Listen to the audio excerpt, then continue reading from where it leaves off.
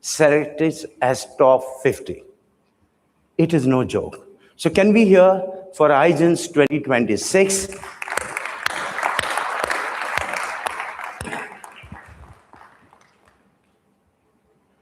It's been a great journey for ITP Media. Karan, Mohitji, all the brands.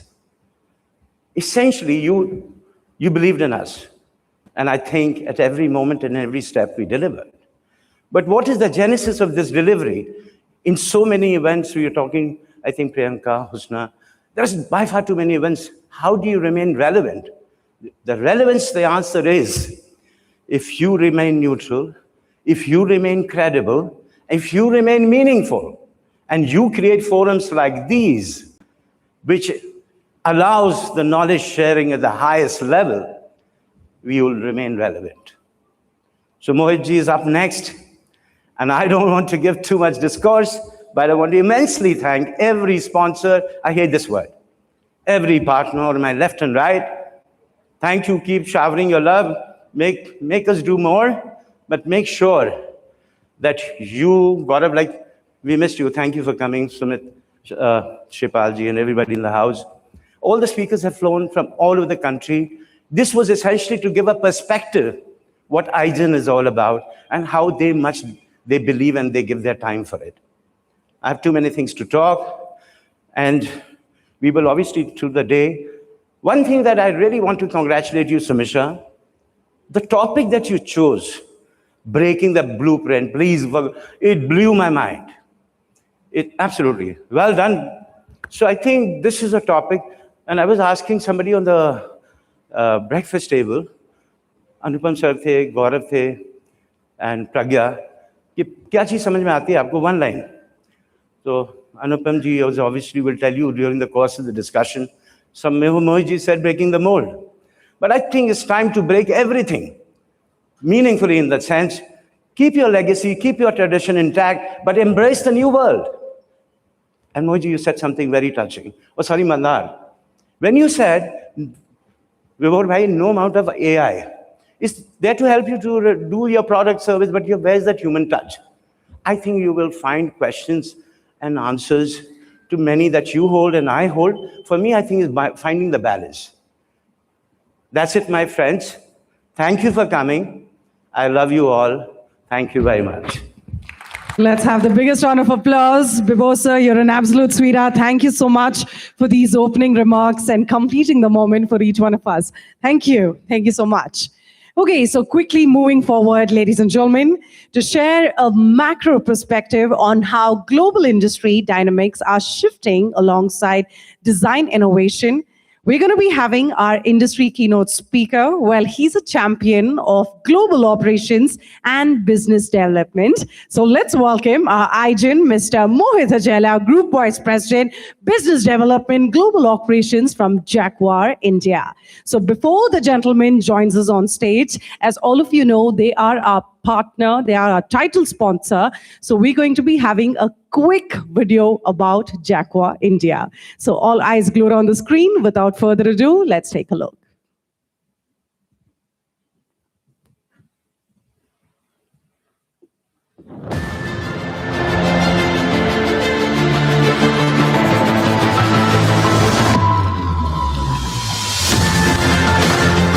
The only global brand offering complete bathroom and lighting solutions, the Jaguar Group is a multi-diversified company that prides itself on over 6 decades of manufacturing excellence.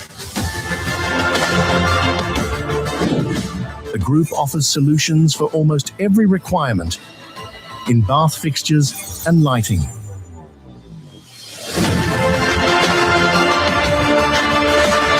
Jaguar, the group's flagship brand, stands as a testament to excellent quality and design. Artis, the group's luxury brand, is synonymous with opulence and sophistication. A brand that's born from art, Artis is designed for those who seek to make a statement in their bath spaces. The Esco brand offers contemporary design and quality products that are practical, stylish, and affordable.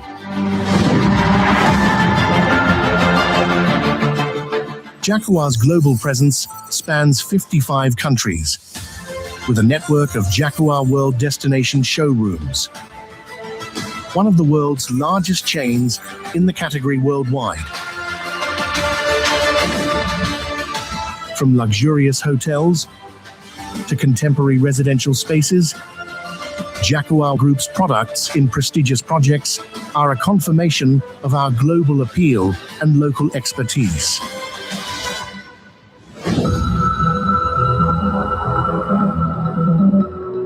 At Jaguar Group, the commitment to excellence begins at our state-of-the-art manufacturing facilities.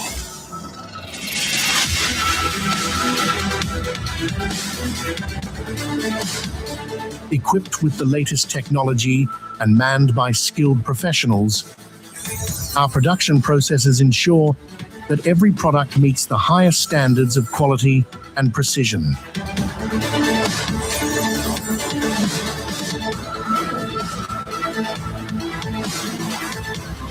A testament to the quality of Jaguar Group's products is the wide range of international certifications it has attained and the prestigious global design awards it has won by working with renowned designers.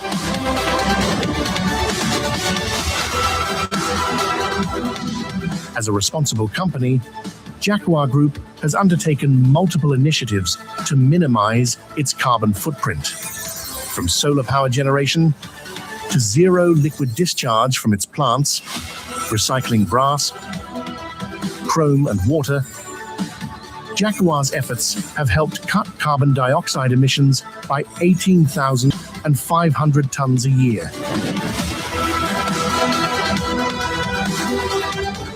Jaguar is India's most trusted bath brand and the #1 bath brand in value terms. It is also the country's most searched bath brand and has more than 54 million visitors to its website every year.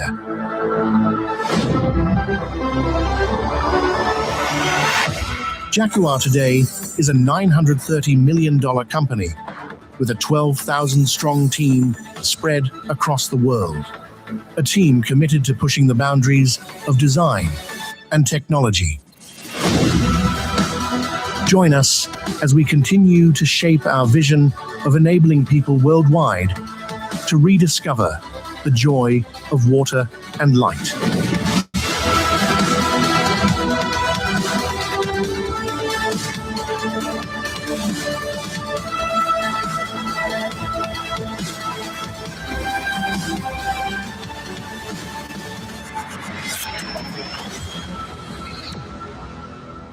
Put your hands together with a thunderous round of applause, ladies and gentlemen. Mr. Mohit Hajela, Group Vice President, Business Development, Global Operations, Jaguar India. A very warm welcome to you, sir.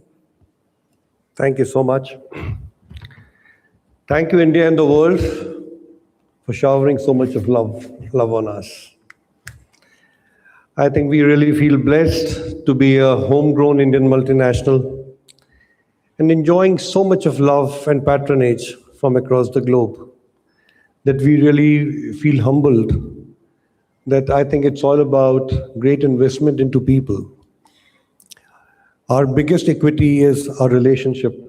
And I think that's what makes us tall, that's what makes us distinctive, that's what gives us the kind of a comfort. It's been very, very encouraging that not only from the fraternity, but largely from the entire construction industry, the end users, the kind of love that we have received. Thank you so much. So again, I'll say thank you, India, and thank you to the world for being so generous to us. But most importantly, it's such an honor for us that we have partnered this initiative with ITP. And I think Vibhor, Rahul, Sumesha, you will agree that we are legendary partners to this initiative of yours. Because the idea is to celebrate the young minds who truly ignite, who truly are the trendsetters for the world that we are going to inhabit and co-inhabit together. So I think a lot of responsibility now rests with the young gen who eventually are going to redefine the construction landscape of this country. So I think first and foremost, the very fact that you are part of those selected top 50 among so many and with a very illustrious jury, a big round of applause to you, because I think we really feel very happy that you are trying to take the effort and initiative forward. But I think as I come to the topic, this topic is definitely very intriguing. Sumesha, yes, breaking the blueprint. But most importantly, I'll try to dwell upon two aspects. There's always a conflict between the heart and mind. So from the mind, I'll talk about what designers understand the best. And how we as subscribers, we try to visualize what you deliver to us, or we inhabit it. But I think more when we see it from the heart, I'll go back to what Bibhor just said. There's also a very higher level of consciousness. And consciousness has very different overtones. So I'll try to dwell upon both the things. But I think to begin with, it's more about how do we picture a building that breathes like a living organism, adjusting to the skin of the sun, conserving energy, and responding to the climate around it. Or a housing block which is designed not with a pencil, but with an algorithm that tests hundreds of variations in minutes. Are we living in a world of science fiction, or is it now the new embraced reality? The age of computational design, powered by artificial intelligence and guided by sustainability, is changing how we build and how we live. So we are definitely moving from drafting tables to algorithms. Architecture has definitely moved out. I mean, there's one thought which always says that how we have transitioned from hand-drawn sketches to digital blueprints. I think instead of drawing a window, an architect might code a rule. Let in winter sun, but block summer heat. I'll say let in the winter sun, but block the summer heat. Algorithms can generate countless solutions. You all use Rhino, Grasshoppers, Blender, geometry nodes, which allow architects to grow forms that adapt to their context, like trees responding to sunlight. So definitely the next generation, great architect will be a part coder, he will be part ecologist, and part visionary. So I think if computation is all about rules, AI is about learning. Artificial intelligence studies vast data sets, weather, materials, energy, and proposes greater, greener solutions. I had the unique distinction of moderating once Professor Carlo Ratti from MIT. And in one of our conversations in Canvas, he said, we are moving from architecture as an object to architecture as a system that learns and evolves. So I think that's the new context in which we are trying to imagine the built environment. So breaking the blueprint, I think design is more about a static plan towards experience, psychology, innovation, and new value systems. I borrowed few lines from you, Sumesha, but believe me, they were very inspiring. It captures a larger shift in architecture and design. We are no longer just designing objects, buildings, or interiors. We are designing perception, behavior, meaning, and systems of value. This is definitely not a rebellion against tradition, but an expansion of design thinking. It suggests moving beyond fixed plans and standard formulas towards a more responsive design culture, one that essentially asks, how does the space affect the mind? What new forces are disrupting established practice? How are emerging tools changing the meaning of creative value? The conversation we need is design is no longer about only what we make, but truly about what we trigger, challenge, and redefine through what we make. So I think breaking the blueprint theme calls for a paradigm shift from static structures to dynamic and very, very self-evolving ecosystems. By abandoning convention, purely visual approaches, modern design merges computation, ecology, and most importantly, human-first experiences to create spaces that interact directly with their occupants and the planet. The core pillars, which will definitely define the next generation design movement, will include generative AI and computation, ecological integration and sustainability, and most importantly, human-centric and adaptive spaces.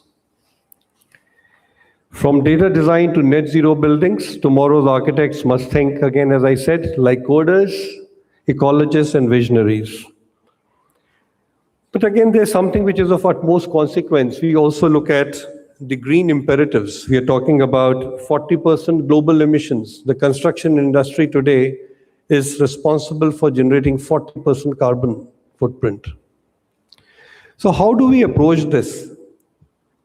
I think this is a matter of not just national significance, but of global overtones. So I think from net zero, offices and solar facades to bamboo pavilions and mycelium bricks, eco-innovation is entering a mainstream practice. Some of the good examples, Al Bahar Towers, Abu Dhabi, which is a parametric facade that has reduced solar gain by 50%. The Edge in Amsterdam is an AI-driven smart office which slashes energy use.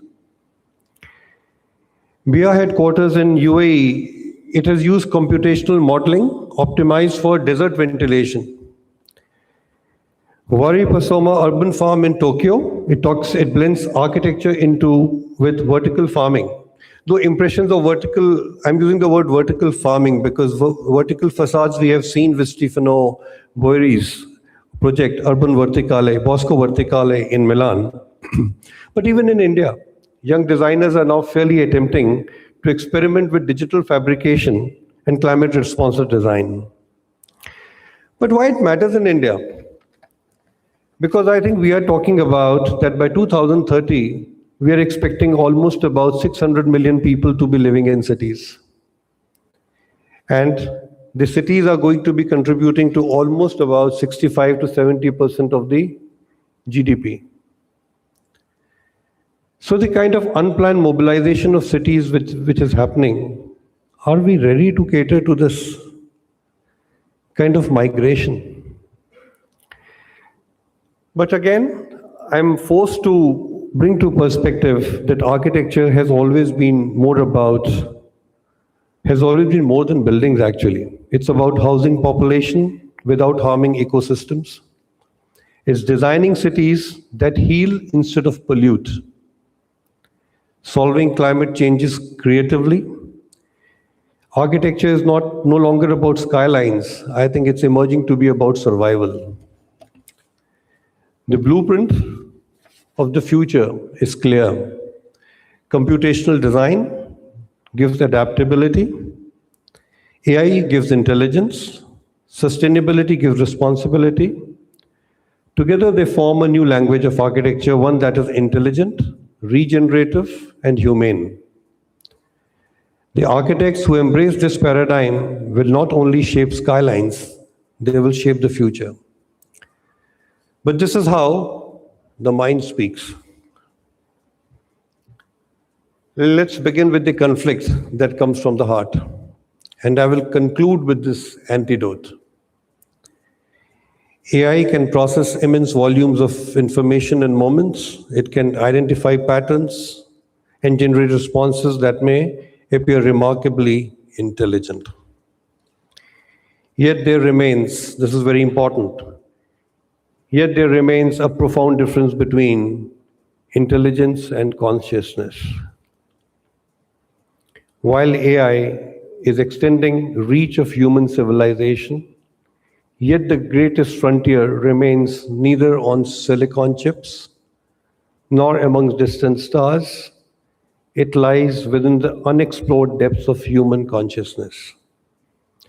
The future will not merely belong to those who build the smarter machines or the faster aircraft, but to those who discover the wisdom to guide them. I'll conclude with my one statement. While technology may take humanity to Mars, only consciousness can take humanity to its highest destiny. Thank you, ladies and gentlemen. Thank you. Thank you so much, sir, for those incredibly profound insights. Thank you. Thank you so much. Okay, so quickly moving on to the next segment, ladies and gentlemen. We'd like to invite on stage Karan Rai, Vice President, Sales and Service from our powered by partner eCapitalite, to share a bit about his industry with our audience. But before that, please step aside. Yes, we have a video. So yes, as all of you know, we're going to be having the eCapitalite to have a quick AV showcasing their journey and innovation. So all eyes glued on the screen, and let's take a look. So, as an architect, my clients say to me, Matteo, we wanted something unique. But then they come to me with, how do you say, the impossible. Like this signora.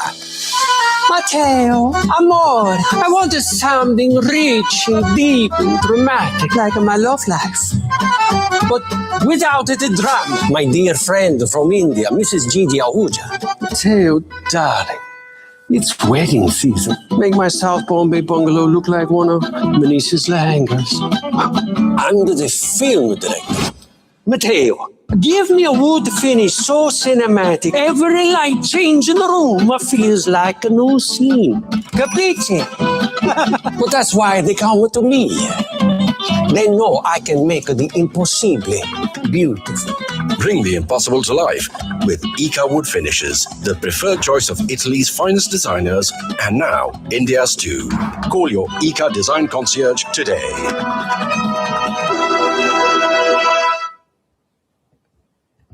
Hello and a very warm welcome to all of you. I'm Karan, and I think this is something that we recently made, and I think it resonates with a lot of you in terms of when some of your consumers come to you and say, "Mujhe kuch acha chahiye." Ab acha chahiye to it's a big subject for all designers. Ye acha kya hota hai? And then we actually drawn inspiration from Manish ka lehenga and Shadi ka season.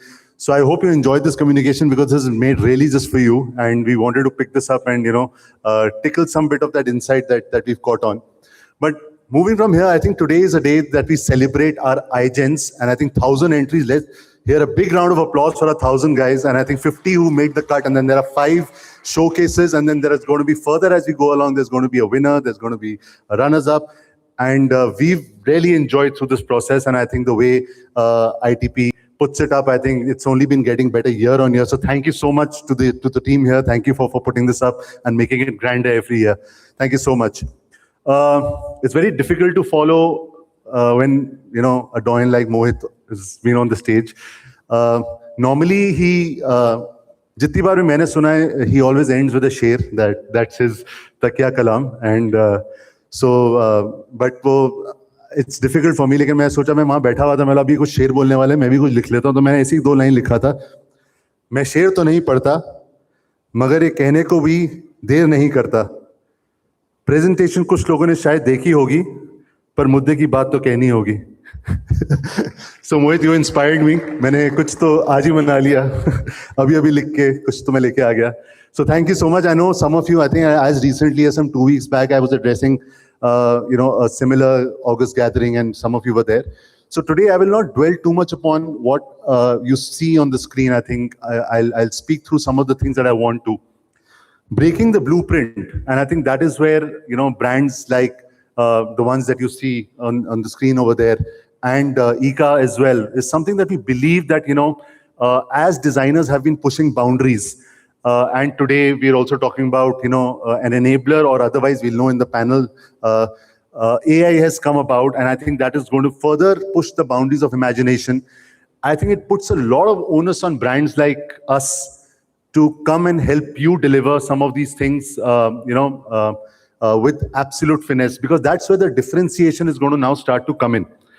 So what I'm going to talk about today is really going to be about how are we planning to innovate and be ahead of the curve, so that, as partners, and it takes a designer, it takes a craftsman, and then we also pride ourselves in saying that, it takes a great material and products team to come together as partners and to deliver masterpieces. So that's what I just want to dwell upon today. As you all know, that our genesis has been an innovation, and when I say innovation, it's ICA has been known for bringing out water-based solution. And I learned recently in our Italy plant that water-based PU was invented in 1974, and I think today it's started to meet some commercial success. I was speaking to Geeta some time back, and I think that is something that we hold on to our promise in terms of innovation. And when we came into India in 2016 with a joint venture with Pidilite, I think we also brought about the distribution muscle so that we can reach out to more and more people and inspire more and more people. So that's the innovation piece that I wanted to talk about. Now, one thing that we really wanted to look at was that we are also a listening organization. And when I say that, we also look at a lot of trends that you talk about, and that is where we learn from. So there is a lot of trend that is moving towards matte. So we realize that, yes, we have a good matte offering, but then, and trust me, I'm just trying to emphasize on the point of innovation. This is not a product spiel here that I'm talking about, what are the matte products that we have. But the point being that, when we have started to seeing some bit of migration to matte, we heard you. And what we realized was that when matte comes in, there are things like fingerprints, there are things like minor scratches. So we brought in some of these innovations where we're saying that, in matte, you will have areas where there are handles, handrails, etc. We will have areas where there will be fingerprint, it's something that leaves no marks, soft velvety touch will be there. And let's say we also have some self-healing properties. You put a hot cloth, and then what a wonder it would be that, some of these minor scratches can heal for themselves. These are the things that you played to us, and we said, okay, fine, let's be ahead of the curve, let's get innovation going. And we brought this to you. Another innovation that we wanted to talk about was polyester, which is something that ICA came up with in the 90s when we were still putting melamine NC, has done wonders. It continues to do wonders. However, polyester is better known for its gloss property. But very few know that, we also have a high build in matte, which we call Protecto. So you get the high build that you have in polyester, your favorite polyester that you've given so much love to. We've come up with an innovation which is a high build for matte, which we call Protecto, which is 4S scratch resistant. In fact, some time back I was saying that, I got Protecto done on my center table, and I have a little puppy at home who's a little slightly untamed, and he doesn't, he goes astray, and I see a lot of time he's on that center table and he's scratching, he's trying to find a spot. Trust me, nothing happens to that high build. It's user generated data. So I'm telling you, nothing happens. It's not just because I'm from ICA. I've also tried the product at my place. So go ahead and show that love that you've shown to polyester gloss. I think we have something from an innovation standpoint for you over there. What I really want to spend time on, I will come to this piece, is the water-based and the new wall textures that we've come up with. Water-based is something where, it's not just something that's taken shape because of the sustainability agenda. Well, that is quite important. And if you look at some of our markets, which are, let's say in Gujarat, almost 40 to 50% of our business is coming from water-based. But I think we also need to spare a thought for some of our artisans, our craftsmen who are on the site whole day. Trust me, when I go to some of these sites, it's difficult to stand there for half an hour or 1 hour. But work has to go on. And this is the reason why we have a water-based offering. And water-based offering generally would have a perception that, then, why would I go for water-based? Solvent is something tried and tested. Why fix something which is not broken?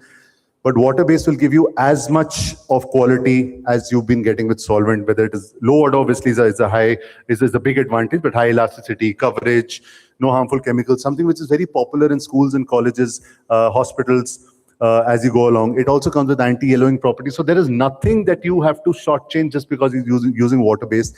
It's something that I would again urge that, you show your love to, like you've shown to our solvent-based products. And it comes in all entire range. It's not that, water-based will come in clears, it'll come in colors, it'll come in. It's also available in interiors and exteriors, in all your decking solutions, flooring solutions. So it's something which is an end-to-end offering that, you can get into. And lately, there's also been, asked for certifications on green and sustainability. This is something that helps you drive that agenda.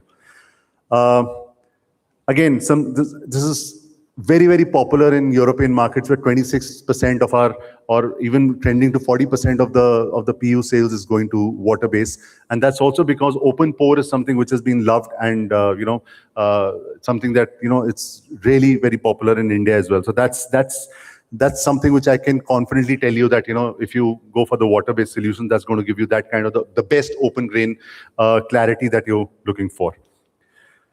Now I'm going to go forward, and this is because I can see the timer on the right screen, so I don't want to spend too much time. This is a project that we don't stop boasting about. This is the Parliament project, the prestigious Parliament project that was done in water-based, and we continue to do many other large buildings, offices, commercial spaces, residences, and water-based.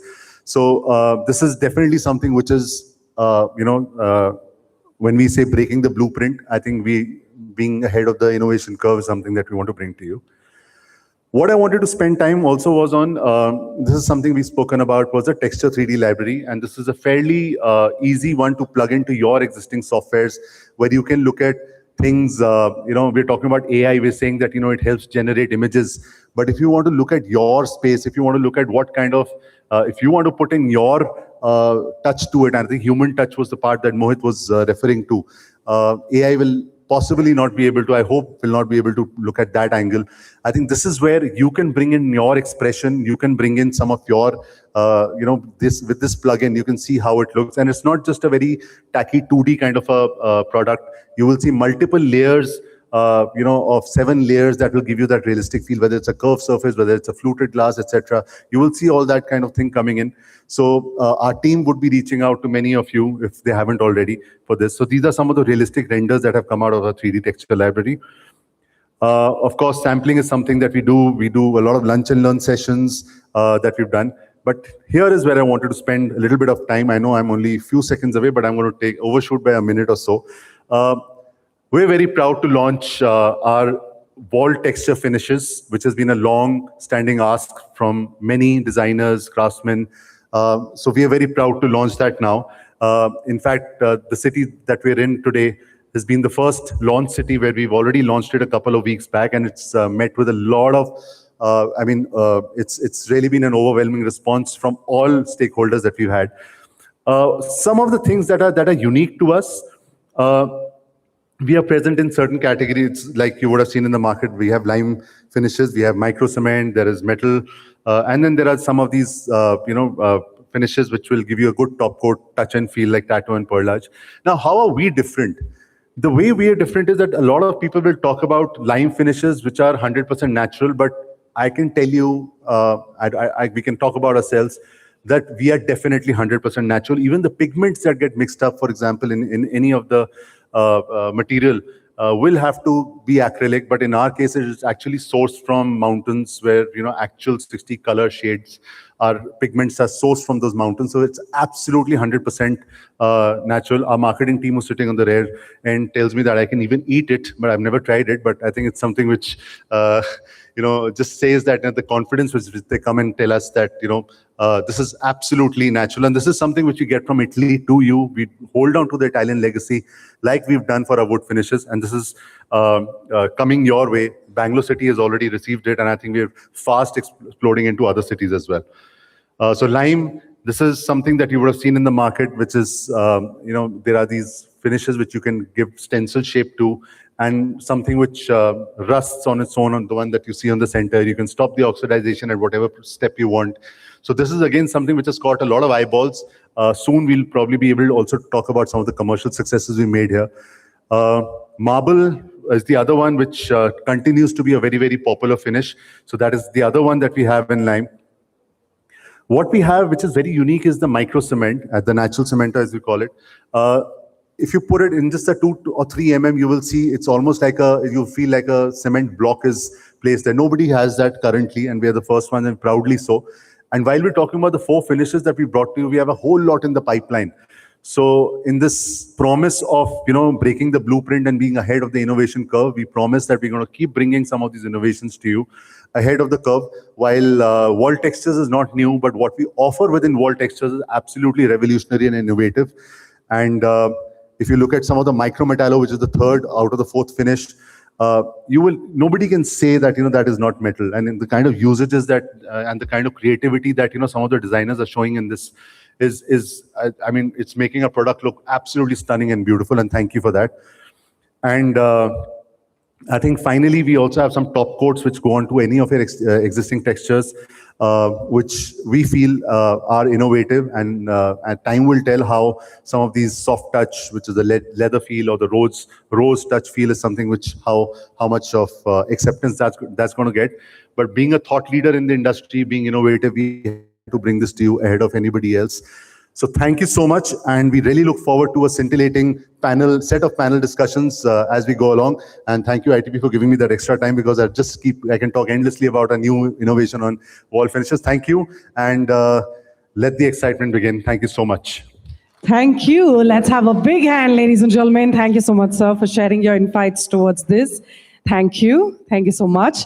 So yes, as the gentleman said, it is time for us to have the first panel discussion for today. So before we kickstart, yes, we are going to be having a quick AV from our associate partner, Sky Decor. So 1 minute. We have a video. 1 minute. So sorry. So yes, we'll quickly take a look of the video, and then we'll have the panel discussion get started for all of you. Let's take a look.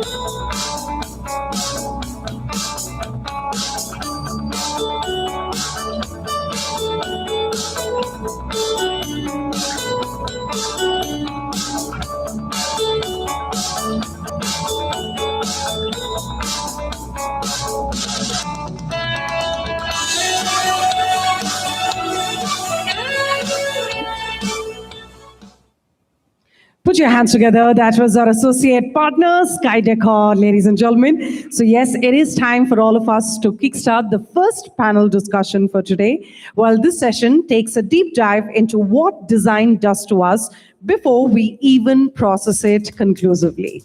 We are exploring how elements like color, light, and form impact everyday human behavior, lifestyle, and productivity. The topic for this panel is, how does design impact human visual psychology? To guide this conversation, I'm honored to invite our moderator for the session and a person who's woven this entire day together. Please help me in welcoming Sumisha Gilotra, editor, architect, and Interiors India magazine, to please join us here on stage. And yes, to join her, we're going to be having some stellar lineup of panelists. So quickly, we'll have the chairs and the lady will take it forward. Thank you.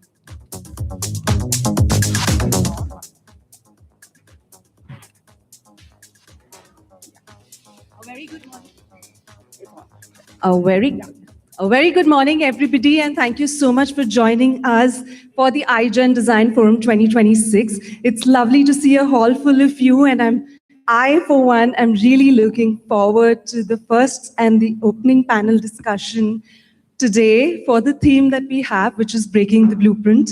I think a lot of us have already spoken a lot about the theme, so I'm going to jump straight into what we are all here for, which is the panel discussion. Design has evolved, and how? It's no longer about what we create, it's about how and what it impacts. The theme, the Breaking the Blueprint, is a call to move beyond looking at architecture in its built form and seeing and discussing about how it impacts the behavior and the lifestyle who use these designs. Which is why, can I please have the presentation? So I've just put together a small presentation which will take you through the theme and also introduce my lovely panelists. We have a really great lineup for this opening panel, and I think we are all very excited and looking forward to this discussion.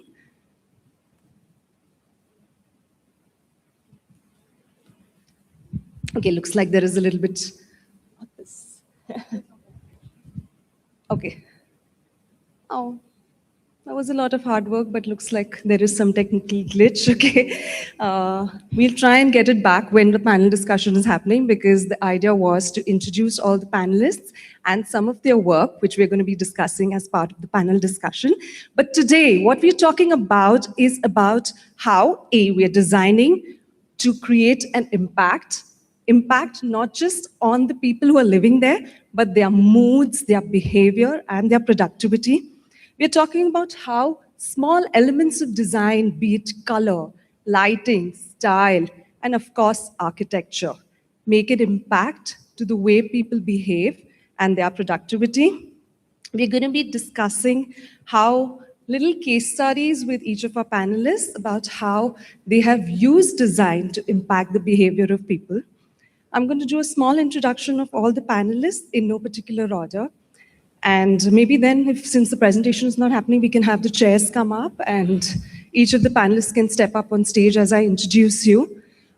First up, we have Priyanka Mehra from Bombay. Her practice, PS Design, is based out of Bombay and Delhi.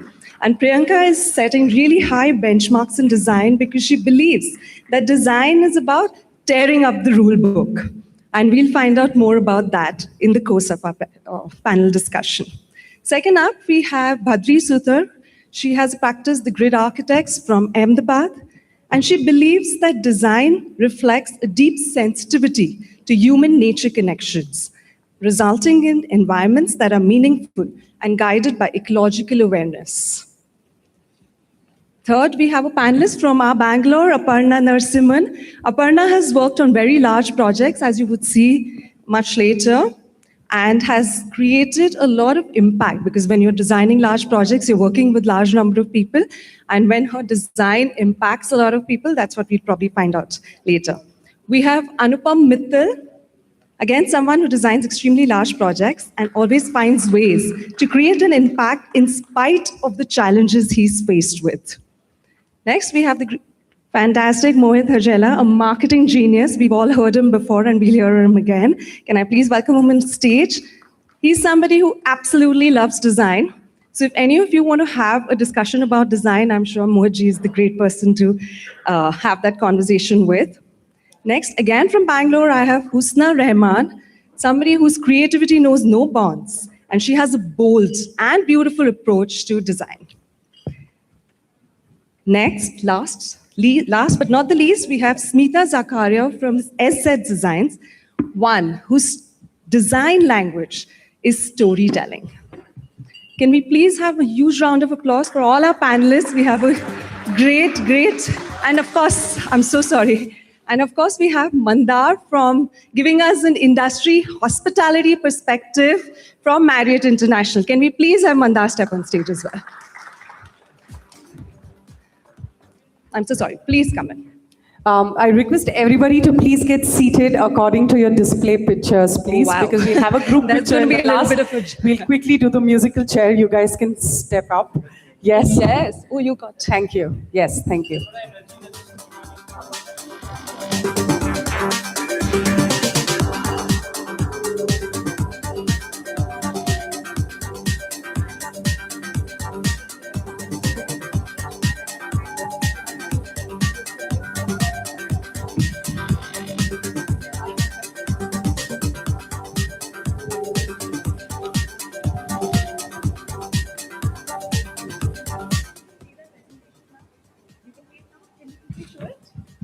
there was some work. So, okay, so looks like we've got the presentation back. I'm going to quickly run you through this. What I did was I asked, as a pre-panel discussion, we requested all the panelists to send us one project that they've designed, which has broken the blueprint and created a visual impact to human behavior. So you can quickly look at, I've sort of compiled all the slides just so that you have a connection with what we speak, and that will kind of make it a little more interesting as we go ahead. Can we have the presentation? Yes. So like I said, we can quickly run through this initial slide since we've already gone through this. That's the topic we're discussing. That's me. I'm hoping by now you all know me. And like I said, design is no longer about what we make. It's about what we trigger, challenge, and impact. Breaking the blueprint, enough spoken about it already. So let's talk about what design elements trigger emotions, the impact of color, and design that fosters sensorial. These are my fantastic panelists. We've all met them already. That's Priyanka setting high benchmarks in design. This is a project that she's recently completed, completely breaking the blueprint of standard design practices. Badri from Ahmedabad, the champion of design with an emotion. This is an agri-texture project that she's designed, which we will discuss eventually. Aparna from Bangalore, crusader of architecture with an impact, has worked on several projects on large scales impacting people across segments. Anupam Ji from R&M Consultancy, advocate of impactful architecture. These are some of the projects that he's recently designed and faced challenges and dealt with them. Mr. Mohit Hajela, we've all heard from him and look forward to hearing from him again. That's the Jaguar headquarters in Manesar. It's a stunning building designed by an architect from Bangalore, Gayatri, and her firm. We're going to talk about that as well. Usna Rehman from Falcon Studio. She's a creative risk taker. Those are some of her project pictures we will discuss. And of course, Smita from SS Design, our visual storyteller. And that's some of her projects. And last but not the least, we have Mandar, who's going to give us a hospitality perspective to this conversation. Looking forward to it. I think we should dive straight into it. Would you all, since we've just seen these projects, would you all want to first tell us a little bit about how each of these projects have been designed to break the blueprint and impact human behavior? Smita, shall we start with you? Can we have some mics? So we're a really long panel, so we're going to probably go in turns. Okay, yes. So for me, I feel like spaces are no longer sort of just static. I feel like with a lot, especially with AI generating so many things, and my design language being India modern specifically, I like to integrate a lot of cultural heritage and give my projects that kind of character, which is still relevant for contemporary living. That's fantastic. Shall we come here? Anupam Ji, would you like to take this on? Tell us a bit about the projects that you've shared. The project you saw, it was an industry in Lucknow. So it was completely, the approach was to get the entire process understood. It was industry, so there's a process. So you had this process to be placed first in all dimensions, including 3-dimension, including the spaces, and then enveloping it in such a manner that it looks beautiful. It comes out to be out of box, definitely breaking the blueprint and take it forward. Thank you. And do you want to tell us how it impacts human behavior as well?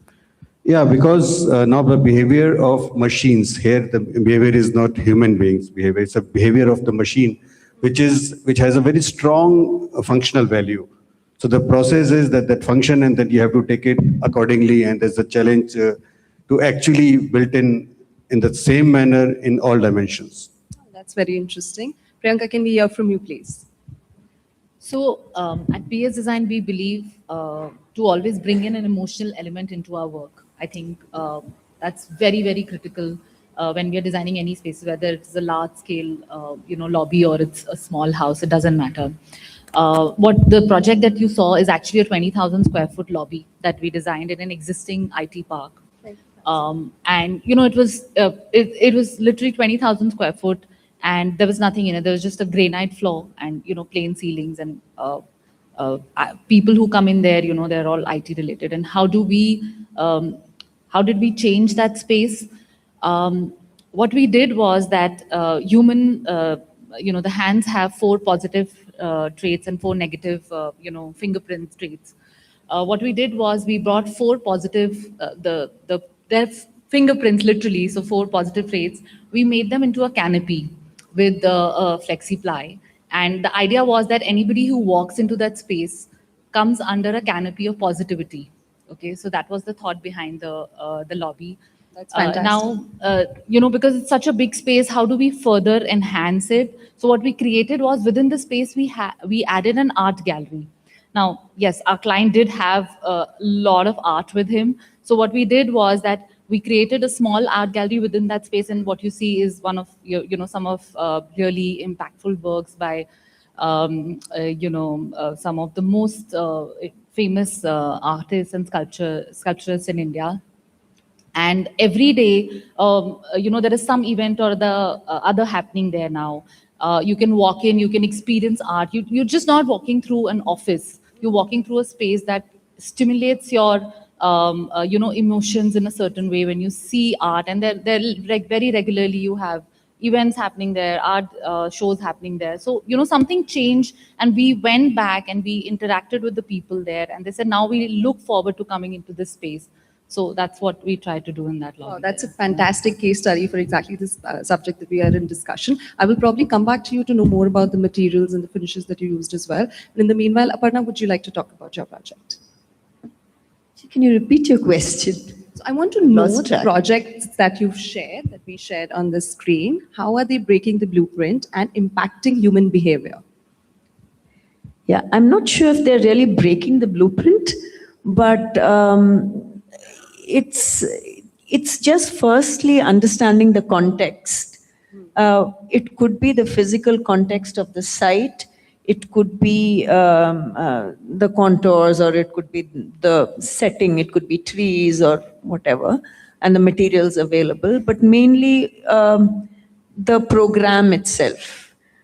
In this case, it was a school, and the school was unique in that holistic education was what was their thrust and the philosophy of the school.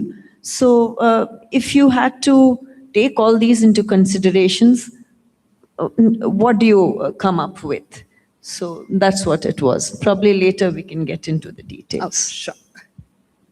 Mr. Ajela, would you like to share a little bit about the Jaguar headquarters that we saw there? Yeah, that's a USGBC Net Plus building. And one of the first ones as a corporate headquarters to come. And almost built in a space of about 13 acres, with almost 8.1 acres being, built. I think the beauty lies that we are totally generating close to about 13.5 megawatt total solar installed capacity. What we use, rest of it goes back to the national grid. We have been one of the earliest adopters of radiant cooling technology when the world was shying of it. So in a building of that scale, how one is able to, we could, literally reduce air conditioning load by closing to 42%, because operational efficiency of a building, I think that matters much more over a sustained period of time. Every bit of wastewater goes into horticulture and cooling towers. You'll be happy to know that though our indulgence is into water, but we recycle close to 10 lakh liters of water a day. And every bit of solid waste goes back into biomass energy. Largely, what's the inspiration? The inspiration is very clear. It's not about being market leaders. You need to be a responsible market leader, and we lead the industry into sustainable production. And I'm sure a lot of your products designed at Jaguar are also designed keeping in mind the human behavior. Yeah, I think it's about green products. That is in the tenets of our DNA. And I can further share that, even we are recycling close to 6,500 metric tons of brass. We almost recycle 8.1 metric tons of chrome annually. And all our manufacturing units are USGBC LEED Platinum certified. There's an extension there as well. Absolutely. Bhatti, would you like to take this on next? Hello, everybody, and thank you, Sumisha, for having us here.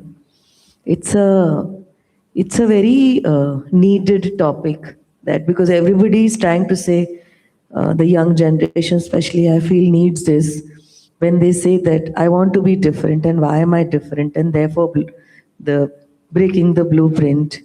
But when people ask me, this is what I always say, that for us, it's not about aesthetics when we start with architecture. When we design something, it's not how beautiful the building is going to look, but it's about what is the relationship it is going to build between what we need right now and what the future needs. So that's how we started with agritecture also, which is a combination of agriculture and architecture, where we are talking about our roots, about respecting the lineage that we have as India. And all the villages are migrating to the cities, then what will happen to agriculture, what will we eat? And because we're also building on the agricultural land. And then so therefore this, designing this prototype came into our minds. And how it is, I wouldn't say it's different. I mean, there's nothing aesthetics about it. It's very simple, that a greenhouse which is available anywhere in the world, and how we can convert it into a home and workspace and yet have agriculture, even if it is a high-rise building. So we can talk about it. Fantastic. Husna, would you like to take on the next? Tell us about the project that we just saw. Okay. Before we break the blueprint, I think we need to really break the mold of who we are. And that is something we carry with us, and we are told who we are, what to believe, social constructs, our identities shaped by people outside of us. So I think that with this particular project, for me, it was an exercise in letting go of myself. Okay, that sounds interesting.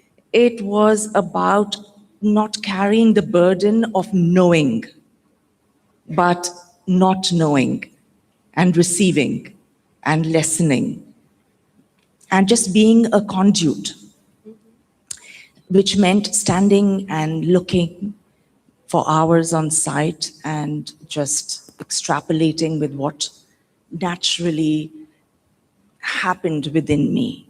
Sort of interesting, mystical connections and reactions. And that also is probably because this is a very personal project. I lived on this land with my grandmother.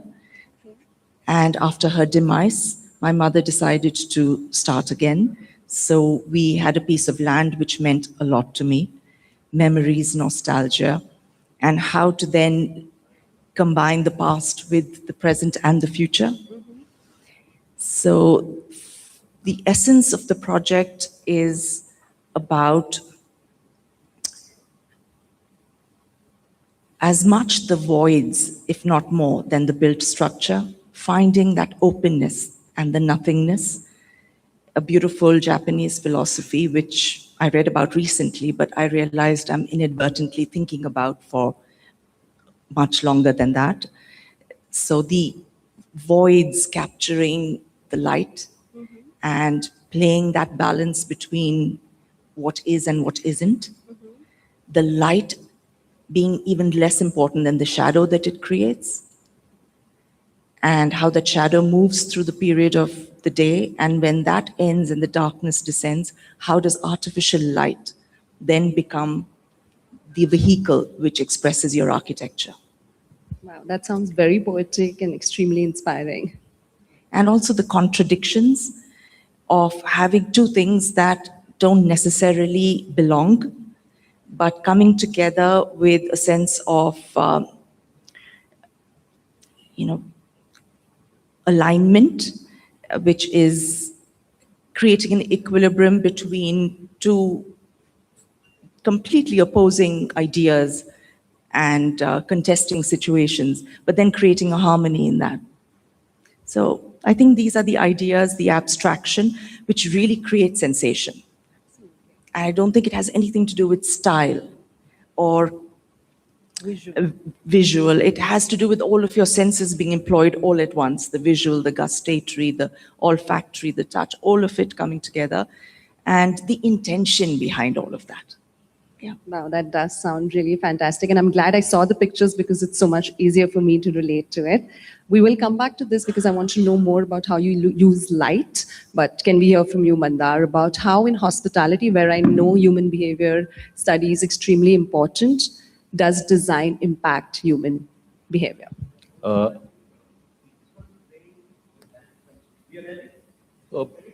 So Bibur, maybe later when I can talk about that particular project in more detail.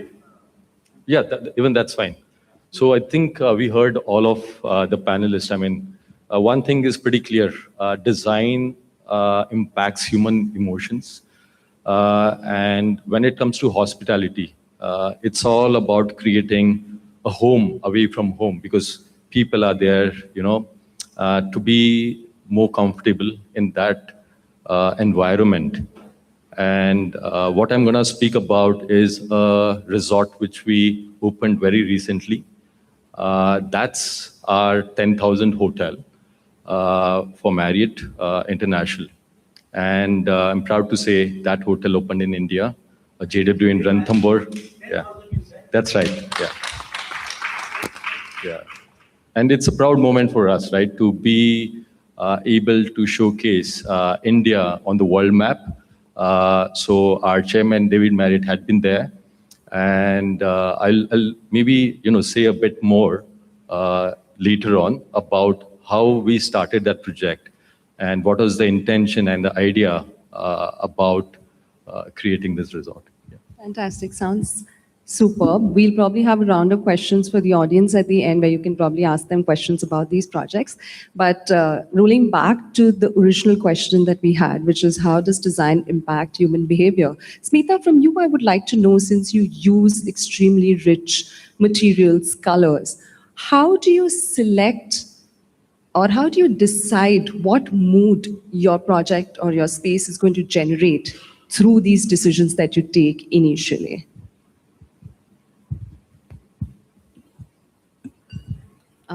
Yeah, interesting question because, my background is in fashion and textiles. So for me, I have a very, very deep relationship with color. One point that after hearing everybody, I wanted to just say that I probably missed in my first question was that for us, when we are designing, and we design homes and very, very personal homes.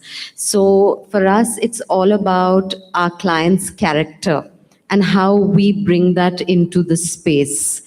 So we do a deep dive with them into getting to know them, parts of them that possibly they didn't know themselves, which we finally kind of bring into the space because a home has to be a reflection of the people who live in it. And as an artistic firm, it's our sort of maybe duty to bring that to the forefront as well aesthetically. How we use color is depending on the kind of, things that people say to us. A lot of them are actually very afraid of color. And sometimes in our projects, we use maybe 20 to 30 colors in a room, but you won't know it because it's so subtle, yet it's brought together in an interesting way. My first love is textiles. I majored in tapestry, so I start with the carpet. So the moment we actually do the plan, the first thing we pick is the carpet, and all our clients are like, what? Why are we picking carpets now? So we build the color palettes from the carpets. And that's how we build the space. And, I'd like to say that by the end of a project, our clients have actually embraced using 30 colors in a room. Wow, that is definitely something. Priyanka, we'll have you next. I can see that you've obviously used design, human emotion and human psychology to create designs. But how do you start the process? Most people think that architects and designers think visually, but you've clearly broken the blueprint there. So would you like to tell us about the process of how you start to design and How do you come up with something so unique? So we, like how Smita also said, we always find our inspiration in our clients. Okay, so yeah. So we always find our inspiration in our clients. We have intense discussions with them after we sign up. Of course, the first thing we do is we said, "Humko dinner pe lekar jao."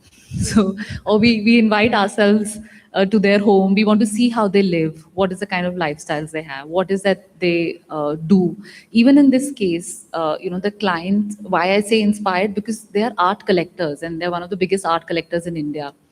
So when we started discussing with the lobby with them, said, what do you want to do? And, there's back and forth. And, we found out they were art collectors. They had, they have a warehouse of about 1 lakh square foot where they just keep on stashing art because they didn't have any place to store it.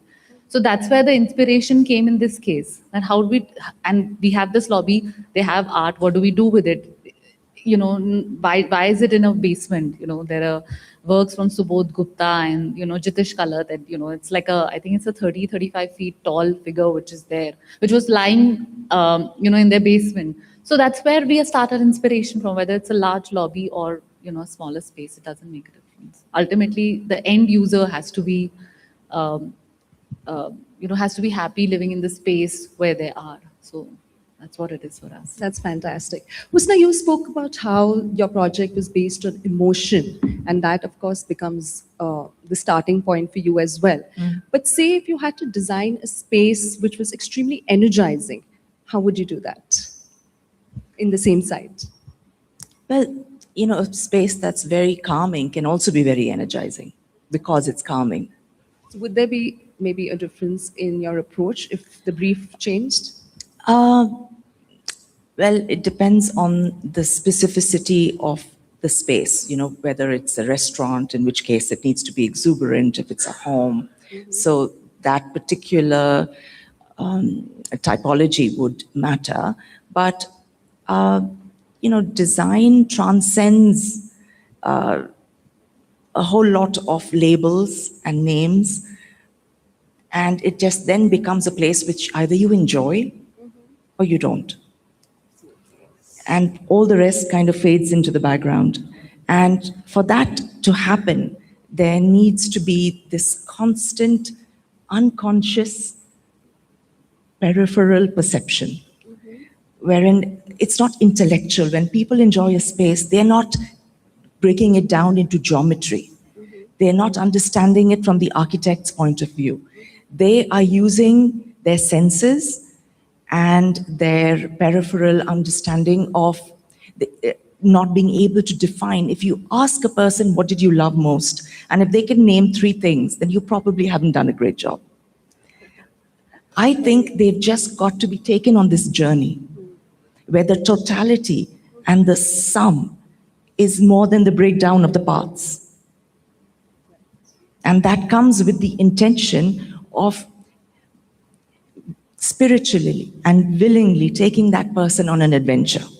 Now, a client is a client for a reason. They have limited information. When they come to an architect, there is, of course, that respect for their life, but there's also that surrender to somebody who can surprise them with something they may have never have thought of. And I think it's incumbent to be able to rise to that occasion. While they have rooms that they require and lifestyles they may have had, how about changing behavioral patterns? Absolutely. I think that's a very good point, and we should probably... How about challenging their notion of what's comfortable? How about exposing and expanding their universe in a way that may seem at the time intimidating, but it's a slow and psychological process with them as well to give them that safety.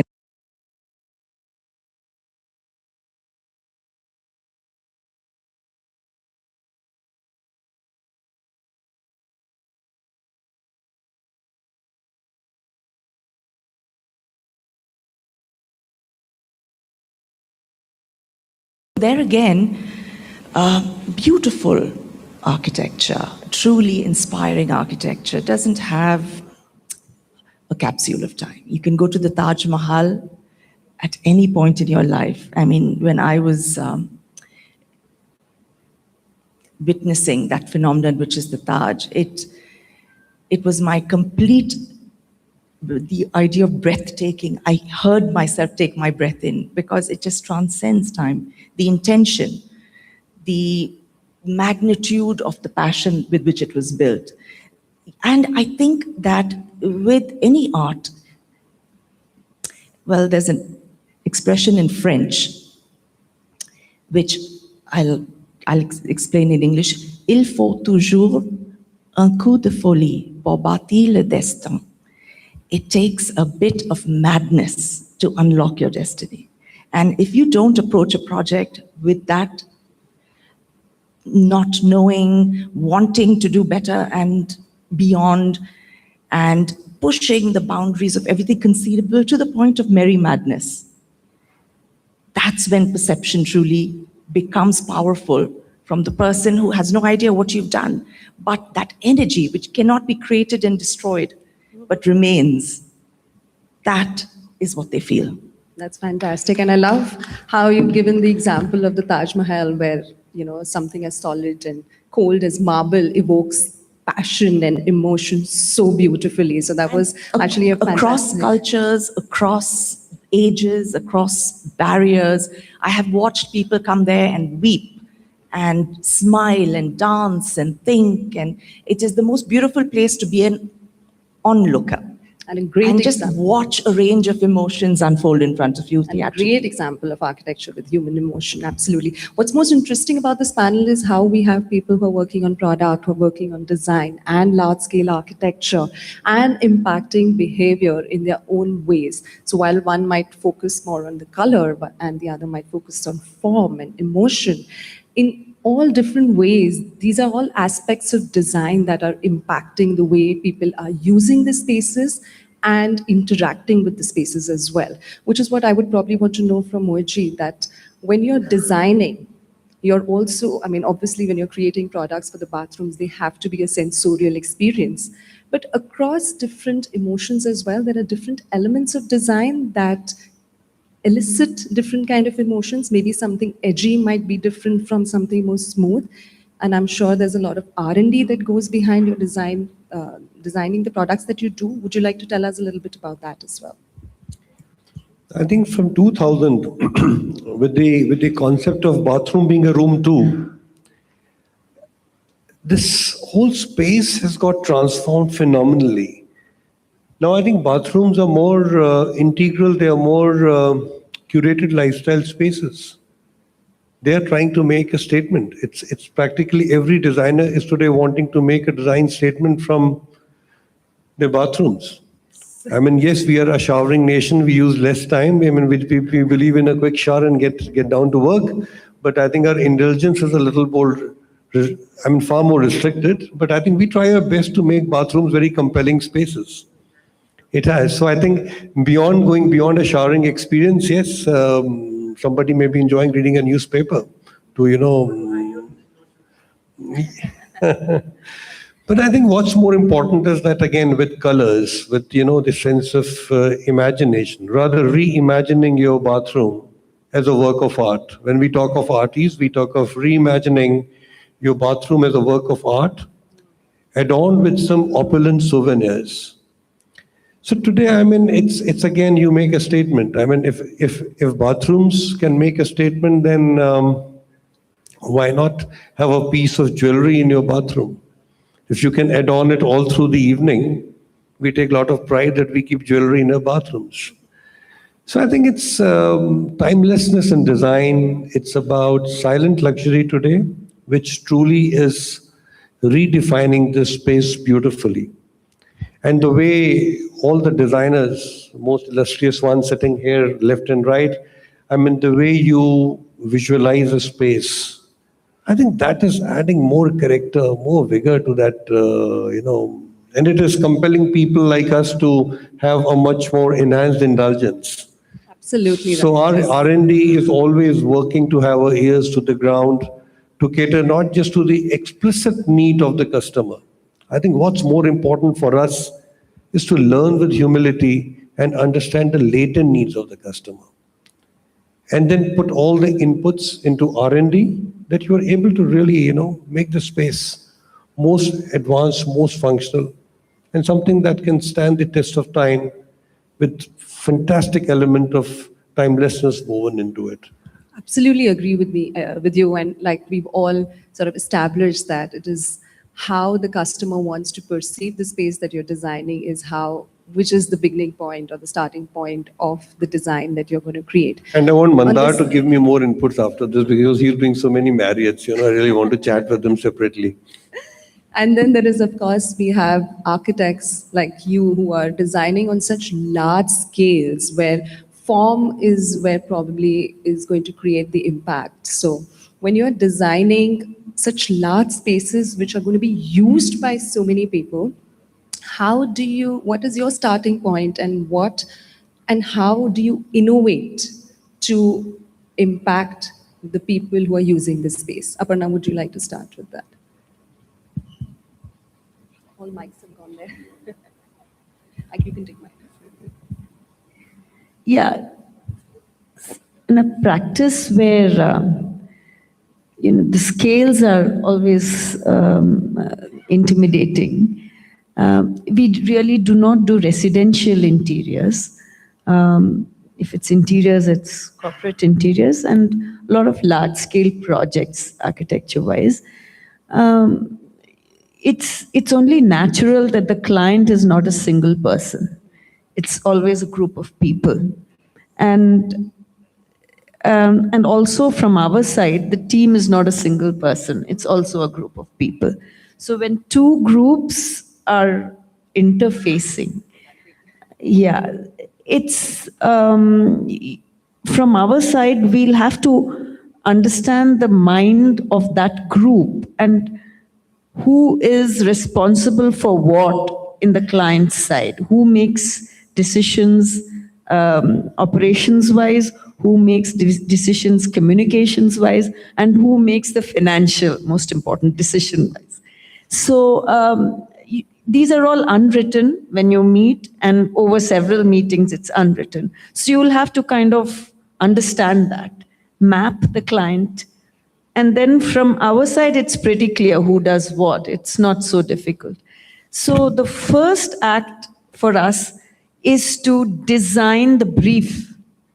So it's most important to get a sense of what is priority. There are lots of things which are priorities. Lots of things which are required by the client. But how do you prioritize them? How do you put it in a piece of paper? And then how do you ratify it from the client side? So this is the first step. And then, of course, you have your architectural devices. You know how to solve the problem. But you have to get the brief right. I don't know if it answers your question. And does the brief also talk about the impact that your design has to create? Yeah, from our own firm's point of view, we don't want a run-of-the-mill building. Of course, it's a given, it's hygiene that it should solve the problems or solve the needs of the client. And that's hygiene. There's no negotiating that. Good design has to be practical. There's absolutely no negotiating that. But then comes, what do we want from our side as do we want something iconic? Firstly, maybe the brief also states whether the client wants something iconic or not. Because there are some homes that we have done where the client doesn't want it to stand out. They want it to be practical, they want it to work, they want it to be neat, but they want to blend. They don't want to stick out. So especially in the South, that's quite common. But there could be clients, corporate clients, who want their building to stick out. There could be some who don't want it to. And if it's a factory, if it's an industry, it has to be neat, it has to be functional, it should showcase all the products they're making, but it doesn't need to stick out. So the sticking out will be the workflow itself. That's what will be good. Yeah, and how efficient it is. So it's like that, and that itself defines how much of ourselves we want to showcase or not. Oh, that's even restraint is a style of design. Yeah, but it has to be, there's no negotiating the fact that it has to be functional, practical, time-bound, with a budget. Badri, I have seen some of your projects which are, where you've innovative with maybe no edges and tried to use materials or forms which are not conventional. Do they evoke a different kind of emotion when people utilize that spaces? And would you like to give me an example of that? So that's actually the kind of question I was looking for. Mostly, I think when a project comes in, we do a lot of research. We have a research-led team, and most of the projects, whether it's a small villa or a cafe or a one-room or a large-scale project, could be any typology, could be a township or anything. A lot of research is done, and then we start talking to the client. Of course, once we take the brief, it is never form-led. Essentially, the first thing that happens is how honest you are to the brief that is given to you. So the honesty is not only about budget, it's also about what is the site demanding, where is the project situated, location, for who are the users going to be, how the climate is going to affect, and most important, what is the relationship that you want to build with the user and the architecture, of course, but it doesn't begin with the form. The form follows what is to be what is the function, or how, actually most important is how do we want the user to feel. So the emotions are very important. So it's never AI versus human. It is always the emotional intelligence, the feeling, the relationship that you're going to build. For example, आप कहीं भी जाओगे तो when somebody asks you, how is the building? What did you feel? Mostly people will not remember the architecture. They are going to remember how it made you feel. I remember going to Belur Math in Kolkata as a child several times, and then I revisited it quite some time back once I became an adult. And I felt the feeling stayed with me, the need to go back. There's no idol there, it's just a place, it's just the feel. And when I went to Dwarka, Gujarat Dwarka, the Krishna temple that is there, the Dwarkadhish temple, I went twice in 6 months last year. And once when it was filled with people, and once when there was nobody there. और जब चप्पल निकाल के वहाँ मैं खड़ी थी, the vibrations that I got there, मेरे पैरों में, so I mean, it's huge, it's beautiful, it's magnificent, our lineage, the Indian culture, everything came through that feeling. And so when you meet somebody, it's not what that person, the person is in a huge house or is in a huge office or has called us for a wedding gathering or XYZ. कैसा feel करवाया उसने आपको? So the emotional need that humans have, which the AI, I don't know whether will be able to fulfill. It may give you everything, including, I've heard these days children saying that we speak to AI and it fills the gap for the need of a friend. But वो hug, वो प्यार, वो मोहब्बत, वो touch, वो कहाँ से आएगा? So I think that emotional intelligence is... Which is... Sorry? which is I completely agree, and I think you've given such a fantastic example of temples or places of worship. There is something about the architecture of these spaces that when you enter, you talk about a golden temple or the Hindu temples that we go, the moment you enter, there might be chaos outside, but the moment you enter the space, there is a feeling of peace that you are encountered with, and that is the impact that architecture should and does create, in my opinion. But I think even as humans, if we, like when you meet somebody, your eyes, the way you hug, you may not have a grand house or you may have a grand house. It's finally how you made the person feel. Absolutely agree with that, and a lot of it is the way you perceive things as well.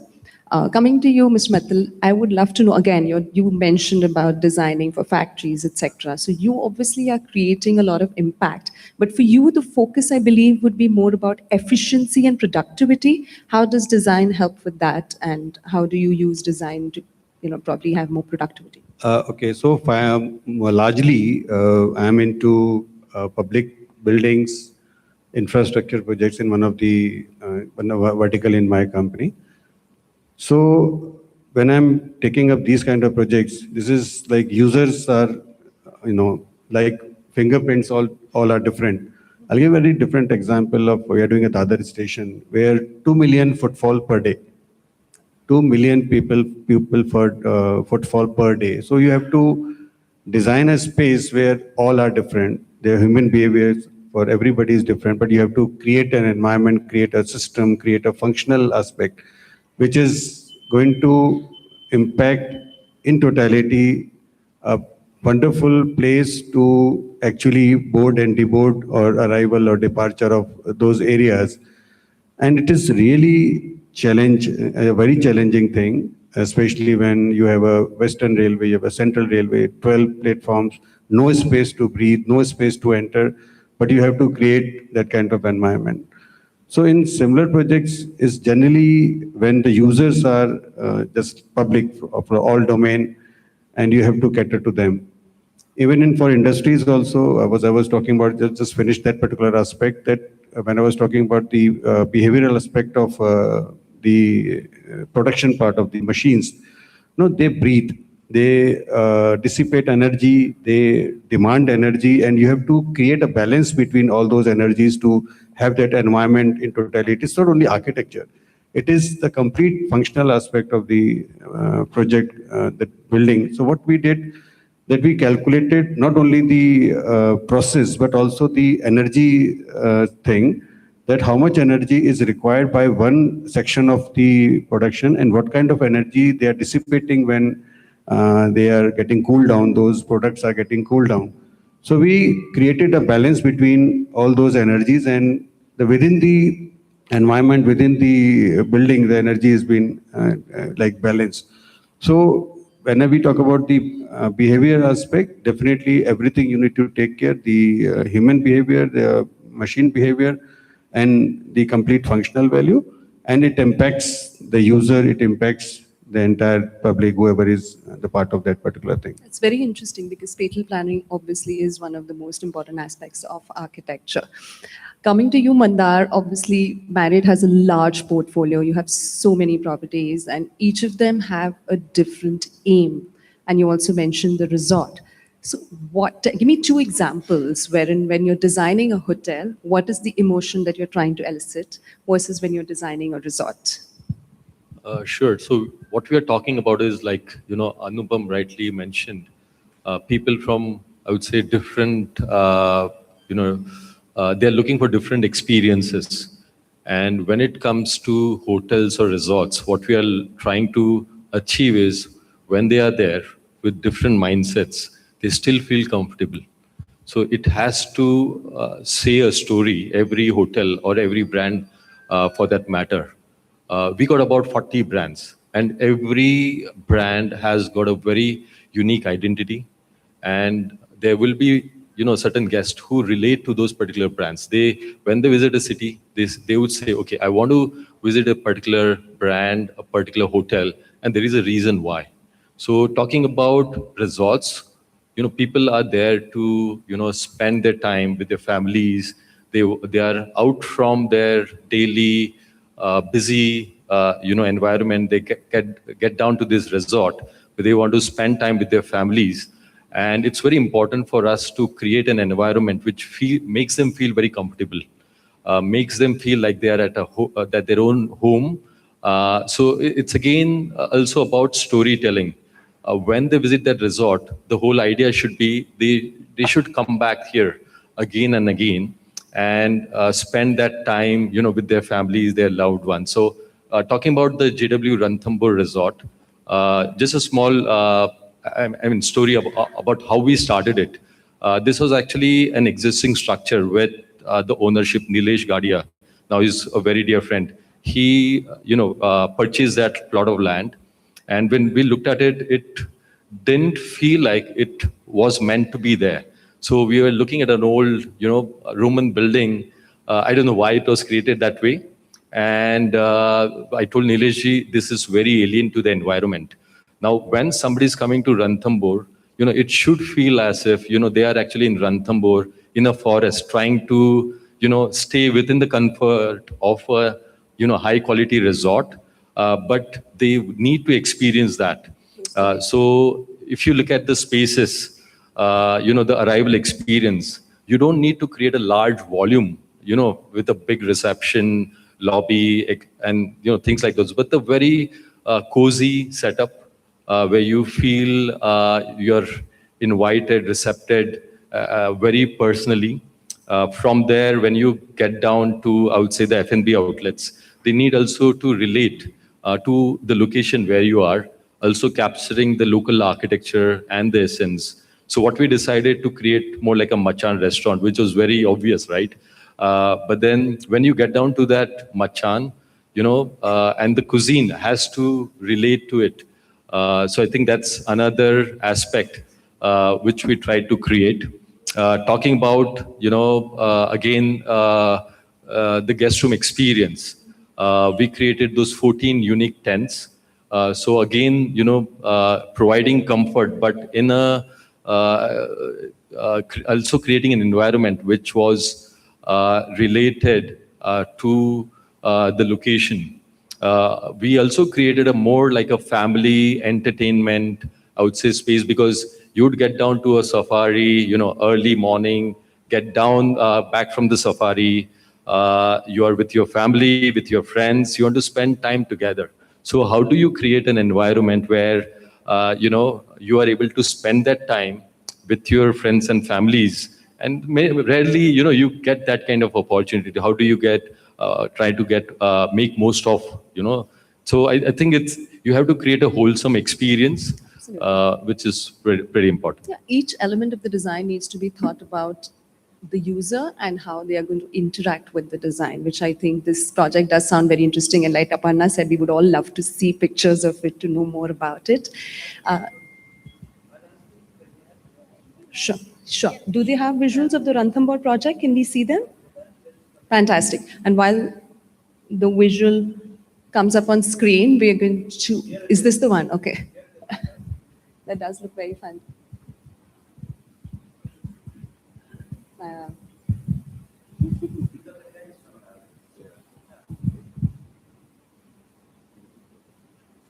Manda, you have to take Aparna on a tour around this property. We've all been admiring it, and it does look fantastic. I love the use of materials. Sorry, I clicked these pictures from my phone. We just opened this 10th of June. So I just WhatsApp to Vibhor. Yeah. So, the whole idea is... Next iGen should happen there. Super. So, why? Fantastic. As we conclude this discussion, I want to have a little more fun. So I'm going to throw in an emotion or a feeling that I want to elicit. And in one sentence, I want you to tell me how you would innovate or design that space differently in just one sentence. It could be a commercial space, it could be a residential space. And while Priyanka does look the most puzzled, I'm going to start with her. Say you had to design a commercial space that was high energy. How would you design it in one sentence?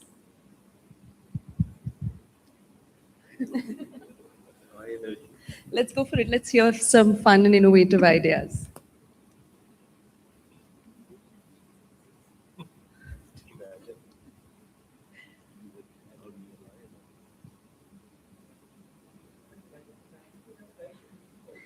Yeah, I agree. I refuse to design a commercial space.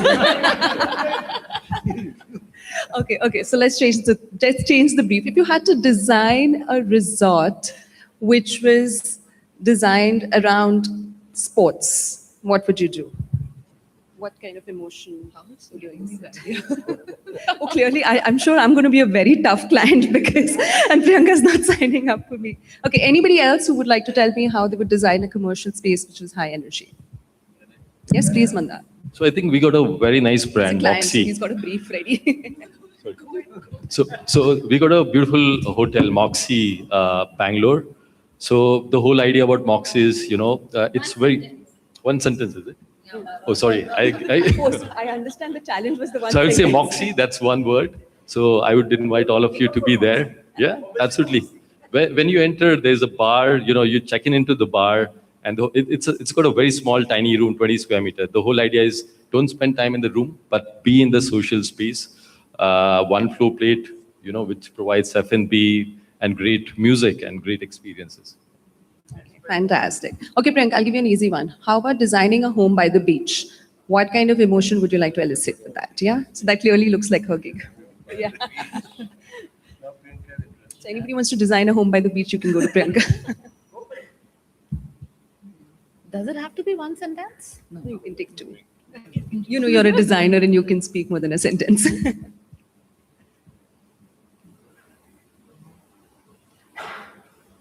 I think the inspiration has to come from the sea. So it has to be, colors that reflect, complement. So colors that complement the color of the sea, whether it's, blue or is it a green. Obviously, I would want a very serene space. So no materials, like multiple materials. And I would love to play it only in a single material. That's what I would want to do. That's interesting. That sounds good. Smita, if you had to design a home for a Gen Z, Oh my God. how would you do that? So easy. I'm here to, which is going to be used by a very young occupant. Sorry, I didn't get it again. Just So say if you had to design a home which is going to be used, you want oh, that you can one? take that it. too. Take it. We can obviously, come. Yes, Husna, go for it. No, go for it. Go for it. No, go for it. Oh, wow. Okay, Husna, can we hear from you? A I library. will come to you as well. I think that just take away all the digital paraphernalia and create a beautiful library, introduce them to the world of books, That's inspiring. and just give them spaces to find themselves, and just to be able to focus on things which are not constantly diverting energy and shifting. So a very monastic space, clarity and solitude. Fantastic. That does sound very nice.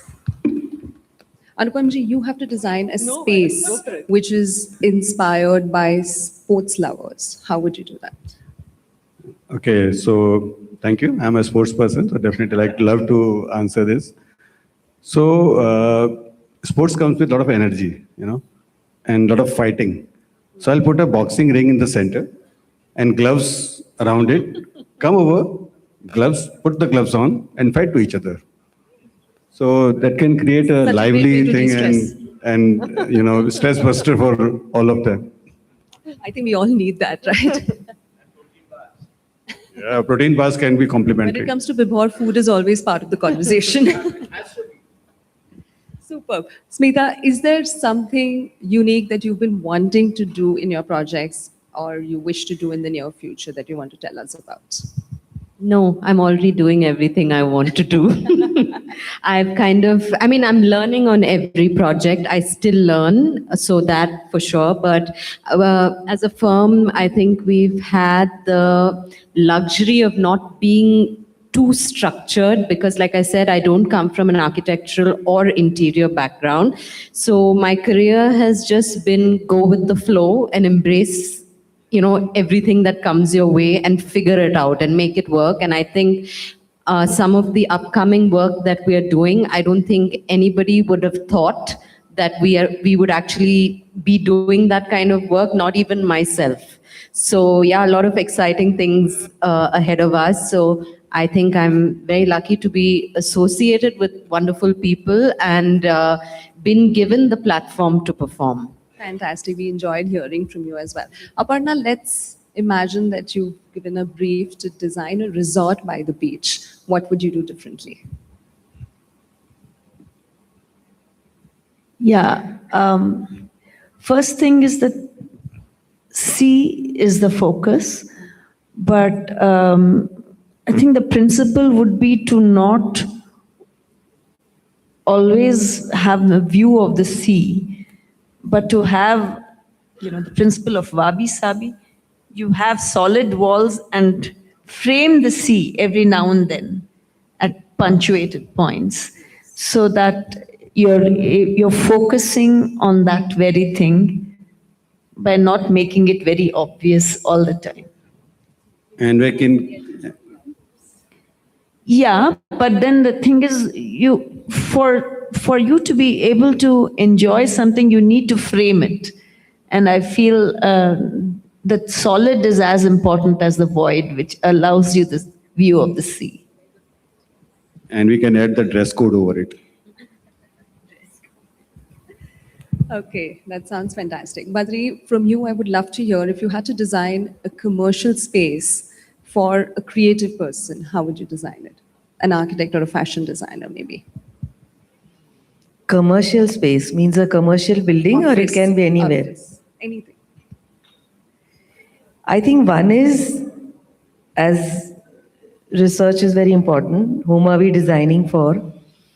And then just let them get bored. I think creativity is at its peak when you're bored. Okay. Yeah. That's a very, The very Gen Z interesting needs to get perspective. bored. Yeah, generally. No, I designing for generally an said office because the that- next people for whom we'll be designing whenever a client. I know. like a fashion firm or an architecture firm. Yeah, but they Design would firm. be, even if they're my age or older age, that the people who will be working for them will be the youngies. तो bore होना जरूरी है That's और interesting. library. That's a very, very दो ही interesting चीजें. perspective. Would you like to take that question as well? If you had to design for a commercial space? For a creative activity, yes. For a fashion designer or an architect, if you were designing a commercial space or an office for them, how would you design it? Well, the commercial space also has a workshop for them to produce their product and then showcase it. That's practical. That's what I would do. That's about it. Superb. So what we learned today is the fact that across different segments of design, be it architecture, be it product, be it hospitality, be it furnishing or interior design, the starting point for every conversation is the client, and the ending point is how the space is being used by that person or the people who are inhabiting that space. Whether it is a residential space, a commercial space, or a hospitality segment, how your user is going to use the space is going to impact the way it is designed. And I think all of us in our own rights are doing a fantastic job. Yes, Mr. Mukherjee. See, I think something more. I mean, I always feel that we are a very rushed nation.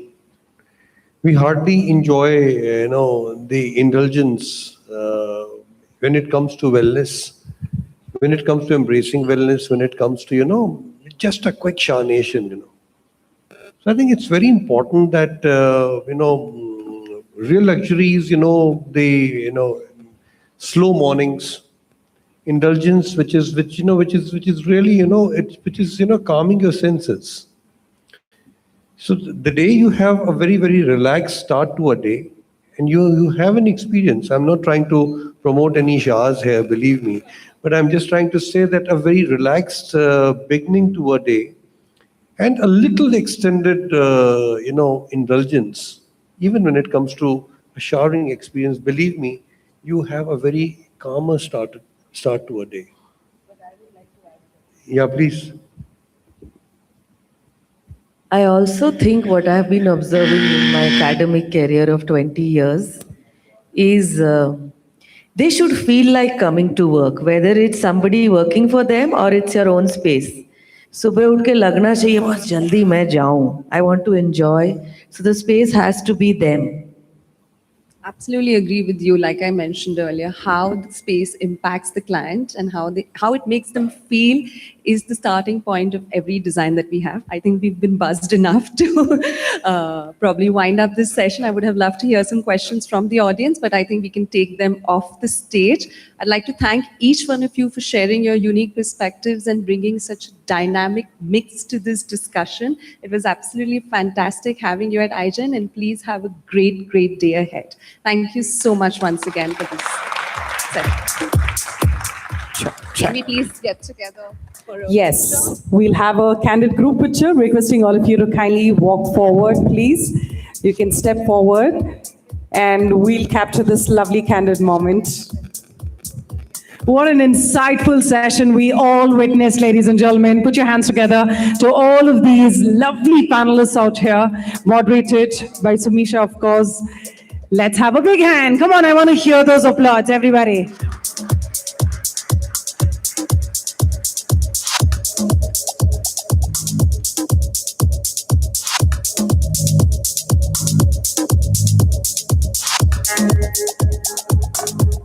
Yes, the camera is right there.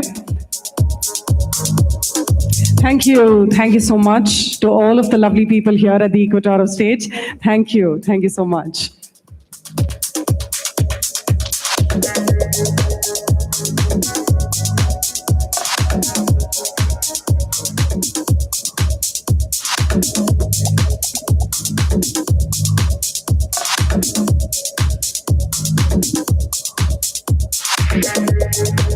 So yes, while we have these chairs being removed, the next partner address is going to be by Hafele. So yes, before we quickly have them on stage, it's time for us to quickly witness a video, but meantime, we'll quickly have these chairs removed.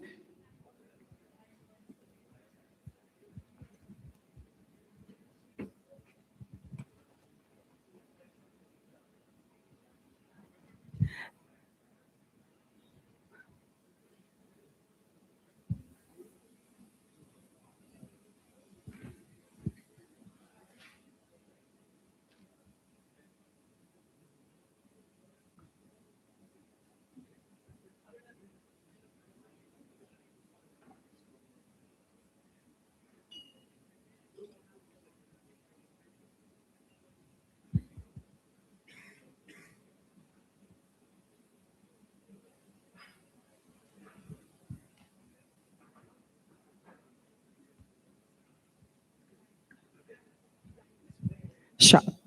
Thank you. Thank you so much, gentlemen. So yes, as all of you know, our partner address by Hafele, we're going to be having them at this segment now. So before I invite them on stage, it is time for all of us to quickly pay attention on the screen as we have the presentation. Before that, without further ado, let's take a look.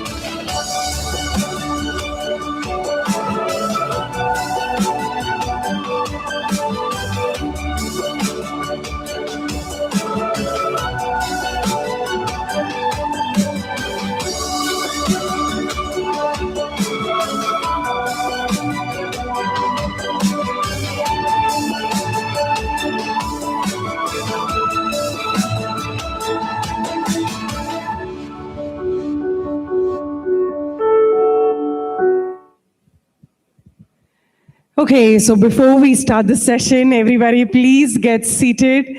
All of you guys will have time throughout the night. We have a lot of time, so we all are going to be here under one roof. So I request everybody to please get seated. Okay, so now it is time for all of us to welcome our partner, Hafle. So we have with us Mr. Ashish Anutkar, Business Head, Partition and Automatics Hafle, and Vipin Nair, AGM Specification from Hafle. So let's welcome both of them with a thunderous round of applause. Everybody, come on, make some noise and let's welcome both of them to take over the stage. Good afternoon to all of you. Thank you, iGen and team, for this wonderful arranging this such a great event. Honorable architects who are present over here, and the venue managers also. We had been talking about AI, and after a very insightful panel discussion about the combination of human touch given for the designs. So I would like to say that, just add 2 pennies of me is AI is more about analysis, it's more of automation, it's more of climate, and the best suited layouts that a building can give you or a room can give you. And the human touch is associated with more of a creativity, empathy, and the understanding of the individual nature. Now here we are after a very insightful discussion. We are going to present you after talking about the space design. This is a nice time to talk about the solutions of space management. Yeah.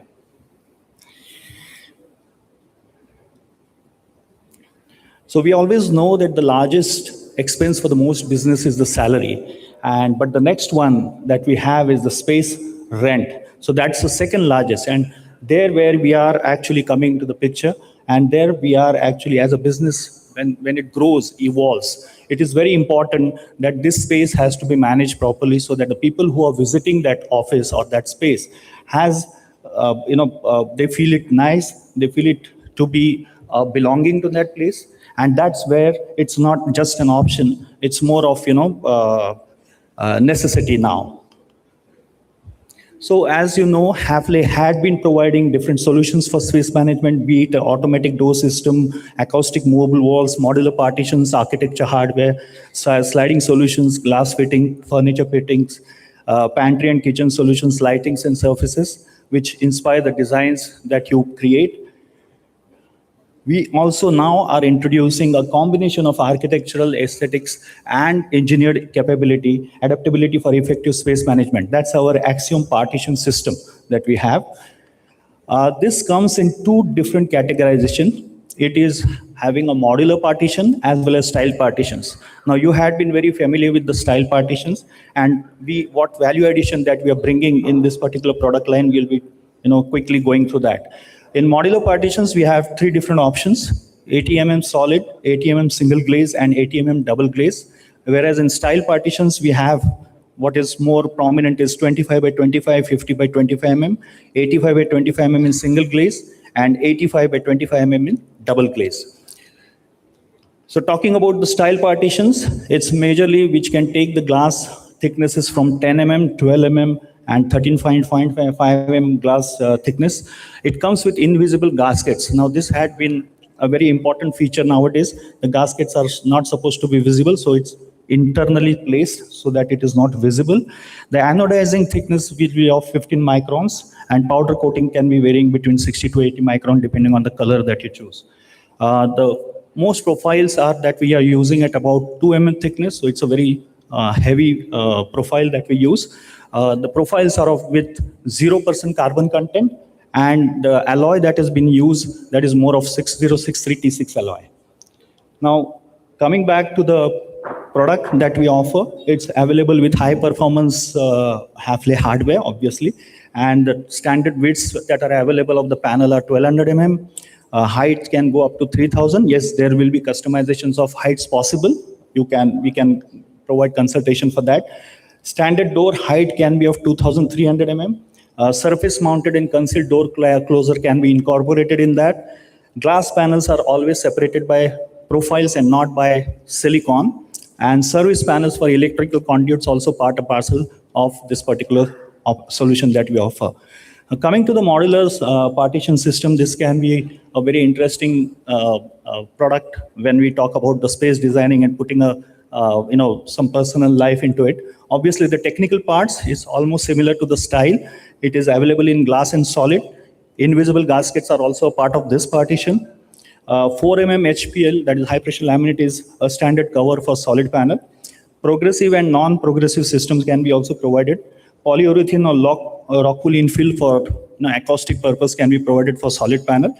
6063 T6 alloy is again provided over here. Coming to the features, the basic features that are available, it's again coming with the hardware, concealed hinges for doors, standard systems with 3000 mm, standard door height again 2300 mm. System is tested with doors as a complete system for 38 dB acoustics and conduits for service within solid panels also. So if you plan something with electrical conduits, this can be provided and it can be factory fitted and provided to the site. So this is one of the solutions. What are the possibilities with this? These are taken by mobile phones because we are just into this particular products. And this was one of the things. This is actually an inlay work of stainless steel within veneer. So this forms a world map, and the red colored dots are the offices of Hafele which are present worldwide. We can also provide a section which can be used to house a vision screen or to place any pens and dusters over there. It can be a combination of solid and glass also, with all this different kinds of material that can be used. It can be a back painted glass also, which can be provided. And this is a combination of a veneer with a design and a ceramic tile. So we can create such kind of a design. It's only a design that you have, which comes to your mind. We can transform it into an actual material over there. This is a combination of veneer and mirror. Such kind of images also, or some features also can be provided on the wall. That's possible. It's a combination again with a veneer and glass. So if you can see, and this one more thing is you have this type of both partitions, style as well as modular, with one source. So you don't have to go for two different sources. It's available with us. Thank you. So I invite Vipin to continue further with the products. Thank you. Thank you, Ashish sir, for the insight on the partitions and the automatics in the mobile wall. So here we are going to launch one of our new range in surfaces. So in surfaces, Hafele has got 3 ranges. The one that we are launching now is called Silestone. The major advantage of this particular product is the size. The size of these slabs are 10 by 5. And the other major advantage is that it is very, very low in silica content, which makes this very, very safe for the fabricators. And it is also called as a mineral surface, which is a new segment that we are introducing in the market. Hafele as a brand is known for its innovation. So here is a new innovative product that we have introduced. The other major advantage is the 20% of the material that we are sourcing are completely recycled. It is completely, the manufacturing process is completely with the renewable energy, which makes it one of the most environment-friendly surfaces that's available in the market. It has got its EPD certificate, Green Guard certificate, which will help in getting the LEED certifications for your projects. And these are the complete new range and shades that is available now. And we have launched another new series called as Decton. It's again an ultra compact surface. The major advantage of this particular product is it can be used anywhere, and it's completely scratch resistant, UV resistant, and it is completely stain resistant as well. And it can be used for your exterior facades. It can be used for your flooring. It can be used for your countertops. It can be used for your dados.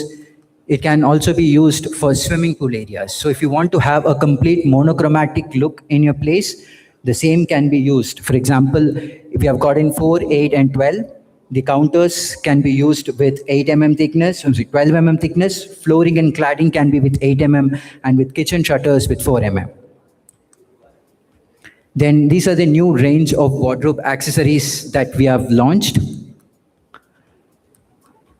So if you see, the recent trend is to have the complete sneaker collection. So if your customers or if your clients have a huge range of sneaker collections, then we have got this complete rotating shoe rack, which can take 24 pairs of shoes.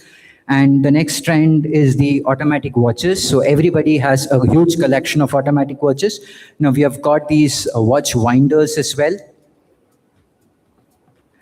Then we have got this lockable jewelry box. Gone are the days where you used to have a bulky, locker systems to keep your jewelry. So it's a more advanced version with a biometric, and you can place your jewelries, watches, and the expenses in a very nice aesthetical way.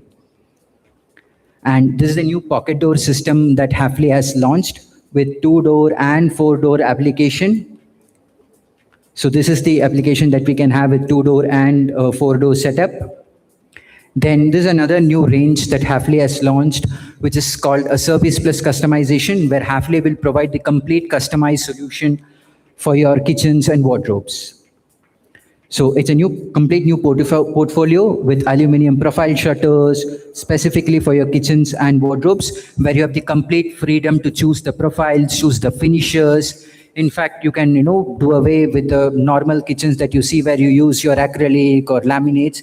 Here you can use the same surfaces that we were shown earlier in the kitchens. So we are giving the profiles for that. For example, this is the profile that's for the glasses.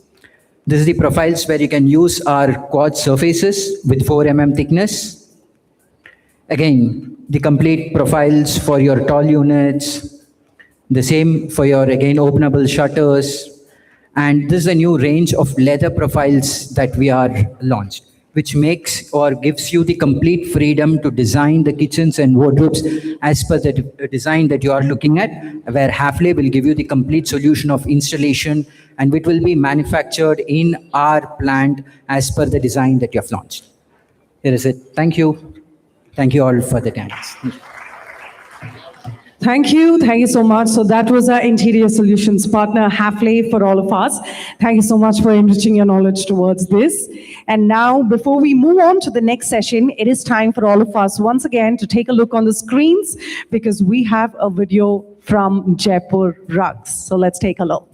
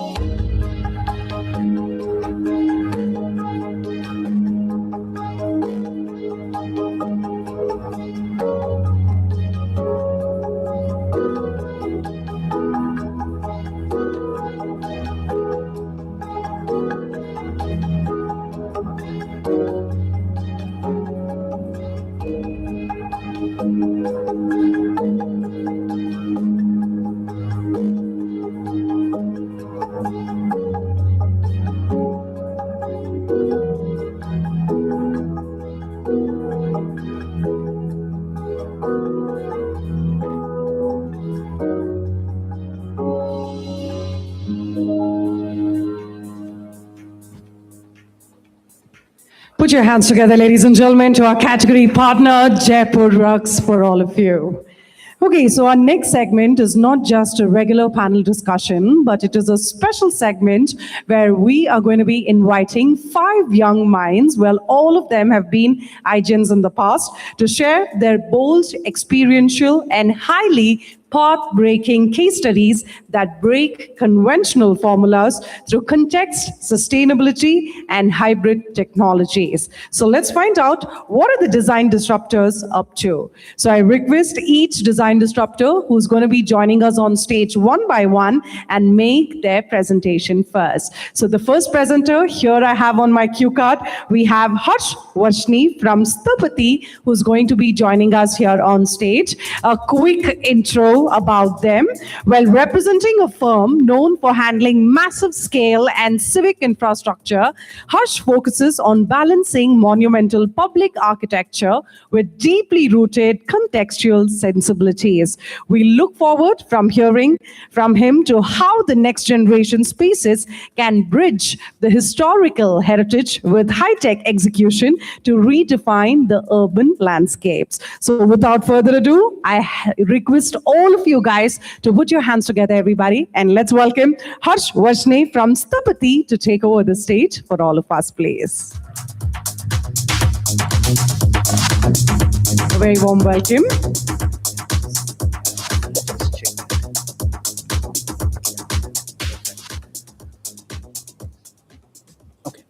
Thank you. Good afternoon, everyone. So I think we've had a lot of intros and personal introductions, and the theme, of course. Sumisha ji, thank you for inviting us. I'll quickly jump onto this, and as we speak, today's presentation is not about the projects that the firm is doing, but more across the ethos and the principles that we follow as a practice, and how we weave that into the projects that we do. So the way it's weaved is slightly different to a conventional way. I hope it reaches the purpose for what we're trying to do. So what defines architecture as a principle? Is it the buildings, the drawings, the materials, the technologies that we follow? And what shapes architecture? So today's presentation is about culture, climate, and context. Is it the people shaping the culture? Is it the location shaping the climate? Is it the environment shaping the context? So these 3 principles are broadly discussed in the projects that we are doing as we explore. So the first one that we come to is the culture shaped by the people. And here we see the new terminal building at Jodhpur. This is being thrown open to the public next Friday by the Honorable Prime Minister. The intention was to make it act as a carrier of memory, reinforcing identity not through replication but translation. So when we talk about Jodhpur, when we talk about Rajasthan, what is it? What emphasis it does to the country and not just the city? That's the impact that the building design worked on. Then when it's just not the exteriors that we're talking about, more in terms of the forecourts, more in terms of the Rajasthani culture, it should be an echo of the culture that we're talking about and an expression for tomorrow, because these are public buildings that act as a memoir for you.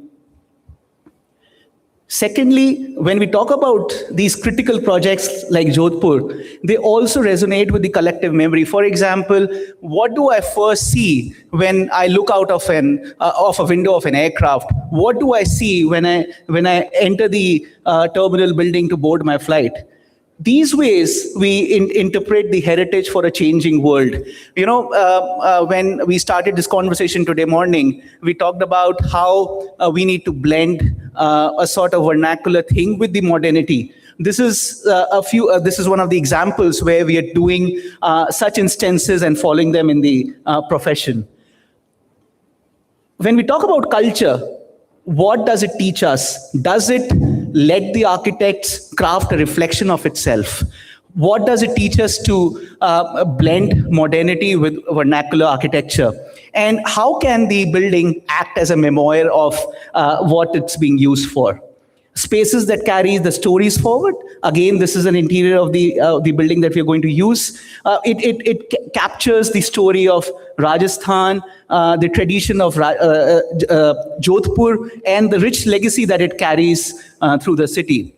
Moreover, when we move on, to another one of our projects where we talk about a lakefront development, what does it do? Does it enhance the city? And what does it rely on? It relies on the cultural promenade, and that's what it helps. So here we see an intervention that we're doing wherein we are not touching, the mandate was not to touch the water. As an architect, when we work across the country and few countries abroad, we've become more eco-sensitive in terms of we started telling ourselves, why do we need to build? We don't need to build less. This is where we are coming to. And eventually transforming a physical edge into a social destination is what we aspire for. Again, coming to the rich, the traditions that we have in the country.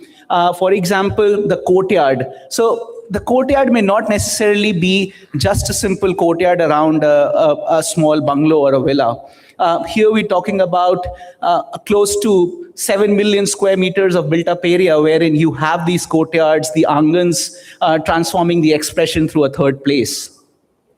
Coming to the second part of the presentation where we talk about the climate, which is shaped by locations. So now, again, the climate response is so important that it nearly shapes, we were talking about how the input to AI has to be that let the winter sun come in, but block the summer sun. So it was a very powerful word that resonates with the entire ethos of what we're talking today. And when we talk about climate, it relates to something that we are doing for the new institutions across the country. So again, this is one of a technology park for IIT Jodhpur. And can we just have the AV, please? So again, when we blend the traditional architecture with the modern needs, that's what it relates to. Something that talks about 10,000 students using the facility at a single time. Something that talks about the lecture hall complexes working 24/7, because what the country is wanting now is, or where we're reaching to, is that you need these industry leaders coming into the campuses from across the world and letting the way forward.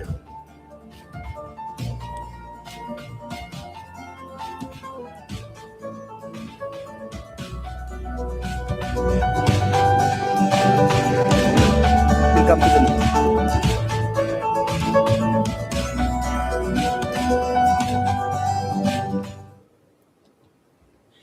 again, when we talk about building for resilience, resilience is something that we relate to, and it's the architecture where performance and experiences converge. Again, we were talking about the exteriors. When we come to the interiors, we talk about the city, we talk about the place it should resonate with. So again, we see this beautiful atrium that we're doing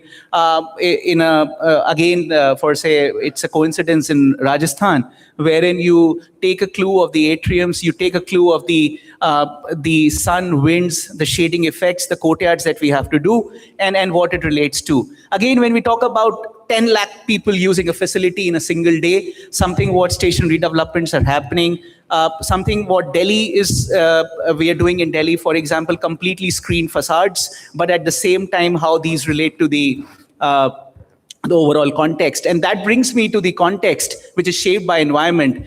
Bangalore, we're doing, when this project we touched, there was a panel conversation, the discussion that was happening when the project comes in, we slightly differ that we go for the project. When the project excites us, we go for it. We go full blow. So this was a tight site that we're doing in Bangalore, a 1 acre site, a triangular site. And the city literally doesn't have clear bylaws to design on a triangular site that has roads on all 3 sides, but perhaps not 4 because it's a triangle.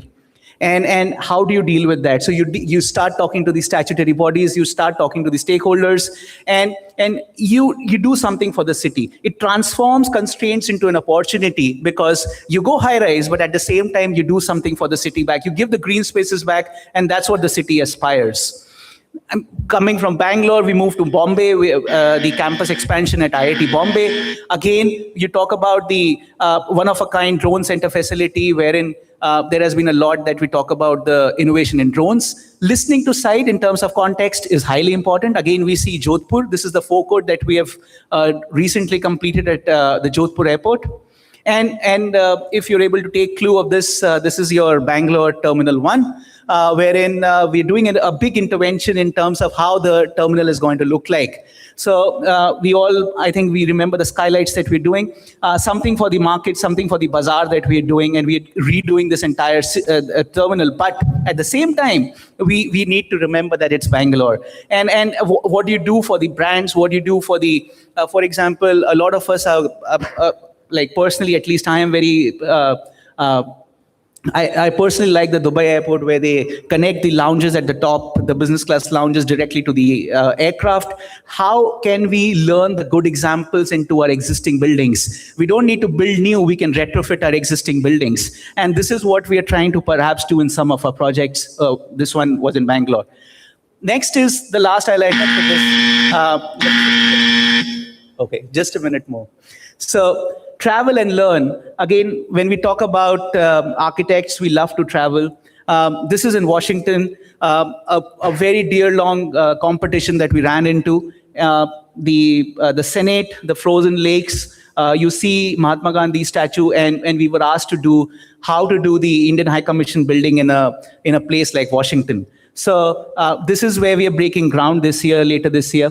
And the context was, the mandate was that it should reflect what the country is in a foreign context. So balancing representation and belonging is something that we are very we closely work on and we take pride on. So this is the atrium that we're doing in Washington, wherein we talk about the chakra, where we talk about the mandala, the skylights, and that relates to the entire building. Again, the winter garden, because Washington, it freezes. You walk in Washington in January, -5, -6. It's another place where you really don't want to be outside. And at that place, what happens is if you need a winter garden, what happens if you need a place on the top to socialize? So this is something in terms of context that I wanted to come to. And obviously, when we talk about, we're not only talking about concept, because we're building these buildings around the world, and especially in India, as far as US or in New Zealand. So what technical, the rigorous supports that we follow is something that we can't work without. So we throw open the building and let it come through. So I'll come to the last slide, wherein not only in terms of individual buildings, but a big master plan, for example, in Jaipur, where we commercialize the entire land parcel to bring in the tech giants into the country from abroad. And for example, right now, Delhi is bleeding into a lot of pressure on the Bharat Mandapam. So the center part that you see is actually a convention center that will act as a breather to the city of Delhi. So you take people to Jaipur, not to Delhi. So you decongest Delhi and you do a master plan that supports the decongestion. So this is something that we have been relating to. And I would like to end up with this, how the ethos of culture, climate, and context has outpaced or has helped us think as architects in our profession. Thank you. Thank you. Thank you so much, sir, for that insightful presentation. Okay, so as time's pressing, I'll quickly move on and introduce our next speaker. So our next presenter is going to be Milana from Vivo Space Architects, a very dear friend of mine. We study together. Okay, well, she brings a keen eye for interior architecture that seamlessly blends functionality with highly personalized spatial experiences. Her work challenges conventional design boundaries by exploring how human-centric environments can adapt to evolving modern lifestyles. So let's see how she takes it up. Let's have a big round of applause and welcome my very dear friend, Milana from Vivo Space Architects. Over to you.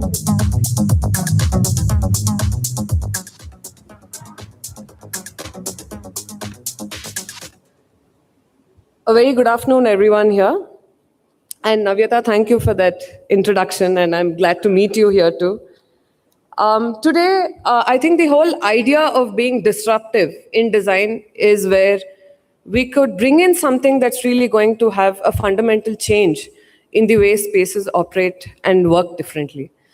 Today, I've chosen 3 projects, which I can call a series of projects, which we kind of engineered with the traditional idea of Jali being translated into highly functional and a contemporary element that has redefined the way we look into spaces and how they operate and connect to the user's emotion very differently from any other conventional residence or a public building.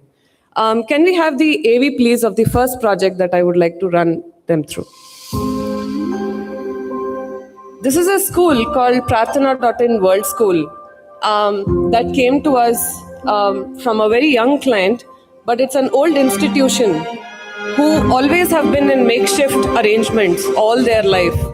And the founder really wanted to have a flagship school which is going to completely change the way people look at Prarthana as a school and as an institution. We were given a very tight budget, but we had to create something very different and meaningful. The idea came in with creating this school in terms of very strong functionality with a very strong spatial continuance, which is going to have a very strong natural surveillance where they don't need to have many people to operate the school. This school kind of, you can see in the visual as to how from a proper sunlight day filled with sunlight in the school slowly transforms into a rainy atmosphere. And the school gives you that whole experience of transitioning from the idea of experiencing a school as itself to experiencing life, seasons, and emotion with a very deep intent. Let me run you through a few of the visuals and images. So this is shot at site very recently. When we completed this school, the landscape was still in its infancy, but now it's shaping up into being a very interesting, small tropical jungle. And they have very specific species of plants that we have kind of envisioned to have in the school so that children can experience that. And this is the cross-section of the whole site where we had to negotiate about a 30 feet height of another site that we had to connect with this school, which becomes the start and entrance of this school. So the idea of Jali here has been bought with an idea of extremely sustainable material that is terracotta that you can see. Here we have not gone in with any kind of complex details, but we have tried to bring in a very strong climatic envelope, a filter that kind of cuts out the glare when teachers are looking at classrooms. When they are actually facing windows, they experience strong glare in other schools. Wherein you can see in this cross-section, we have tried to orient the classrooms more towards the courtyard, which is the central courtyard. And then that the classrooms are also oriented towards the outer edge where they look beyond. So this filter kind of is worked out very functionally where we've tried to work with the angle and to cut out glare so that the teachers have comfort while using the whole ambience of the school in the classrooms, as well as the children get to experience sunlight at its right optimum level. So this school is mainly designed with materials like Kota and Agra red stone, which actually brings down the heat. Bangalore has been experiencing drastic heat of late, and we made sure that that is something which we wanted to address. So we visited the school in different parts of the year, and even during summers, the school is completely calm and very cool inside, and the thermal comfort is at its optimum level. And that's something which we were really happy with, and that's what we wanted to achieve. So the schools are typically very rectilinear in their layout, but this school is something where children have that continuous sense of connection with each other. When they are walking through, they experience the drama of light. Light is something that we personally take a lot of personal interest in designing homes or public buildings or offices, where we really try to choreograph the idea of light in a much stronger way. So you can see there's a large amount of shadows that are created. So this is a visual and an image shot at site, wherein the building itself casts its shadow over the day. So the courtyard becomes usable in most part of the day. So it's just not about opening it up to the sky, but also making it functional and usable over the day. That's a very strong learning space, by the way. They have their induction sessions held there over the day. They use large areas. So you can see in the previous image, there was that jali patterns that are cast. So we've bought in traditional jali to create that idea of circular element, as well as this jali where this is not going to give that disturbing pattern of light inside the spaces. So we have positioned it at a certain distance where we have cut out that idea, but it filters light, air, and all the possibilities and the best features that the jali can give this to the spaces which are within. That's the play area that you can see. So now next I will present to you, that's about the school where we bought in the idea of jali with terracotta, and it was very simply weaved. So the entire facade we had to finish in a very tight budget, and it was about in 35 lakhs that we could completely have this whole facade designed for the school, which covered about 1,60,000 square feet of area of the school. So next, the next series that I want to show is a residence, where this is in a tight-knit urban context in Bangalore. And most sizes of sites are between 40, 60, 50, 80, which are largely the number that we get to see in a city context like Bangalore. This is a site size of 40 feet by 60 feet, which is about 2,400 square feet. And this house had 5-floor building right opposite to it, which would directly have view into their living space of this house, which we really had to carefully address as to how we will design this house, which is going to make it different for them to live without drapes. We didn't want to design green spaces. We didn't want to design a lot of these things which will be completely concealed with drapes all the time, but rather they keep it open and use it conveniently over the day. Can we have the visual of this, please?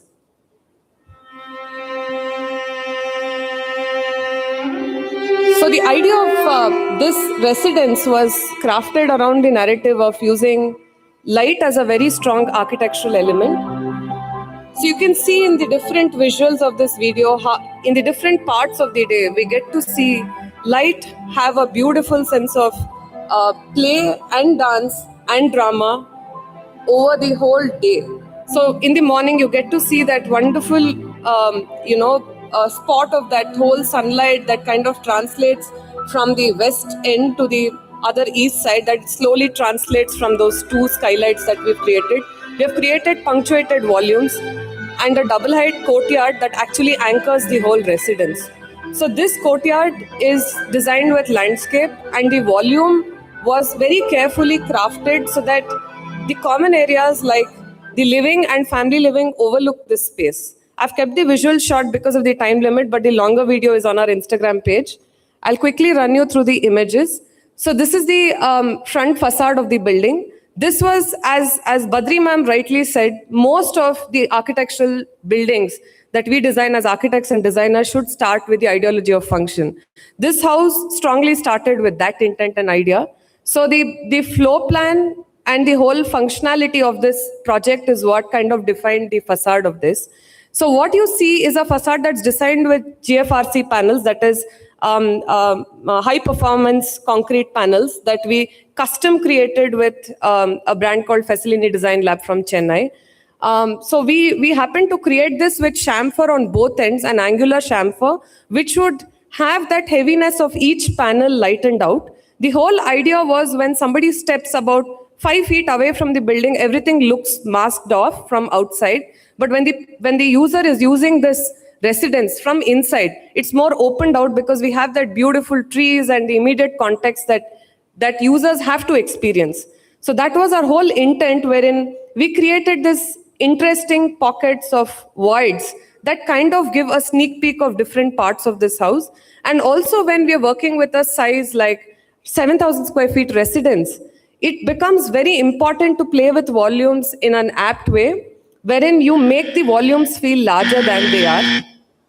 So these are the visuals of the living area. So you can see how this kind of opens out, and there's a lot of foliage that kind of creates a strong narrative in the whole residence.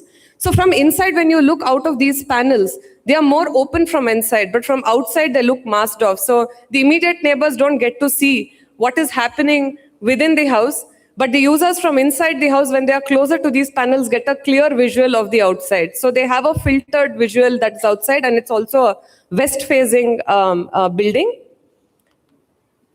So we have kept the whole interiors very light and flowy. And then we have kind of emphasized on the transition zones with a strong intent of design. We have bought in that idea of a lot of textural impact in terms of the kind of materials that we've used here. So in our project, staircases become very strong sculptural element. So here, the staircase is a very strong anchor as well.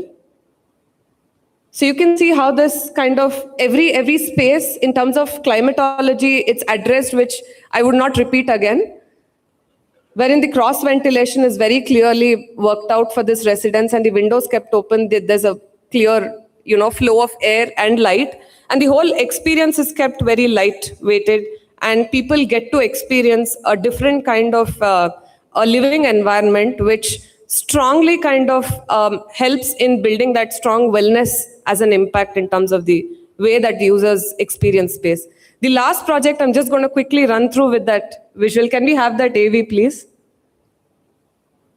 Can we have the AV, please? So this is another project called Soham Residence, which was another series of this where this is also a west-facing facade residence. But we have designed the jali very differently, and it's designed out of completely cotton steel. We got that crafted about 6 to 7 months prior. We kind of oxidized it to a level that we wanted so that we can put it up at the right stage when the site is ready. Even here, this residence, the users are very spiritually inclined. So they wanted the puja space, which is in the northeast, to be a very strong anchor of the house. So when you saw that door that looked very kind of artistic, that was made out of brass to have a strong impact when somebody enters into their house, because that's where they wanted people to have their attention when somebody enters their house, which is strong part of their mindset. So with this, again, a very clear play of volumes and the way that the jali kind of directs and signifies the whole way that this whole architecture functions. So we have a jali which we've designed in the northeast quadrant. Again, this had a 4-floor building, but we had to carefully bring in the light into the northeast part, which is where the activity of the residents starts in the day, where it's the puja space, dining and kitchen, which is the active part. And then it was carefully mapped around the way that they live a day in their house. So that's something which we kind of visualized and worked out, which they absolutely love using today. We have bought in some very carefully crafted products which go with this. And again here, the staircase is kept very light and floating, which is again a very sculptural approach that we have bought. The entire staircase is crafted with quartzite. And we have the client specifically wanted a swing, and that's the place that has the most beautiful drama in the house. So every part of this house, we've made sure that it opens out to a green pocket. This is their master bedroom. So this is how we've tried to keep the whole idea going very, very light and very with a deep and clear intent. So this is a project that we are working for a developer. This is a bio co-working space. This is in the R&D stage. We are working on a lot of ways and visuals to direct this. I just wanted to show you this, where we wanted to bring in co-working spaces that don't feel like conventional corporate offices. We wanted to bring them out into a tropical rainforest. The whole theme of that development is that it's about a 100-acre plot where a lot of plotted layouts as well as villas are going to be coming up. So this is another building in R&D that we have for a developer, which is called the Kinetic Cube. We call it the Kinetic Cube, where we wanted to change the whole idea of architecture being very static.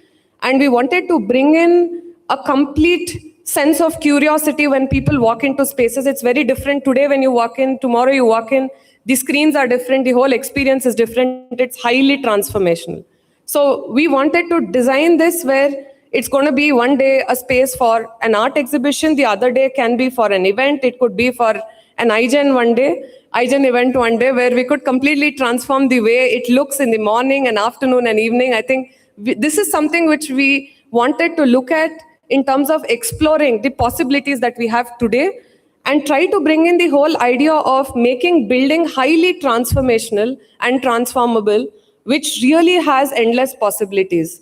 So with this, you can see the bar as well has that whole idea of that 3D approach, which we have tried to bring in. Then a lounge, which has screens, which one day can give you a different kind of an ambience. But we have also carefully tried to embed the whole sense of architecture into it, where you can see in that last image, where we also have strong architecture, which we are embedding in it with the clear intent of biophilic design, which is going to add as a supportive element, but yet it is going to be a complete system that's going to be disruptive.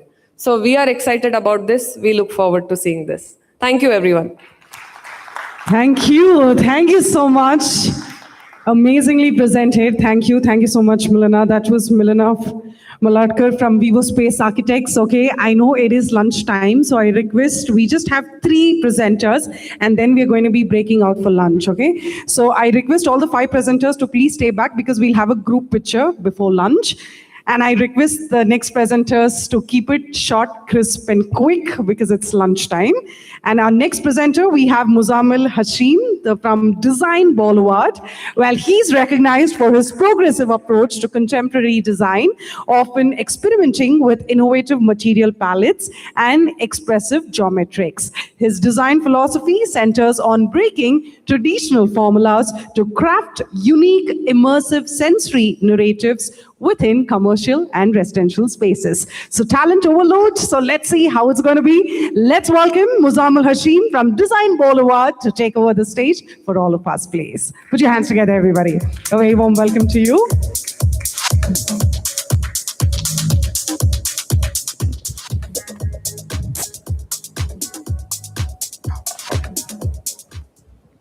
Hi, good afternoon, everyone. Thank you so much for this opportunity.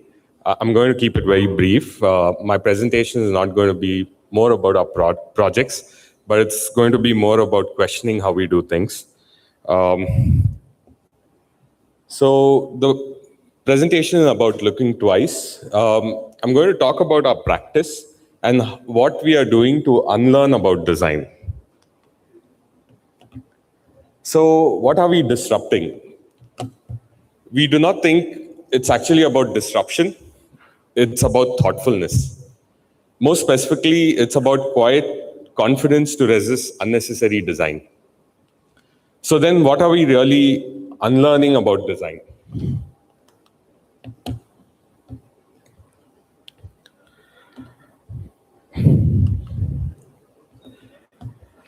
Over the past few years, 2 ideas have quietly challenged the way we think about our own practice.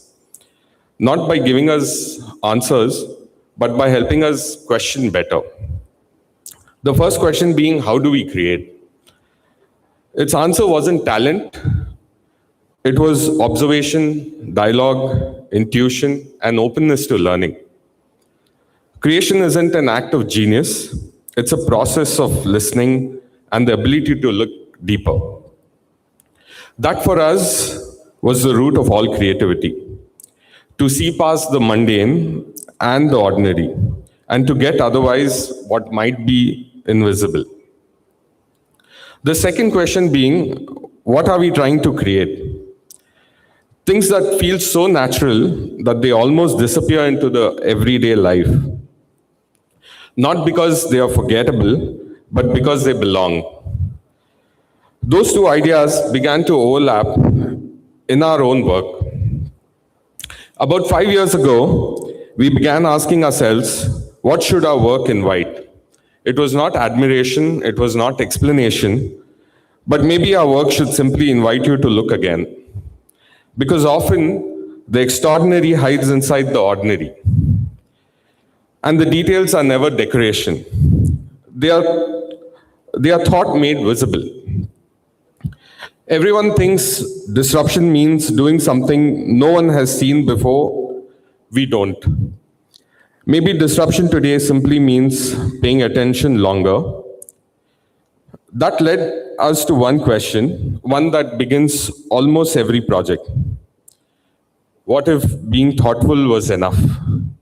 Not spectacular, not iconic, not expressive, not different, just deeply thoughtful. Every project became a different answer to the same question.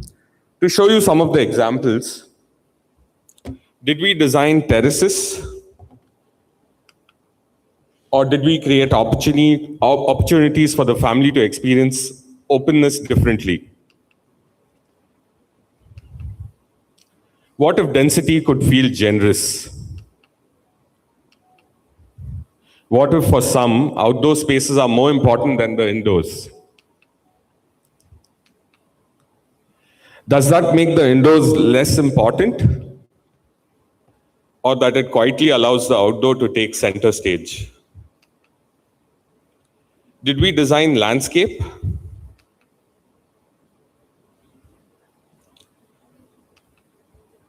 Or did we create setting where community life could emerge?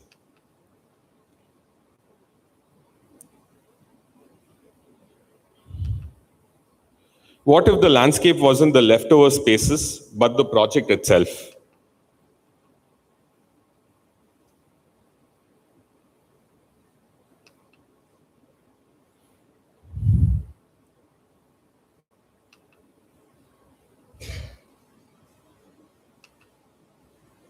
Did we design a restaurant? Or did we design the conditions for celebration, conversation, and a memory? What if hospitality was remembered through feeling rather than features?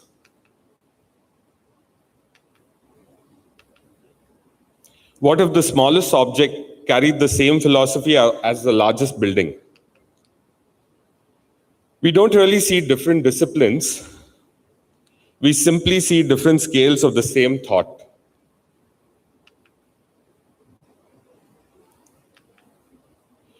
Did we design color? Or did we create a changing relationship between light, material, and the people living within it?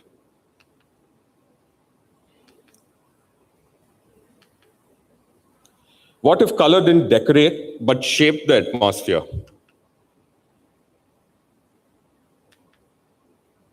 Did we design luxury? Or did we create a home that different generations could inhabit completely in a different way? What if luxury felt familiar instead of performative? Maybe disruption isn't about doing something louder. Maybe it's about questioning what we've accepted too easily. Maybe it's about creating places people choose to return to, places that continue to reveal themselves over time. Maybe it's about looking twice. We keep getting asked this question often, why are some of the letters in Design Boulevard inverted? Because we've always believed that the perception is worth challenging, not for the sake of being different, but because sometimes a slight shift in perspective changes everything.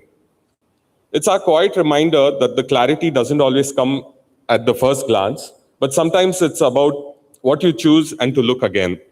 And perhaps that's the thought I would like to leave you with. The creator does not own the meaning of the work. The work is complete when it leaves us behind with and begins a relationship with someone else. Maybe designing spaces is no different. Thank you.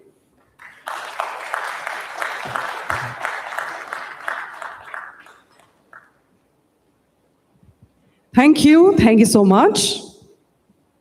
We'll quickly move on to our next presenter. We have Sumit Dhawan from City Space 82 Architects. Well, he's celebrated for his bold philosophy of eco-luxury, creating sustainable yet deeply opulent architectural forms. His projects stand out for their intricate detailing to fluid layouts and seamless integration of nature with automated smart technologies. Let's welcome the gentleman to take over the stage for all of us, please.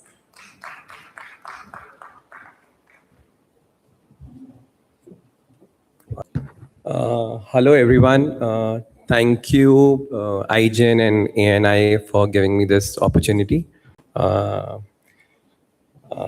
So again, I'm not going to specifically talk about any of my projects, but it's the journey which I'm going to talk about. So when I was invited to be part of this panel, what are design disruptors up to? I realized the biggest disruption in my own practice wasn't the material, the technology, or the use of AI. It was the willingness to constantly question our own decisions.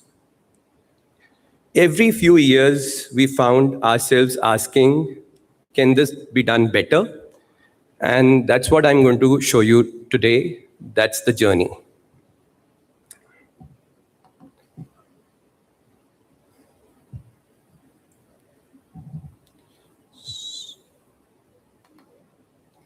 So today, sustainable architecture has become a standard practice.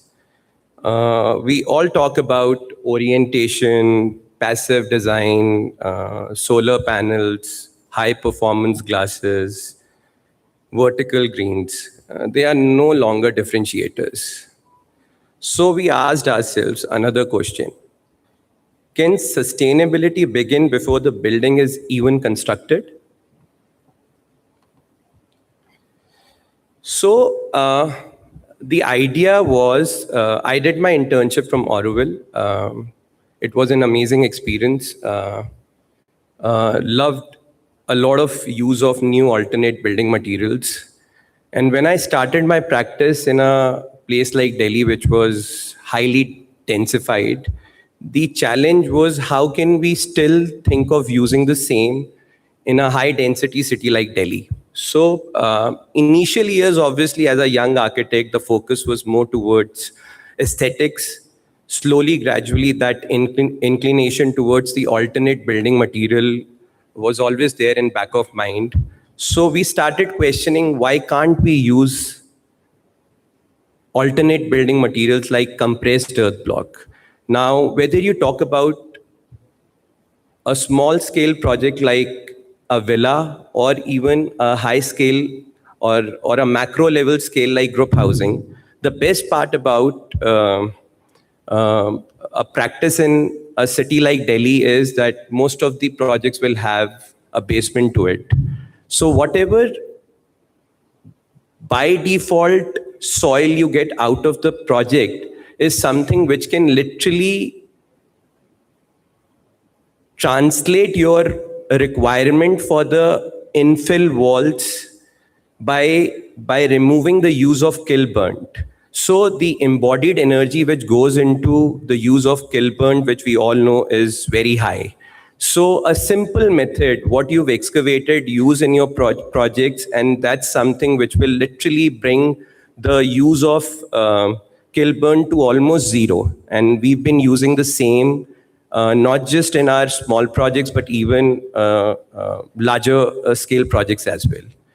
So that was one change which we thought we should bring in our practice in a place like Delhi, which we feel has brought a lot of contribution to the society, followed by the use of ferrocement channels. Now, again, the best part about this ferrocement channel is that instead of going for a 150 mm of slabs, which is the minimum today as per National Building Code, we've used 25 to 30 mm of 30 mm thick ferrocement channels, which can reduce the use of concrete in any building by almost 50%. So that was something which we started doing almost 15 years back. So when we did that, the results were amazing. It gave us a lot of courage to start questioning our own practice. And that's how we slowly, gradually kept asking, are we going right? Or do we need to do something more? This is something which we all will agree to. We as architects will always try and get our projects documented, maybe first within the 3-4 months of the project, because we know that maybe after some time, things might not be the same. And again, when I used to see my own projects, I'm not talking about any other architect, it used to feel very disappointing that, are we doing right? I mean, we are just blindly following things which maybe we've been taught and we feel is right for the society. So I thought, no, that's not right. we should start questioning the use of stone, timber, paint, and so many other things. And that's the time when we thought of using alternate facade materials which were shifting from natural to smarter. Now, initial years of my practice, majorly we were doing residential projects. So when I was exploring materials, I got to know metal is something which is almost 100% reusable, recyclable, and whatever metal we are using, almost 70 to 75% is already recycled. Now the challenge was, how can we use this in residential projects? So I won't go through the properties. I think it's pretty common. So now when we think of metal, these are the kind of projects which will come to our mind. Guggenheim Museum done by Franco Gehry, then the Sage by Norman Foster, Riverside Museum by Zaha Hadid. But no major residential project will come to our mind. So obviously, I was a little scared initially. Started using metal as an accent material of our project, wherein we used VM zinc in one of our projects where it was just a minority. And the kind of results which we felt, or which we experienced post the delivery of the project was amazing. It was loved by all of the family members, followed by people who used to visit it quite often. It gave us the encouragement to start using metal more and more in our projects. Again, so these are few shots of the projects, followed by some of the sections. Had double skin concepts in it. I don't want to get into that because that's something which we often are using. The point is how slowly, gradually we shifted our practice. These are some of the internal shots of the project. The idea was to start using metal more and more. So from, let's say, a 10% usage to how we shifted to about 50%. Again, these are some of the sections of double skin. Since the time is less, I don't want to get into this. Again, a few of the interior shots. Now, this is a project which we did in which almost each and everything what you see is zero maintenance. And even after almost 10 years of the project, today, this building is still looking the same. And I got this building documented about a week back before I came for this. And it felt so nice to me that the user who's using the building is still so very happy because he doesn't need to maintain it. The problem with the projects today is not the investment. I think today, most of us, whenever we design for our clients, they are ready to spend. But the problem is, every year when they have to maintain it, that is a big pain for them. You have to use a lot of form work. The labor will be peeping inside your house. The family is getting, again, disturbed. That's something which used to bother me a lot. And that's how I think this transformation came. And I think I got lucky using this beautiful material metal, which initially was literally used as a metallic look kind of, which was giving a metallic look, metallic kind of vibe. But again, slowly, gradually, when we kept using the material, we again came across sublimations, which allowed us to give us metal a feel of concrete, timber, stone. So again, a lot of avenues were opened, and we realized that this is one material which should be extensively used. And today I'm very happy to see that not just in Delhi, but I think it's being used all across. And somewhere you feel that you try and contribute, even because typically with bigger projects, metal can be seen. But even in a project like residence, when you see metal, you feel that you've done justice till the time it's making sense to it. So again, now this project was in golf links.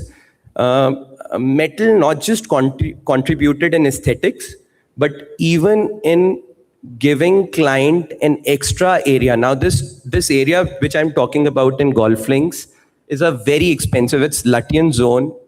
Just a 300 square yarder of land will cost you more than 100 crores.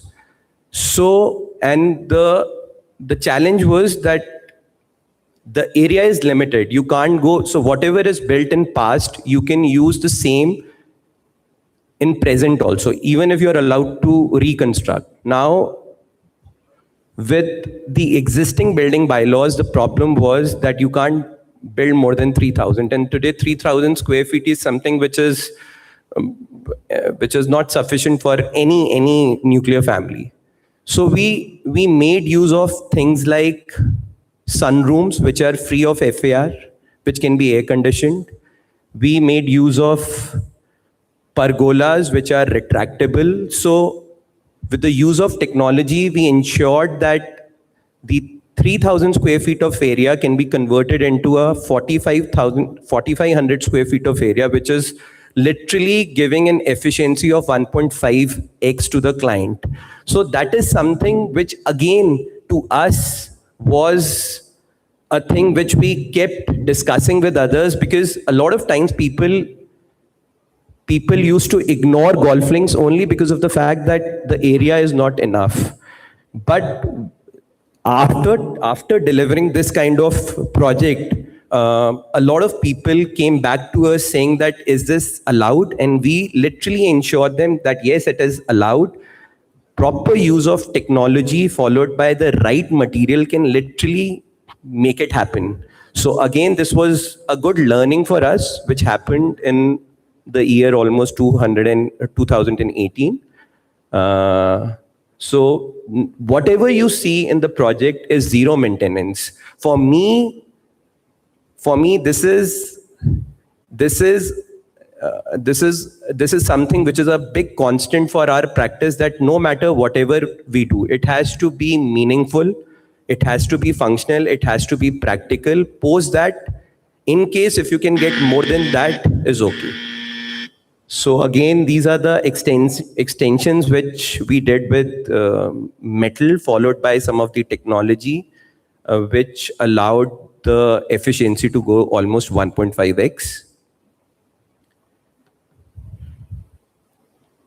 I think these things are readily available. You can see one of these skylights being used, which was retractable. A fixed skylight won't be legally allowed. So what we did was we made it retractable.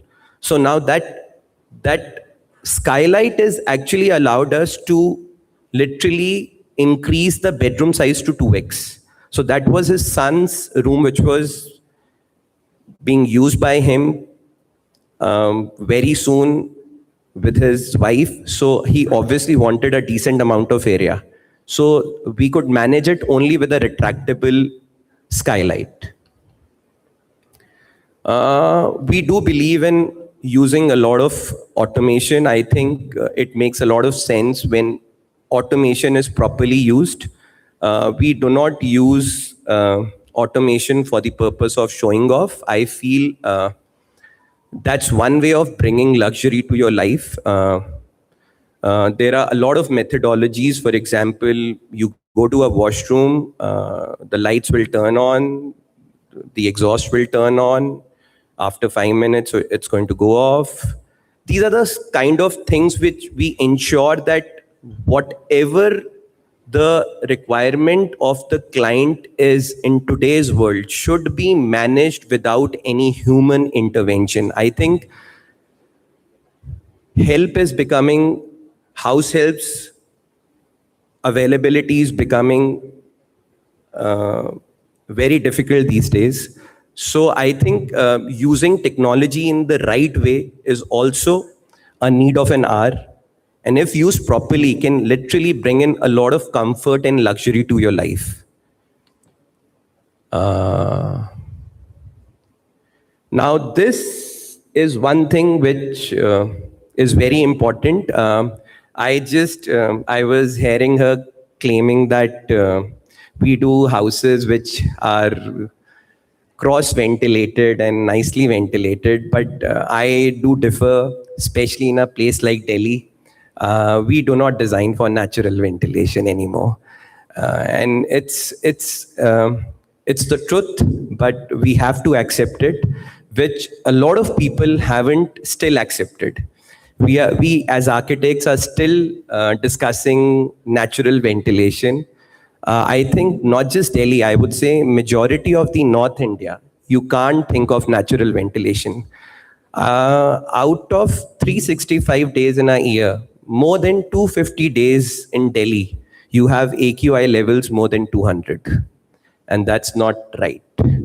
So we tell that we do not design for natural ventilation anymore, though that's by default available because fenestrations are openable. But we say that we design for forced ventilation. And we claim that all our projects today, the AQI level is less than 50 all around the year. And for me, that's what I call luxury. I think it is I remember initial years we used to give treated fresh air, but it was like an extension to HVAC without any thought. But today, we all start with HVAC, MEP. I think what I'm trying to explain is that from aesthetics, how this journey is literally come to a practice where efficiency is become very important. I wasn't given the time to ask Mohit, but our micro level thought is even going to an extent that when you say that why don't we spend time in toilets, and I completely agree. The answer to that is that we are not allowed to experience beautiful toilets. And I'm always raising this question to most of the people, for example, to you too, that I think the showrooms should be designed not to experience aesthetics. It should be designed to experience functionality. I don't mind coming to a showroom and experiencing a shower physically. I mean, that's what I call an experience. And once I love that experience, I'm sure I'll start using it again and again. And the same goes for clients. I don't see a single showroom in the country where one can go and experience shower or for that matter, WC. Smart WCs in India, I think the market is not even 1%, maybe a little less than that. So, and whereas if you go to Japan, I think it's everywhere. Even a public toilet, you'll see a smart washroom. So I think it's more to do with letting people experience it, understand it, and then automatically things will start happening. So that is what I'm trying to explain, that we are still learning. And I feel that this journey is going to go till the time I don't retire. It's been 20 years and I still feel that I know nothing. I didn't work with any architect. I regret. But, and that's one message I would love to share with all young architects, that please do work with somebody for at least 2 or 3 years. Find a guru for yourself, work with them, and then disrupt the industry. Thank you. Thank you. Thank you so much for inciting your knowledge towards this. I'll quickly introduce the last speaker before we move for lunch. And our last speaker is Gaurav Sangvi from Pen to Space Design Studio. Well, he drives a design narrative that focuses on community building, collective well-being, and large-scale residential innovation. His work demonstrates how cutting-edge development can remain highly responsive to sustainability, craft, and the complex realities of modern Indian cities. So let's welcome him with a big round of applause, please. Green is good. Yeah. So I think everyone's really hungry. This is an interesting disrupting the blueprint, and this is a project. There's just one project which I'm going to kind of explain the story, where the journey within 24 hours was where I went as an architect thinking that I will disrupt something, and I came back disrupted. So it's a hospitality project in a beach town called Alibag, which is next to Mumbai. So as an architect, I think the first thing which excites me the most is the site visit. The first site visit when you go to any site, I think you are full of ideas. You're a blank canvas. You were starting from scratch, which you don't get to do in life over and over again. But in projects, you can do that. And it was something which we, with that energy, you kind of land onto that site, and then you want to kind of create something, So that disruption, I think all architects out here kind of want to do on a site.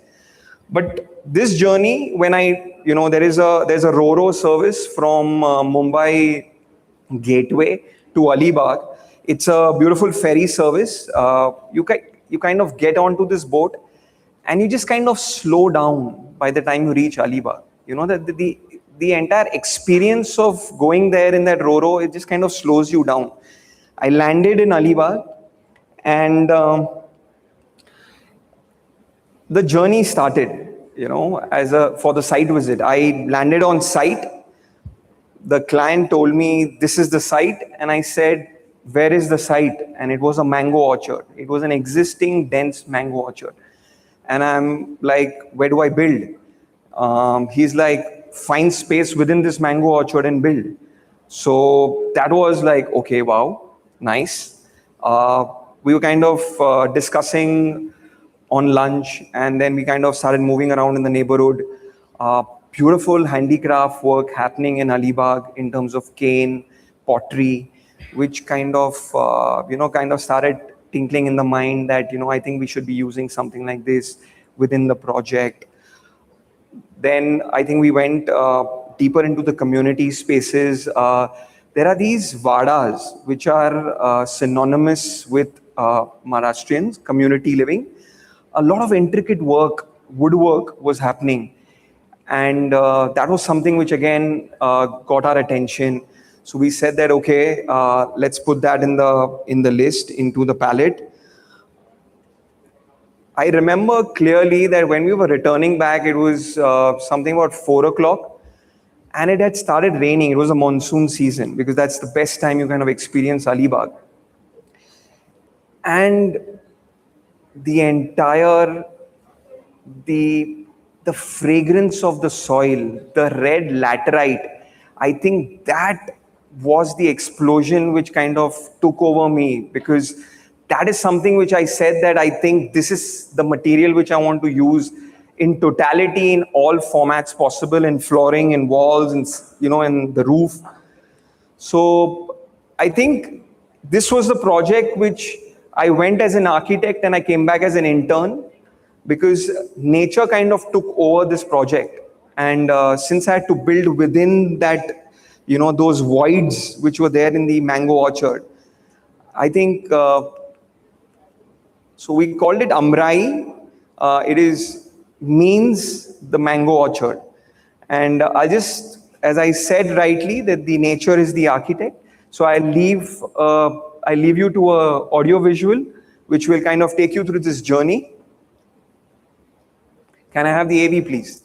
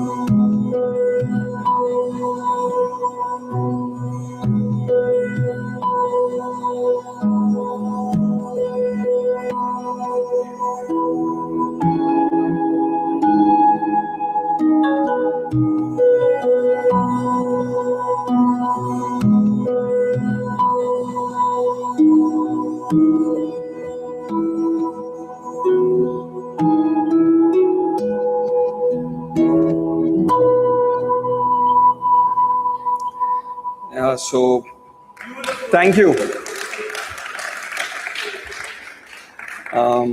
So I think that is where as an architect, as I said, I went as an architect and I came back as an intern. And I would love to do more projects like this where I go as an architect and come back as an intern. So thank you very much. Thank you. This was a can you hear me? Okay, I think that was a fantastic segment. It was absolutely inspiring to see all you young, most of our past iGens do such phenomenal work. I think it was a lot of, it was an eye-opener for me as well to see what you're doing, and I truly, strongly believe that you are the design disruptors and you all are doing a fantastic job. So wish you all the best. Can I request all 5 of you to please step on stage for a photograph? I know it's time for lunch and we're running really late. A quick photograph and then we can all break for lunch for about 30 minutes and come back so that we can try and get back on schedule for the evening. A quick photograph, please, and lunch after.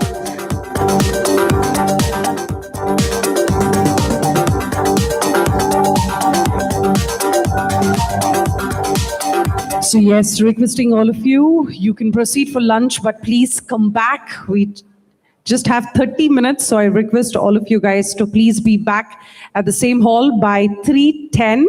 And yes, we request all our esteemed jury members to kindly visit the ICA Experience stall during lunch to review the physical furniture pieces which is created by the shortlisted participants before the live presentations begin in the afternoon. So kindly take a minute. We have a lot of booths outside being displayed near the lunch and the networking area.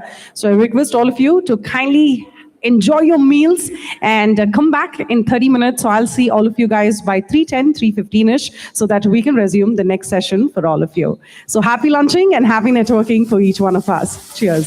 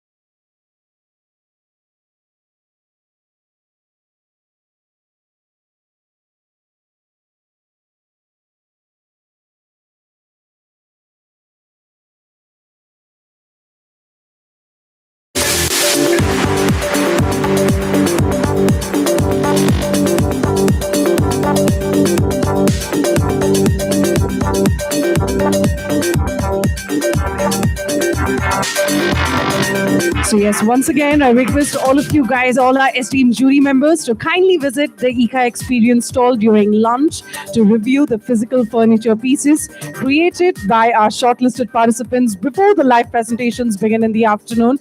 So I request all of you guys to kindly walk up, take a minute. A lot of hard work has been put up to all the kiosks. So please walk up, enjoy your meals, happy networking, and I'll see you guys exactly in 30 minutes from now.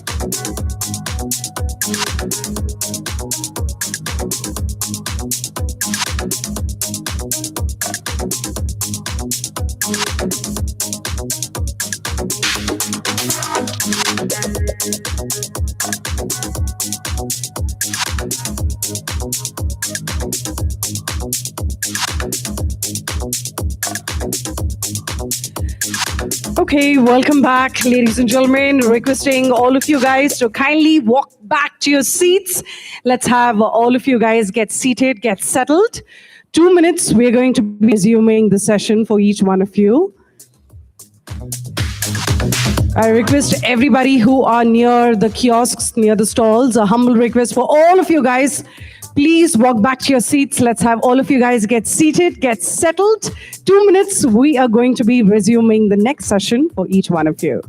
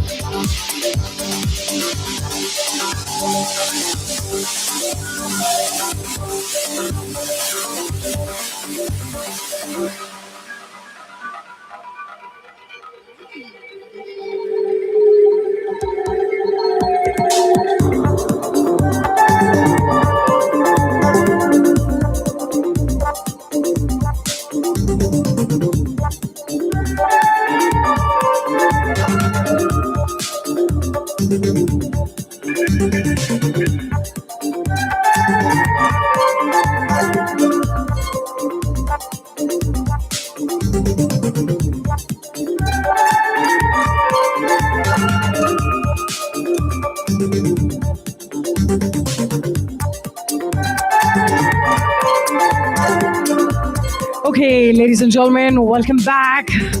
A humble request for all of you guys, please get seated, please get settled, please. All the people who are there at the networking area, the hotel staff can close the doors. Let's have all of you guys, please come back to your seats.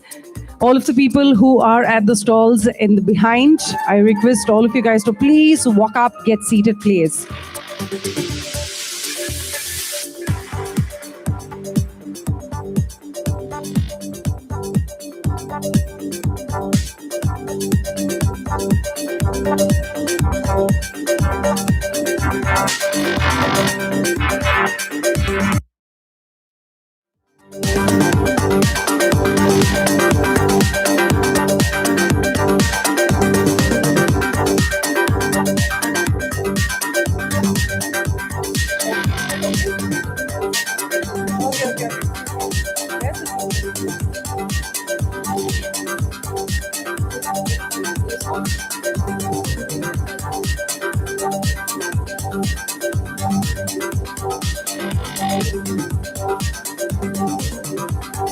I request all the jury members to please walk up here and take your seats. Karthik PG from RSP Design, Sid Majumdar from Unispace, Karan Rai, Ali Haider, contractor GS Mehboob Basha, Ravindra Kumar from Paragroup, Aparna Narsimhan, Badri Suthar, and Monica Chaudhary. Requesting all of the jury members, please walk up and all of you guys can occupy this table. We're going to be kickstarting the ICA design competition. But before that, it is time for all of us to witness a special AV before we get started. Can we have everybody there? I can see a lot of people. Please come back. We are already running late. And yes, I do have 50 awards to be given. So if you guys want to go home by 7, I request all of you guys to please come back. Otherwise, it's going to become 9 o'clock.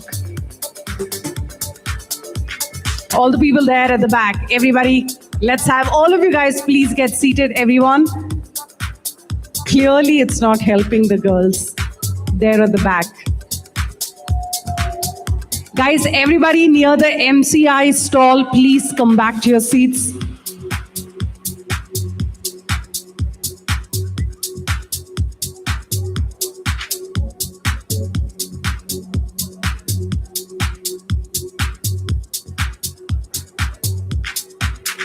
All the jury members can please walk up here and get seated at this table.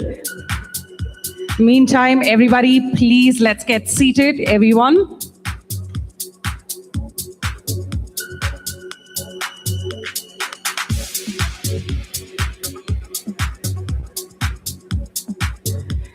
Okay, so welcome back, ladies and gentlemen. Once again, a very, very warm good afternoon. I'm hoping that everybody enjoyed your meals. Please do not sleep. We are not going to be keeping it mundane and monotonous, but we are going to be making it super fun, interactive, because we are going to be having the ICA design competition right now, which is going to be starting in few minutes.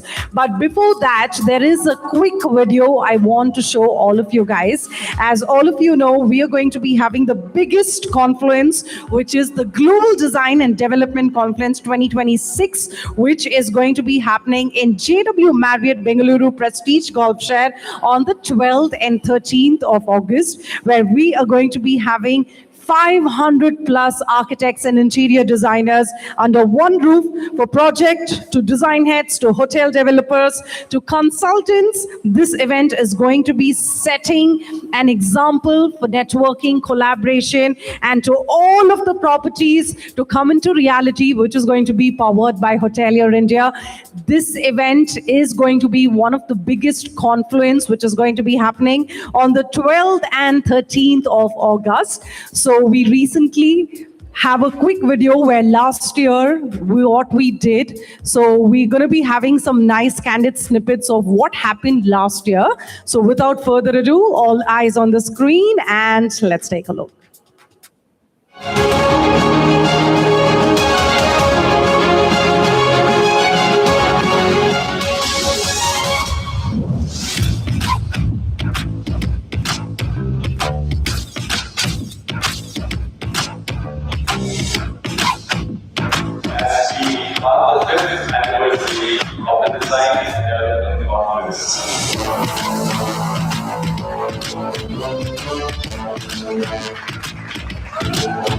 It's been a remarkable day today, right? I thought the energy as people came into the venue was infectious. Great sessions, great feedback, great engagements. And overall, this has been quite the event.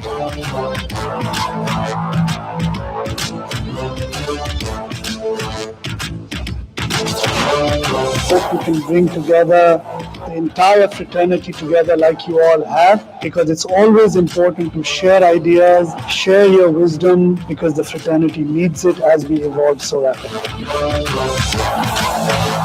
We were looking at having some sort of a modular design. I think it's a great initiative by ITT. Not seen something like this in India for a long time. I'm very happy to take part in it and very happy to have association with Marriott.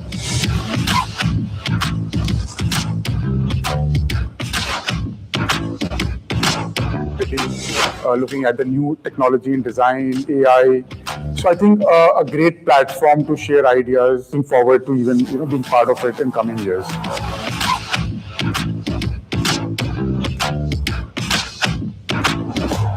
Bringing designers together, owners together, consultants together under one roof is the key objective of GDDC.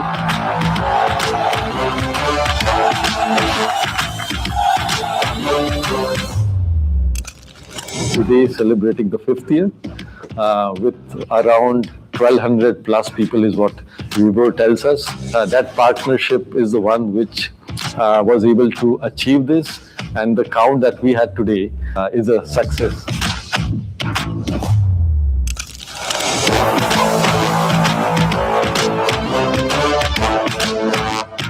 It's really wonderful seeing all the owners and some of the consultants and the suppliers all here. A good opportunity to connect.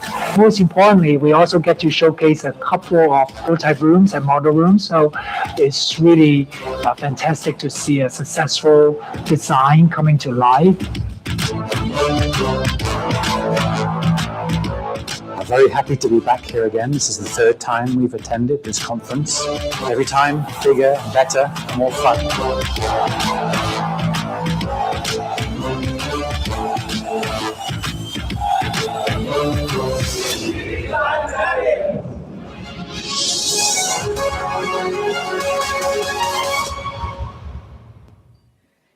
So yes, I request all of you guys to kindly have a pencil block on those two dates, which is happening on the 12th and 13th of August at the JW Marriott Golf Share. For great networking, collaboration powered by Hotelier India, all the top architects and interior designers under one roof. This 2 days is definitely going to be enriching for each one of you. So this was the snippets what we witnessed last year. So I hope all of you guys, if you're interested, if you're free, please have a pencil block because it's happening on the 12th and 13th of August. Okay, so now it is time for all of us to kickstart the ICA Design Competition.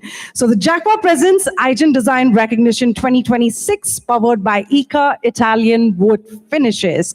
So before we begin this live competition, let's take a look of the ICA Design Competition AV, which features all the participants for you guys. So all eyes glued on the screen and let's take a look.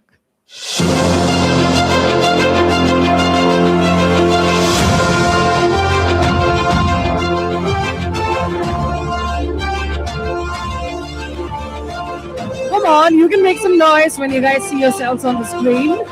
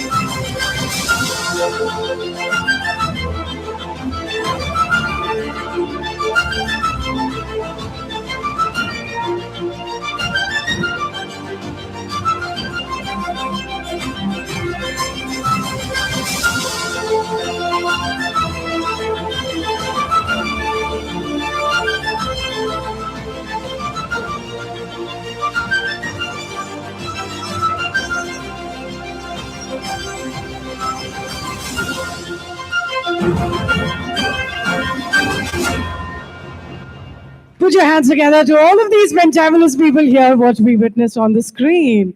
Okay, so now it is time to call on stage our editor back, Sumisha Gilotra, to take over for all of us, please. Let's welcome her with a big round of applause, everybody. I think that presentation definitely deserved a louder round of applause, everybody. That's a lot of hard work that all my 50 iGens have put in to present this. So please, can we hear it for all the participants of the ICA Design Competition? So as most of you know, and some of you now know as well, that ICA Design Competition has been a part of iGen for many years, and it's one of the most special segments that we have, because the ICA Design Competition is open only to the winners of iGen. So you not just become an iGen winner, but you also get an opportunity to participate in the ICA Design Competition. Every year, ICA comes up with a new theme for our winners. And this year, the theme that we had was to design a bench along with a backdrop, which is using products from the ICA collection. So as we all heard from Karan this morning, they had a new range of ball finishes as well, which have now become a part of the display that you see behind. Out of the 50 iGens where the competition was open to, we received, I think, about 40 entries from all of you. And you just saw all of them. They were all fabulous. We had a little jury meet in Bombay, where we had architects and designers from Bombay. We had our fantastic Ali was a part of the OG jury, which helped us select and shortlist the designers. Along with Ali, we had Priyanka, whom we heard this morning. We had Khozema Chittalwala and Kiran Shetty, who invested a lot of time, and of course, ICA have arranged a fabulous live jury for us, wherein all the designs were vetted, discussed, and basis of opinions and votes by all our jury members, we shortlisted the 5 fabulous designs that you all are seeing behind on display. So huge round of applause to all of the participants and the 5 shortlisted designs which we are all seeing behind today. So like I mentioned earlier, the ICA finishes were a part of the competition, and each entry needed to use those finishes. There were certain elements, there was a certain brief that was given to them to design the bench with the dimensions. And ICA partnered with Kalatmat to create these beautiful creations that you see behind. Within a month, I think, they managed to, once we shortlisted the designs, they managed to create these beautiful prototypes and bring them on display just so that each of us can experience the design that has been created by these young, fabulous designers. I think that definitely calls for another round of applause because it does take a lot of effort to do that. I think we have a small video from Kalatmat. Should we see that now? Which will tell you about the firm and how they invested in producing the prototypes that you see. In the heart of execution, where vision meets precision, there's a dance of elements. Wood and metal, fabric and light, all coming together in perfect harmony. This is where ideas take shape, where every curve, every edge is crafted with purpose. It's where spaces breathe and come alive, and every piece we create tells a story of craftsmanship, expertise, and dedication.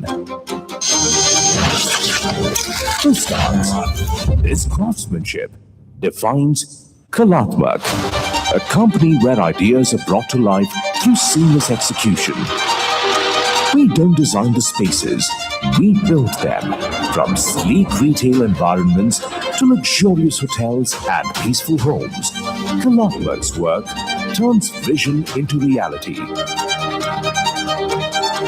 We create experiences through precision, transforming designs into spaces that resonate deeply with those who inhabit them. Kalatmat's journey began with a simple mission: to redefine what it means to execute with excellence. From our early days as a small workshop to becoming a leader in spatial execution, our legacy is built on a relentless pursuit of precision and perfection. Over 4 decades, we've evolved into a full-fledged furniture manufacturing firm with unparalleled skill. Our 90,000 square feet manufacturing unit, supported by over 400 skilled employees and cutting-edge technology, ensures that we deliver on every promise. Every project at Kalatmat begins with listening, understanding the vision laid out by designers, analyzing client needs, and aligning their goals with their budget. Production planning sets the stage. Materials are carefully sourced and procured, and the transformation begins. At every stage, our focus remains on delivering impeccable quality, pressing, cutting, edge banding, multi-boring, and assembly. All these steps lead to the final product. Every phase is driven by precision, ensuring that every piece is crafted to the highest standard. We don't just execute, we perfect.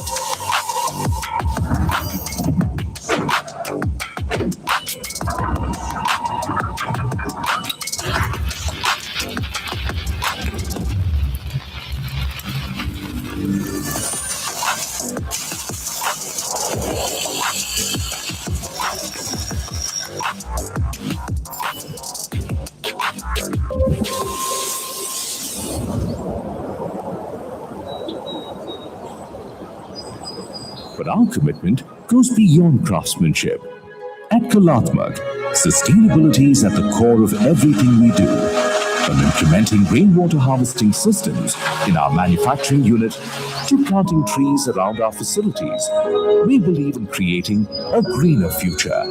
Our production practices ensure we minimize waste and maximize efficiency, all while upholding the highest standards of quality. And yet, with all we've achieved, we're only just beginning. The world of spatial execution is vast, and the possibilities are endless. With the quality, expertise, and integrity that define Kalatmak, we've only touched the surface of what we can achieve. Our vision reaches far and wide across retail, residential, and hospitality sectors, both in India and globally. As we continue to grow and evolve, we remain committed to one simple truth: to deliver excellence in every product we craft and every space we elevate.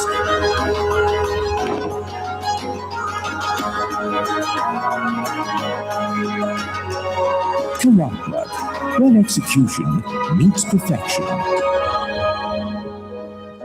So you know that all your designs were in very good hands and with the best finishes in the market. Without taking more time, as we progress with the design competition, today we are very fortunate because we are going to get the opportunity to hear from the designers of all these 5 prototypes about what made them design and how they designed what we see behind. So we're going to have a short presentation from each of those designers, and we have a fabulous 10-member jury who is going to be rating all of these designs, and there's going to be one huge winner. I'm going to leave that for surprise, where Ika has some fantastic prizes planned for all the winners. So to begin with, I would like to introduce our jury who's going to be judging this competition. We have, if I would request if the jury members could please step on stage for a photograph post I announce their names. There's Karthik PG from RSP Design, Sid Majumdar from Unispace, Karan Rai, of course, from Ika. He's been a part of the entire process. Ali Haider from Hafiz Contractor, the OG jury. GS Mahboob Basha, Ravindra Kumar from Prag Group, Aparna Narsimhan, Badri Sutar, Monica Chaudhary, and Anupam Mittal. Can I please request all our jury members to please step on stage for a photograph?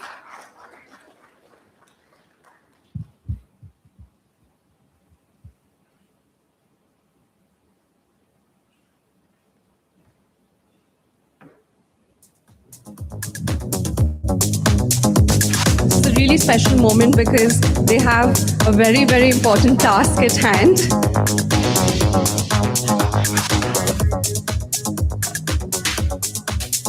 Can we have a round of applause for all our jury members, please?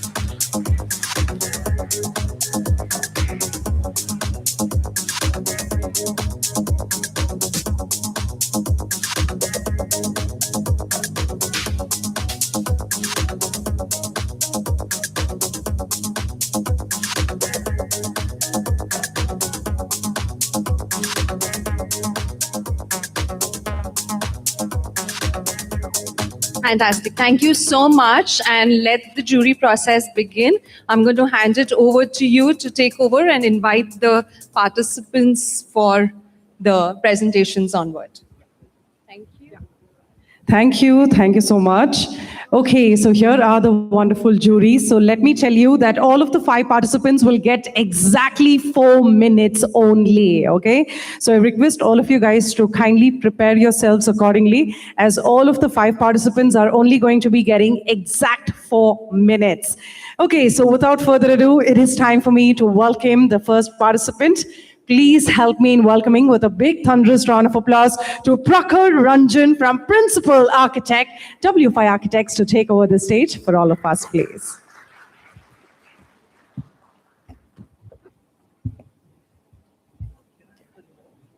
Yeah, it's right here. Yeah. Should I have the mic? Or... Oh, you have the mic? No, I don't. You can use this, or you want a hand mic? Hand mic? Fix it with mic. Oh, you want a collar mic? Yeah. Okay.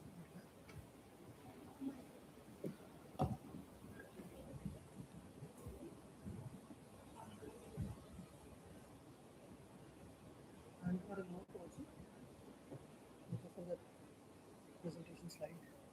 This is the next and previous. This one. Next previous one. Okay. Okay. How do we fix this?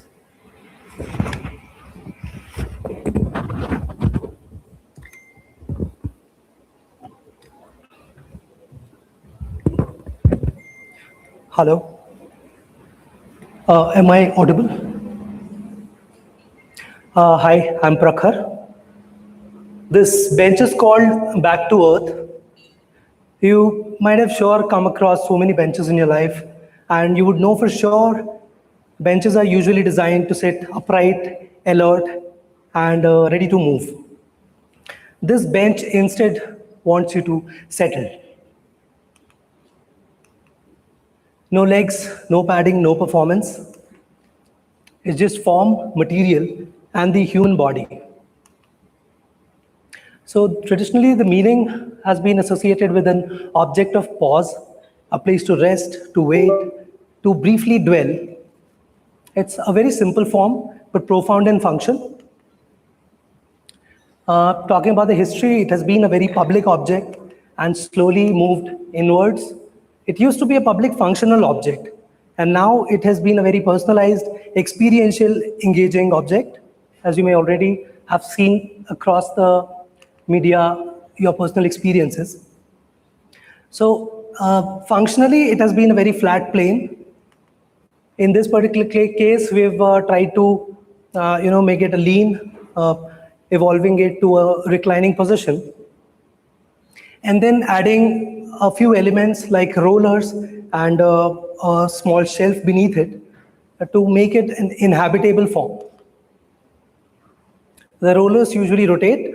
So when you are in the act of reclining, they adjust as per the position of your neck and make your inhabitable moment a bit more comfortable. It's an architectural gesture. The bench and wall merge together.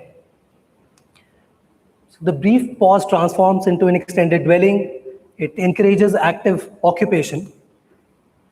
The recliner form as an inhabitation, and the rotating rollers conform to your body.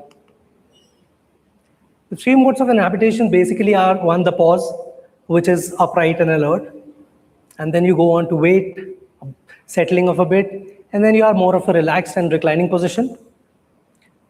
Manifestation is somewhat like this, wherein the wall becomes a bench and the bench becomes a dwelling. It's earth-toned, it's cantilevered, and it's a continuous sort of form. The material palette is such that the basic surface of the bench is marsh stone from Ika. It evokes sort of a raw geological texture, which is warm and earthy. The second is the rotating bearing portion, which is mother of pearl. It's a shiny, luminous surface, which sets in contrast with the original surface of the bench. And it's a tactile counterpoint to the earthen warmth of the marsh stone. And then the wall complements the basic surface of the bench marsh stone, so it becomes the bench's natural habitat.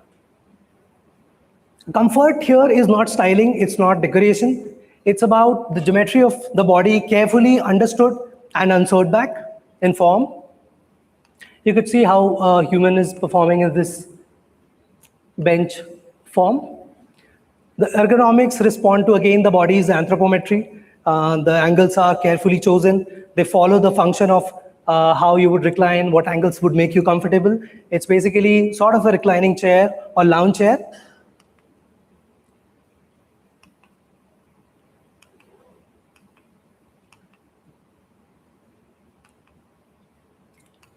It's a 7-step construction process. First, we start with fabricating in MS, and then layering on top with HDHMR, and eventually ECA finishes come over and apply it beautifully to render it a character like this. So the body never wanted to sit upright, it wanted to settle, is what I believe. And this bench finally agrees. So that's about Back to Earth. Thank you.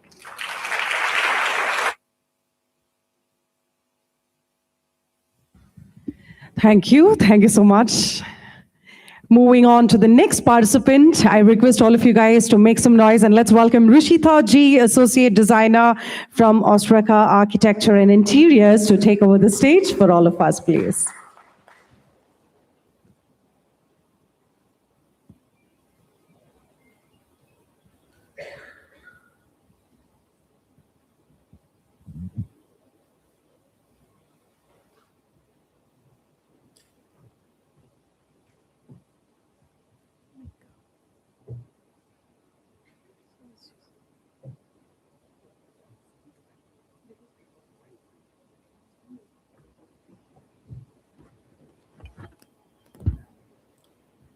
Hi, good afternoon, everyone. So today I'm presenting my bench design, The Thing. So my core idea was to design a timeless object,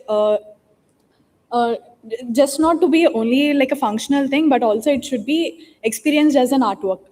So, so most of the benches these days are designed just to serve as a functional thing, but those are overlooked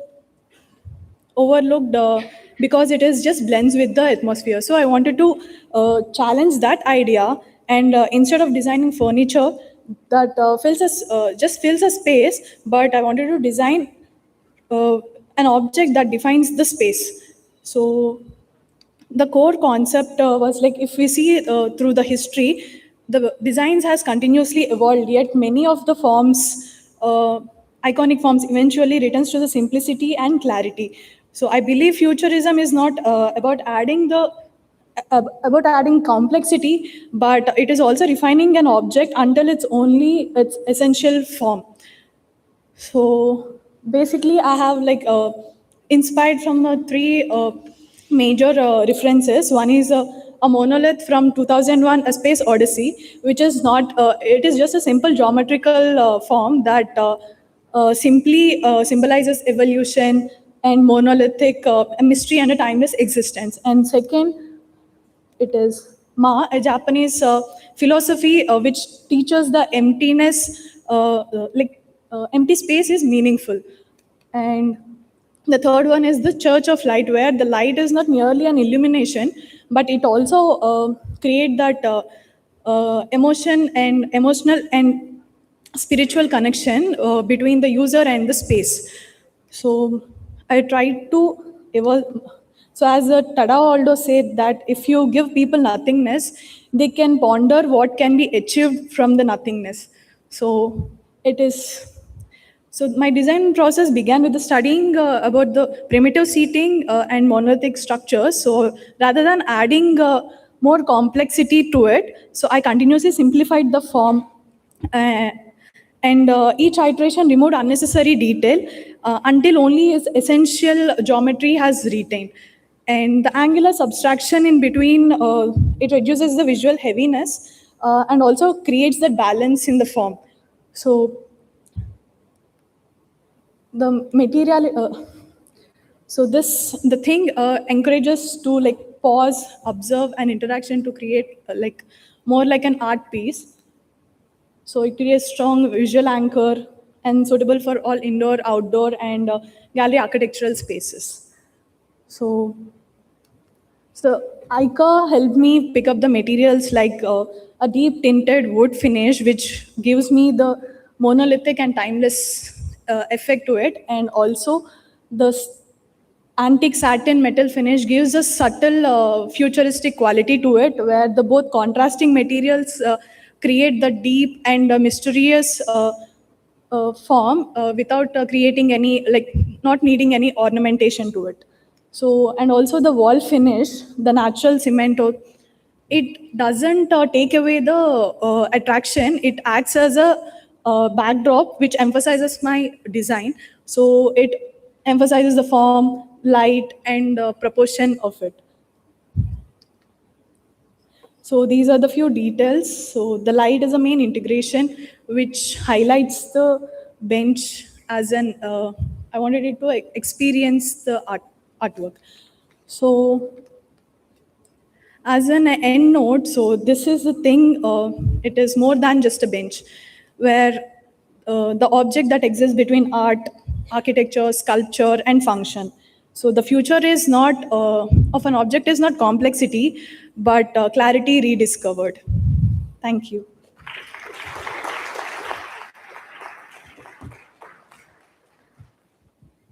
Thank you. Thank you so much. Quickly moving on to the next participant. Please help me in welcoming on stage Aishwarya Hanjay, Design Manager, Workplace Design from Ostraka Architecture and Interiors, to join us on stage, please.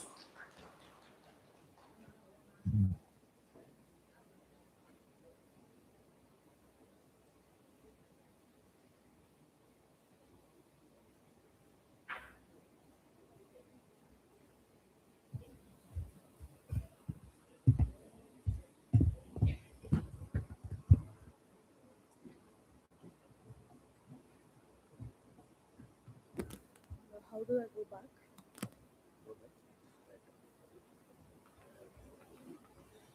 I want to stop.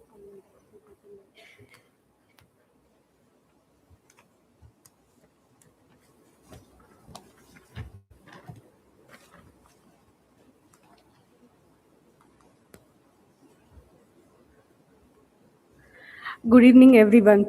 Myself, Aishwarya Hanji. Today, I'll be presenting almost a long-lost structure that is called. Just a minute.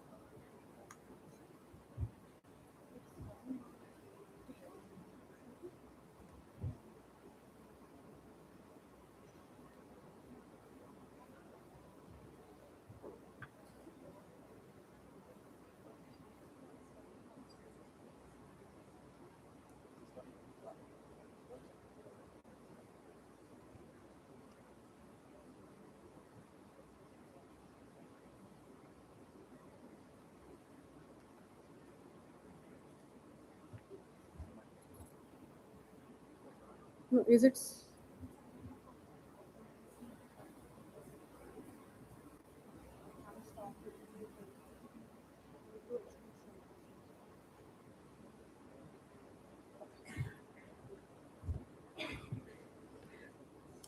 So yeah, I can't stop the video because it's running format, so I'll just explain what it is.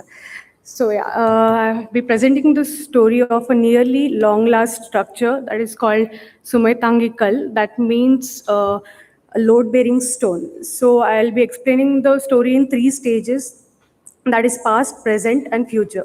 So in the past, before mechanized transport, people used to travel a long distance carrying with different kinds of loads and on the heads and shoulders, and resting was little a problem. Then and if they had to rest, they had to place it on the ground and take it back, and that would become a problem.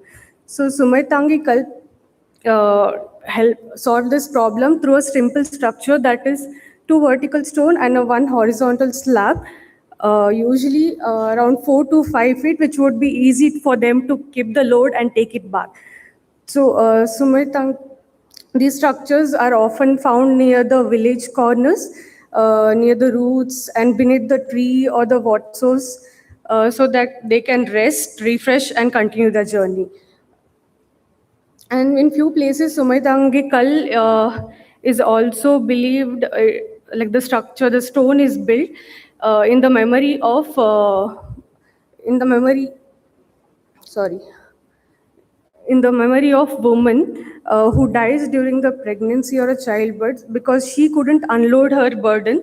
So it will help others to unload the burden on it. And coming to the present, from all this past story, I began translating the Sumaitangi Kal into a present contemporary structure. So I started identifying few characters from the past and abstracted into carved figures. So you can see in the bench, there are carved figures in the background and they have their its own meaning. So the first one is path marker that indicates like a milestone in the journey. You'll always find like while passing through the village, it's like a rest point. So it's a milestone. So second one is a pregnant woman in the memory of hers where the stones have been built. All three pins that you see, those are the travelers. It doesn't show any gender or any character such, but it indicates like the everyone who travels, who carries a load and uses a stone or repeatedly. And the next stone indicates the load. And if you see the marks on it, it indicates the textures of the load and also the fingerprints that has been put on that over a period of use. The next one is when a traveler is unloading its load down, so he'll be in the relief mode. So the next, the last structure, sorry, when it shows the strength. The figure itself, it shows it's gaining a strength back. So it's like person traveling, he'll have a pause, he'll regain his strength, and he'll begin his journey further. Also, if you see the bench, it relates to old original Sumaitangi Kal. It has a stone finish. We'll see the carved edges in the corner, which indicates stone, and in between it's a smoother finish.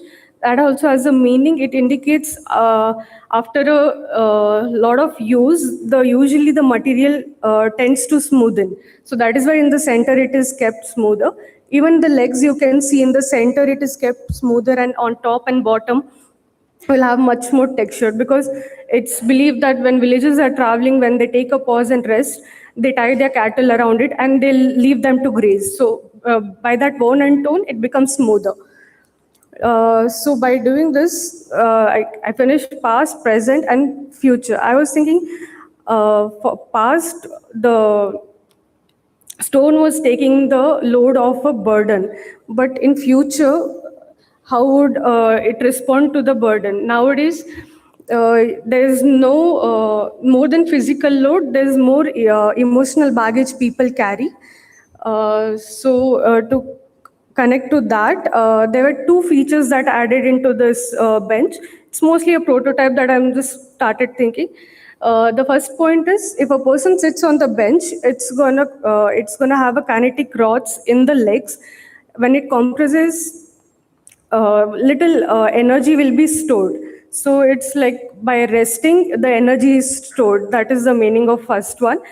Second one, connecting to that, if you see those three pins, that will have one camera, one sensor, another one is projector. So if a person is passing by the bench, it will sense the person, it will project the shadow on the backdrop. It indicates the traveler carrying the load. So when it's sitting on when the traveler is sitting on the bench, it will also sit with the burden. That shows like a silhouette that it's carrying a burden, but not an actual burden because an invisible load or emotional baggage it's representing. Once it's after a period of rest, once the person gets up and he'll move ahead, you'll see the silhouette is fading off and also the baggage fades off. It shows like after a rest, the burden is released. So that's how it was built. And coming to the backdrop, I've used a vintage finish. It give vintage finish and also a path that has been drawn there. And you can see two rectangular blocks that indicates the plan view of the Sumaitangi Kal. So to conclude, the original Sumaitangi Kal carried weight silently. The present bench preserved its story. The future bench transforms rest into energy, burden into release. More than furniture, it's place of pause, place to sit before continuing the journey. Thank you. Thank you. Thank you so much. Quickly moving on to the next participant, ladies and gentlemen. Please help me in welcoming Vasudha Karnani, Design Head, Mofa Studio, to please join us on stage.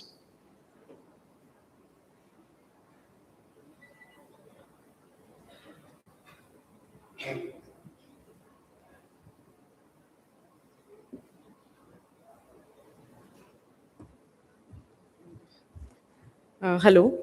Yeah. So, hi, I'm Vasudha Karnani from Mofa Studio. Molten Pause, sorry, one second. Is this okay? Yeah. Molten Pause began with the idea of imagining something mid-flow or in a state of liquid. So the object is both sculptural and furniture. And the intention is to make someone pause to question what its presence and what its purpose is. So the main inspiration comes from glass, and specifically from glass blowing. Because for me, more interesting than glass as a material was the process of glass making or glass blowing. When the material is still hot and unsettled, and it's sort of still alive. So the form is caught mid-flow, it's stretched, inflated, folded and frozen, and just before it settles. From there, the idea was to remove all the conventional things about a bench. So no visible legs, no base, no separate bases. So the entire object is just one continuous body which is looping back into itself. So this ambiguity is important so that it's not revealed immediately. The finish, I think, is where this concept is tied together to actually realize this thought into reality, because it's what makes the material illusion possible.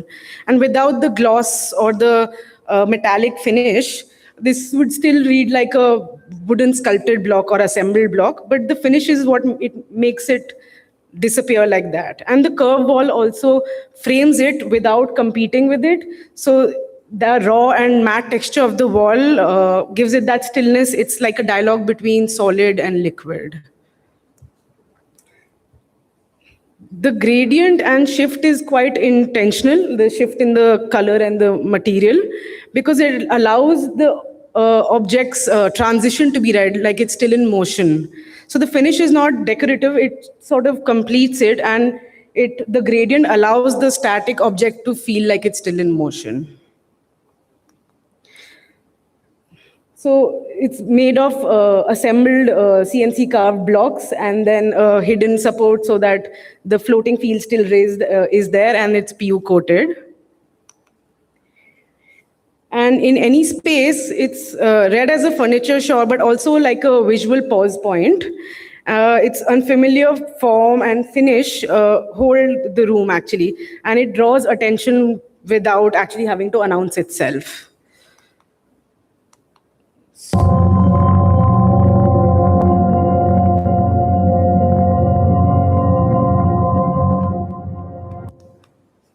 So ultimately, it's about the moment of disbelief and one moment of pause. It's functional, but it makes people question what it is made of, and what its purpose is. And that was the purpose. Thank you so much.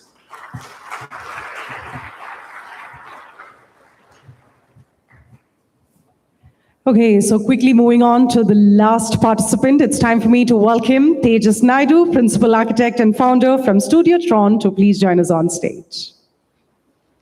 Please welcome him with a big, big round of applause.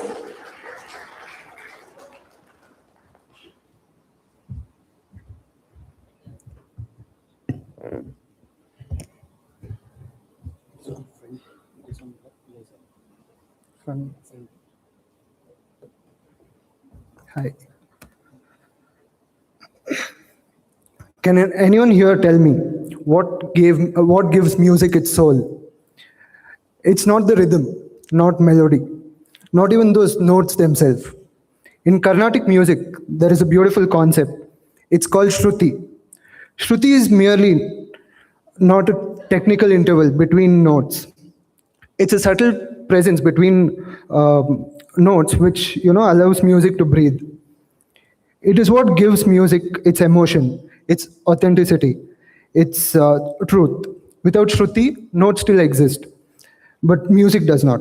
And I found myself wondering, perhaps design has its own Shruti.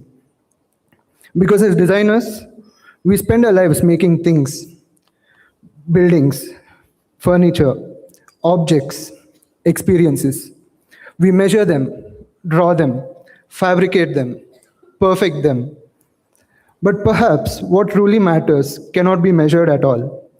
Perhaps the soul of the design does not lie within the object itself, but in the invisible relation between the object and the person who encounters it. That question became Shruti. When I first saw the form taking shape, I didn't see a bench. I saw rhythm, a rise, a moment of stillness, a gentle descent, like a sound wave suspended in time. Every element here is simple. A single repeated module, nothing remarkable on its own, yet through repetition, proportion, and continuity, something else emerges. Something that feels more assembled. It feels composed. And that reminded me of something. A note alone is not music. A word alone is not poetry. A brushstroke alone isn't art. Meaning arises through resonance, through relationships.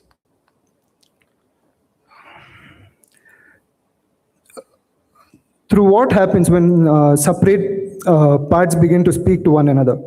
Perhaps design works the same way, not as an object, but as an experience, not as a form, but as a connection. And that is why I don't believe Shruti is complete, not yet. Its final element is missing. It's you. The moment someone chooses to sit here, the composition resolves itself. The body settles into the crest. And for a moment, the person becomes the part of the waveform, part of the rhythm, part of Shruti. So perhaps Shruti is not really about a bench. Perhaps it is a reminder that the most meaningful things we create are rarely contained within the object itself. They live in what the object awakens, a memory, a pause, a sense of belonging, an emotion that cannot quite be described, only felt. Just as Shruti gives music its soul, perhaps design too finds its soul in the silent resonance between an object and the person who allows it to become meaningful. And perhaps that invisible resonance, that delicate space between form and feeling is design's own Shruti. Designed to be more than just a furniture, this bench is also a moving installation.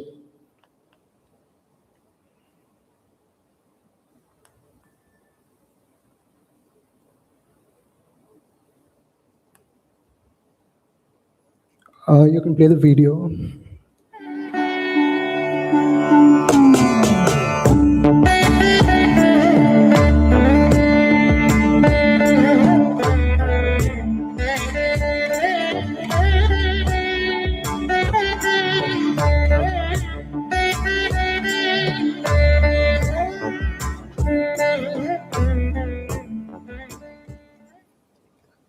Thank you.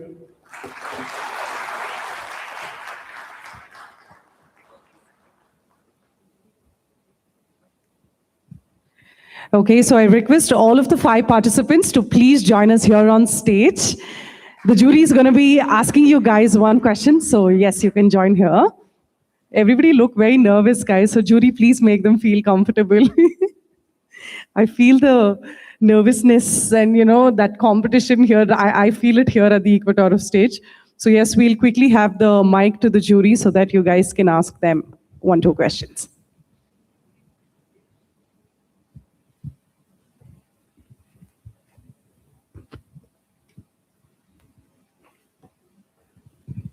Yeah, I'm Anupam. The question is to Tejas. Yes, sir. So definitely a very remarkable design. Does it, the way the video is showing, is it having, every part is having a kind of cushioning or kind of something which adjusts with the body? Or is just a rigid thing, just a video is showing that? It's just the video, sir. It's a rigid form as of now. But don't you think that there can be some flexibility which takes care of the body while sitting out now? It's Right. not So possible. already, like when we were visualizing it, it was kind of designed with the anthro in mind, where you can actually sit comfortably. But the whole point of the video was to show that this is a frozen piece of that motion. So it can be a fluidic thing, but the bench as of now is a frozen. Great attempt. Thank you. Thank you.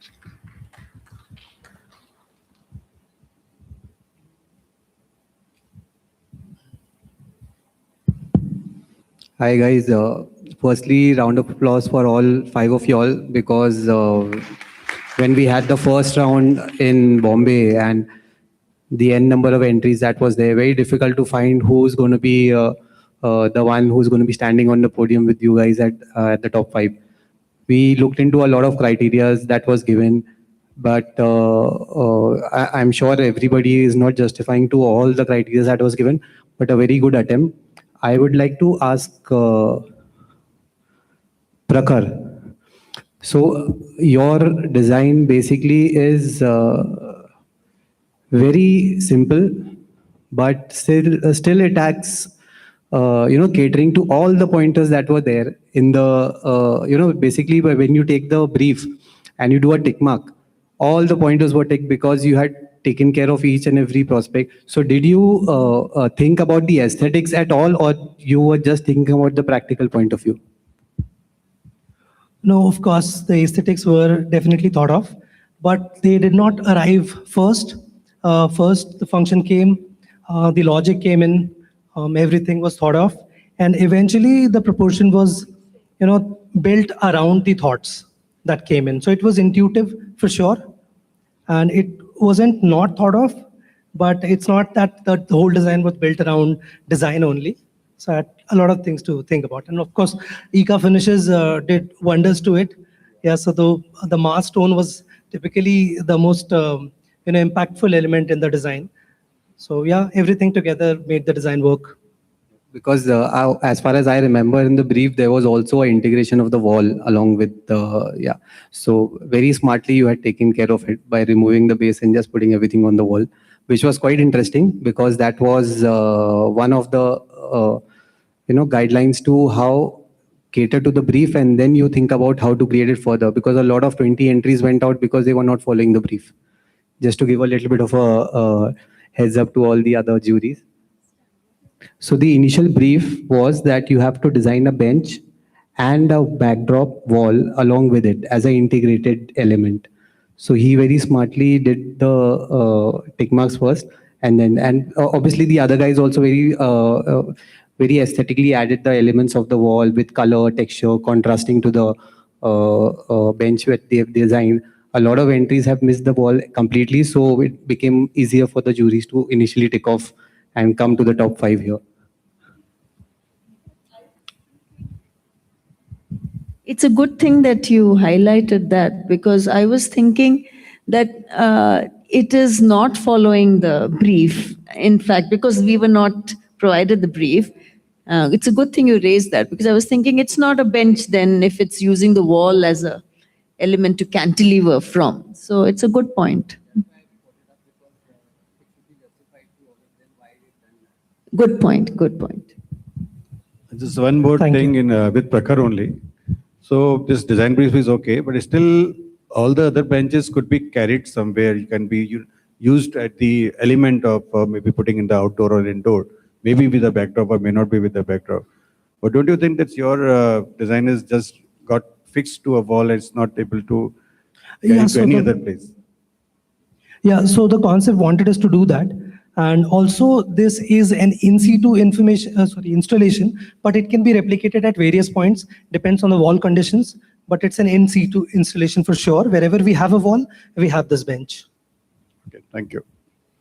So I think all 5 of you, wonderful hard work I can see. Only thing I would advise is, it's your own design, right? You have done it. The confidence has to be there when you talk. You all were trying to hide behind that, except him. So that actually makes us wonder what is wrong.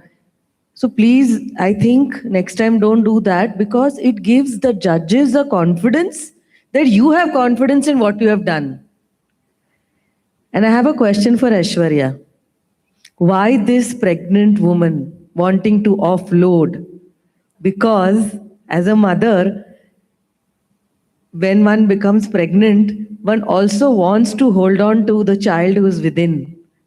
That is my feeling. So it's a personal question, that why would you think a woman wants to unload? If you can.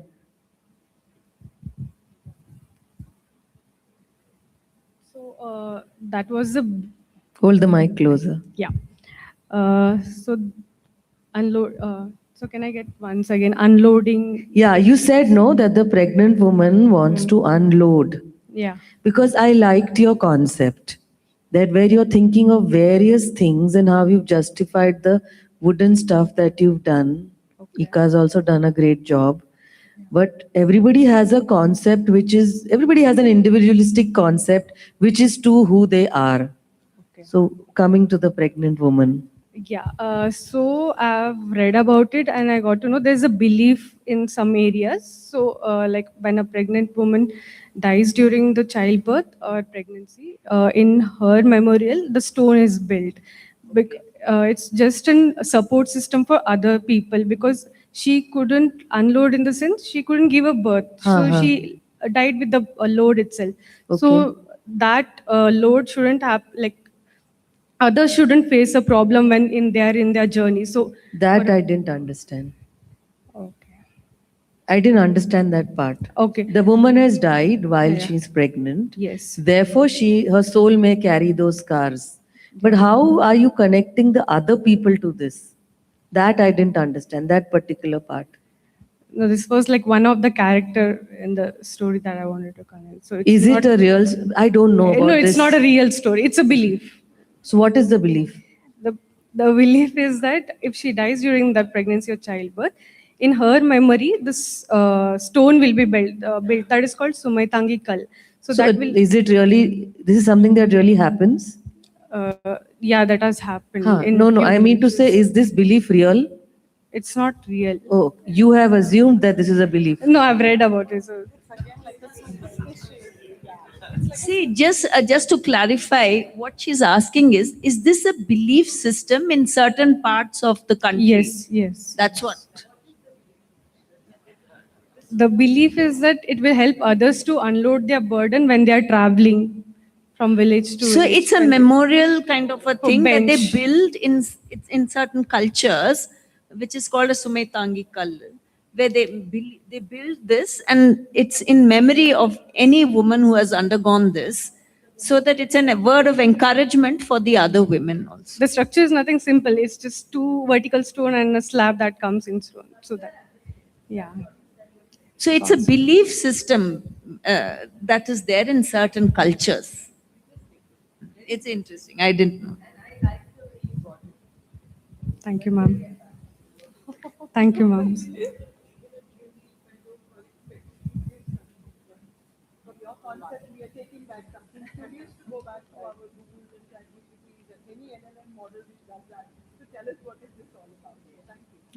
Thank you, ma'am. Yeah, my question, I mean, congratulations, everybody. Spectacular work. And from what I hear out of the shortlisting, there seems to be a huge list of entries that came in, and also the organizers who've taken all the effort to build it up and invested in it. Very, very good. I hope there's some sense of documentation that comes out of this so that people can look at it and read and see that better rather than just being published in a small magazine. So I think that's very good. My question is to Rishita. Okay, so I just want to understand the process that you went through to come to this eventual. Whether you mulled over your mind to do something else, and then you scribbled a few diagrams and threw the paper off. Because it's very difficult to do something very, very simple, very banal, very elemental. Or were you inspired by some of the Ando's geometries that you expressed on your presentation? And why is that light? Like Aparna said in one of the interviews, co-lighting is overdone. So was that some sense that you wanted to bring that light for some glitz? Or I want to know, what was the process, of doing something like that? So it is like, as I mentioned, so it has to be like, it's a timeless object. So over the period of time also, it shouldn't be like dated. So keeping it simple brings that. Also, the light integration, which I took an inspiration from Church of Light, it is just a light integration in the design, which speaks a lot. So that cut which I have given at the bottom with the light one, it emphasizes the bench. It is because it's very simple, as you told, the light emphasizes it. So, yeah. Did you control the texture of the work or paint or grain that they did on the wood, or was it just that it happened? No, it is the deep tinted wood that resembles, like when you say the timeless, so it has to be naturally aged. It should be aged naturally. So that is why it is a wooden texture. And the contrast between the textures is also like that. The metal which I've shown, it is depicting the futurism also in it. So it is a contrast between the textures, so I played in it. Yeah, my question to Tejas, did you think that the form or the geometry of that arc is super comfortable for every posture, or is it to a specific posture, or do you think it'll morph depending on the requisite? Or what was the idea of trying to make every point like almost like an acupressure elemental to come to a eventual of a line or a point of how you would sit? Or was there any analytical sort of program to come to terms with what you wanted to do? So it was mostly, the basic idea was to have these smaller elements and then look at it as a whole. And when those smaller elements were there, because it's heavily inspired from a musical instrument, the rods which are down, they represent strings which are held in tension. So to freeze that in time, we kind of came up with the materiality and the rods and the wooden blocks. And when a person sits, the anthro part, maybe it's not comfortable for everyone. It's a little too flat for people. But I felt like this particular angle or the aesthetic kind of where I had to stop, and I couldn't, in terms of, because the smaller pieces couldn't go too high. The geometry was getting a little skewed. So we kind of stopped at the more fluidic line. That was the idea. You could have called it Bhishma's bed of arrows.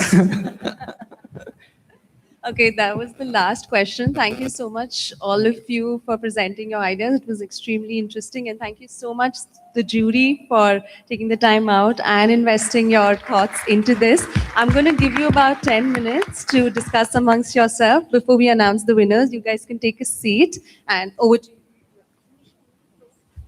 Thank you so much. Well, they deserve a bigger and a better round of applause, everybody.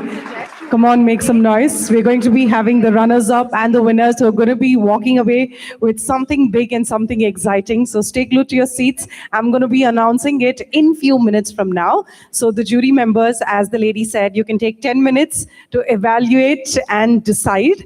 So we have 5th runner-up, 4th runner-up, 3rd, 2, and okay, it's like basically everyone's getting it. Okay, so we have one main winner and all the runners-up, but everybody is going to be walking away with something big tonight. So all the best while they do all of the evaluations. It is time for me to welcome Raghavendra N., the president from MCI, who's going to be joining us on stage, and he's going to be taking over the next segment for all of us. So let's welcome Raghavendra N., the president from MCI, to join us on stage, please. Thank you for whoever clapped, only that one audience who clapped. Come on, let's have a big hand, everybody.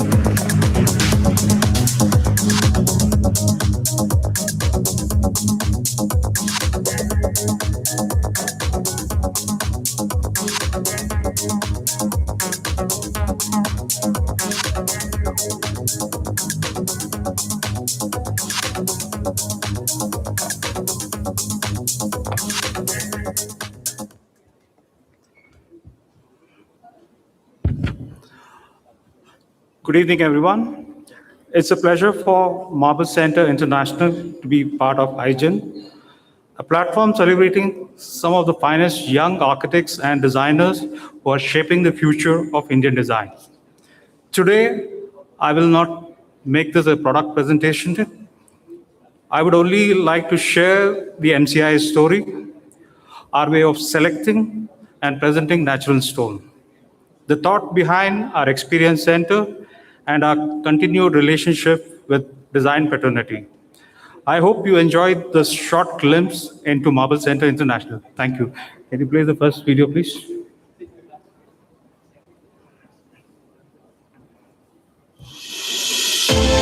The most beautiful natural stones are created by nature. Man can only bring them to perfection. The MCI way shows how we strive to perfect what nature creates. The MCI way starts at the quarry, the very source of the marble. Only the highest grade raw stones are selected, comprising the top 5% of production from the world's finest quarries. Blocks are hand-picked for consistent base color, the most unique patterns, superior strength, and largest sizes. To bring you the most beautiful stones to beautify your project. Next, at the factory, the MCI way brings together aesthetics and performance. Marble is custom processed by specialists at the world's best facilities, complying with the most stringent quality control standards. Precision cutting to 20 mm thickness. State-of-the-art processes to reinforce strength. And high-gloss polish for a mirror-like finish. To bring you the most beautiful and durable stones with everlasting shine for your projects. Finally, the MCI way at the Experience Centre offers trust and transparency at every step, showcasing India's largest curated collection of fully finished slabs processed at the finest international facilities. Each slab reveals its quality with complete transparency, empowering you to make the right decision for your dream projects with confidence. The MCI way is all about making a difference to your marble. So I'll take you to the next video. Next short film brings in the voice of Mr. Wong Chu Man of Wow Architects, Singapore, the architect who designed our experience center.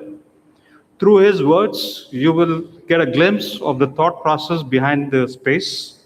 Play the second video, please.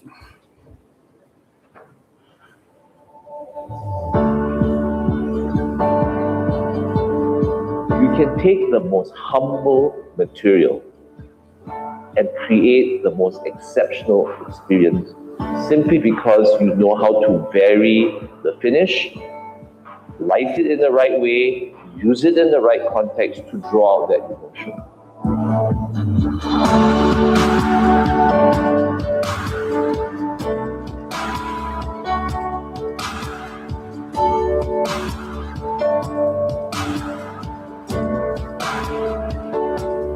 I strongly feel that luxury is not simply measured in cost. It is not simply measured in the physicality of the marble or the chair or the house that you're making, but really the luxury of time.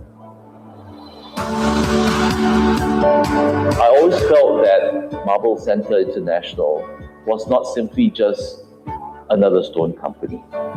It really is a company that was international in spirit, international in vision, based in India.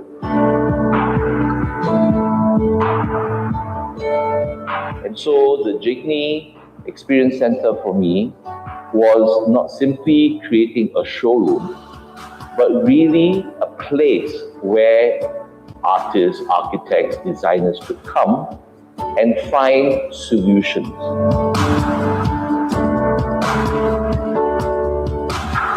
We want this experience center to actually be an active place where other designers from around the world can come, contribute to the ongoing research and dialogue, have exhibitions, workshops, etc.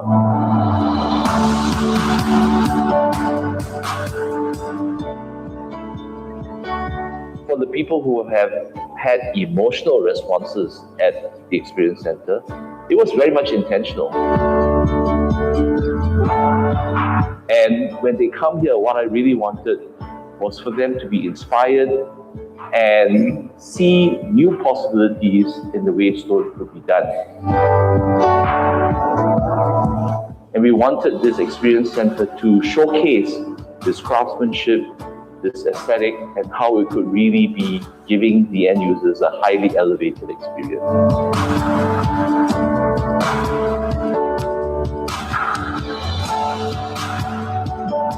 I think being able to connect to the outside is always nice, and to be able to bring a feeling of greenery inside is really important. I was designing this space for experiences. I thought it was very important to show it in a very functional way, in a lifestyle sort of a way. It's not simply just stone, but stone in combination with fabrics, with furniture, with artifacts. So it would be a very central sensory engagement of materials, right? In the Experience Center, we created a lot of three-dimensionality so that the guests experiencing this place would understand the three-dimensional nature of stone. Very, very important that we as designers understand how stone is actually a very malleable sculptural material.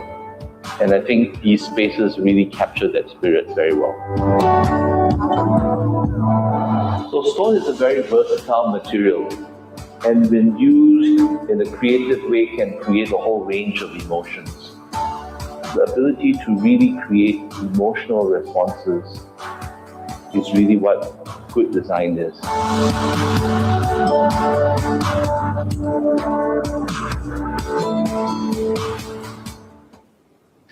Yeah, so since Mr. Wangshuman has spoken about the thought behind our Experience Center, we would like to now give you a quick glimpse of the space itself. Play the third wheel, please. Yeah.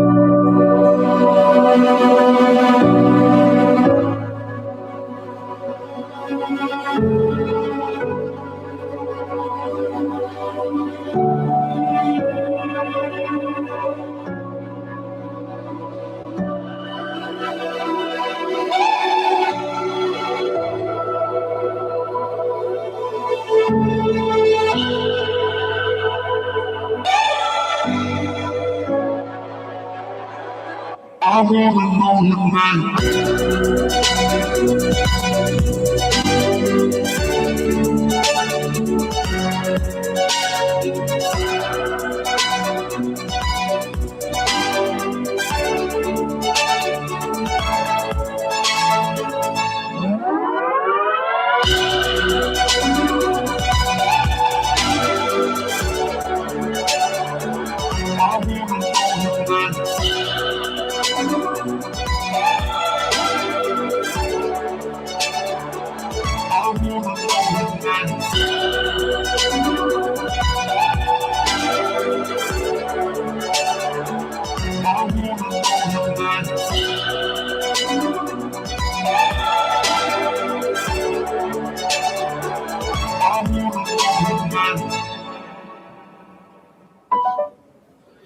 So this is the one that we did in 2022. We have one more that we have done in 2018. That's in Bangalore, Koramangala.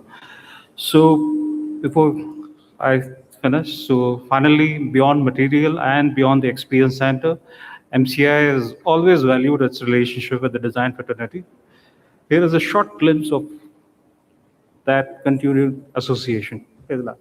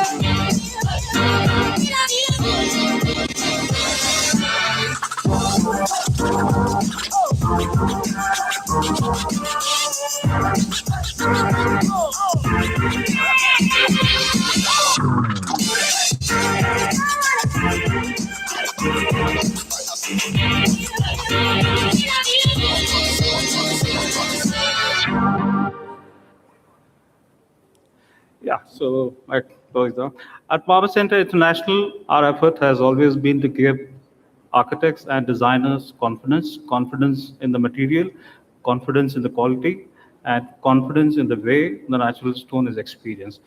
We look forward to welcoming you to Marble Center International. We have our facilities in Bangalore. Thank you so much for being here.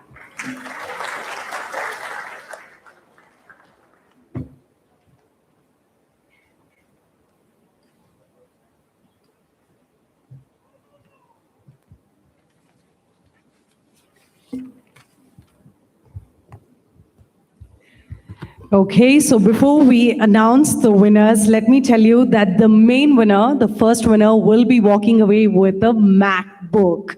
How cool is that? Okay, but the Eka Design team has been pretty generous and considerable. So all the other 4 people are also going to be walking away with an iPad and iPad Air. Let's have a big, big hand of applause. On that note, everybody's going to be winning. So we're going to be having 5th runner-up, 4th, 3, 2, and 1 main winner, okay? But before announcing the winners, I already have the sheet with me to who that winner is. But before that, it is time for us to quickly take a look of a quick video on Wang Hospitality.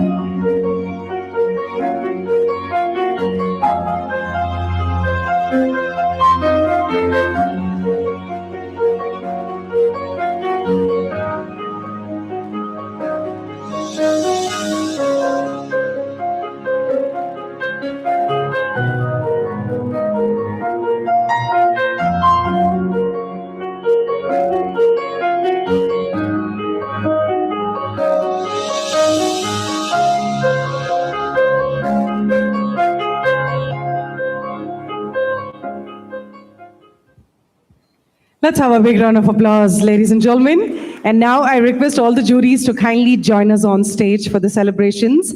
Along with that, I also request Mr. Shyam Swami from eCapital to please join us on stage so that we can recognize and felicitate all of the proud winners out here. Requesting all the jury members, please join us on stage.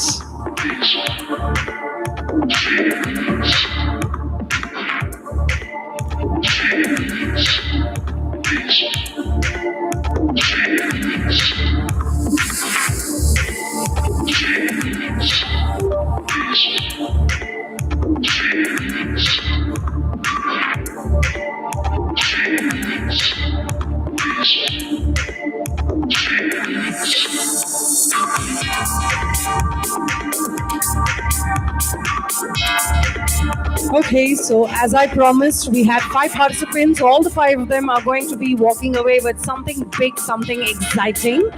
Okay, so I'm going to be starting off, of course, by the 5th winner, 4th runner-up, 3rd runner-up, 2nd runner-up, and the 1st main winner. Okay, so let's see who the 5th runner-up is going to be, who's going to be walking away with an iPad. Any guesses, guys? Come on. The 5th winner. Nobody wants to take a chance. Okay, I'll announce that. Let's welcome Rushita to join us on stage. Well, she walks away with an iPad, the 5th runner-up. Let's welcome her with a big round of applause and let's have the goodies.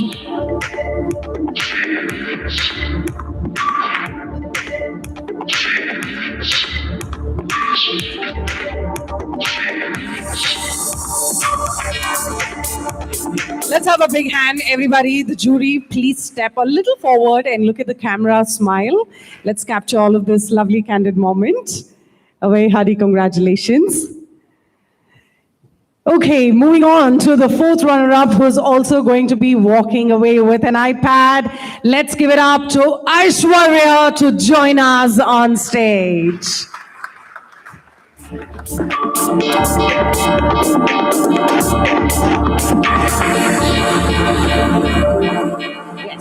all of you guys can step a little forward. Perfect.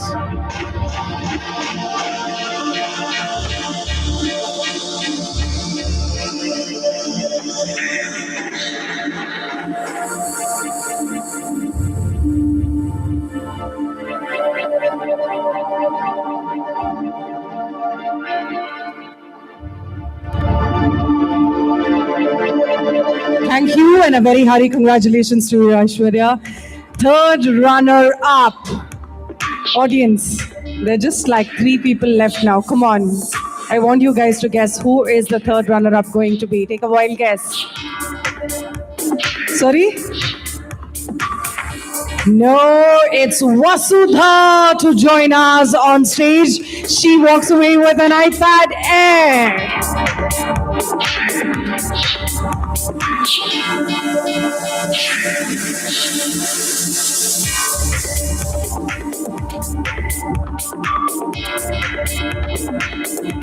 Let's have a big hand, everybody, to all of these lovely participants who really put in that hard work. If I knew they were getting a MacBook, iPad, even I would have presented, no, for 4 minutes. Yeah, but I'm an engineer, CS engineer, that wouldn't work. Okay, now the 2nd runner-up and just the main winner. So it's a tough competition between 2 boys. So who's the 2nd runner-up? Audience. Who's it? Okay, let's call Tejas to join us on stage. The gentleman walks away with an iPad Air as well.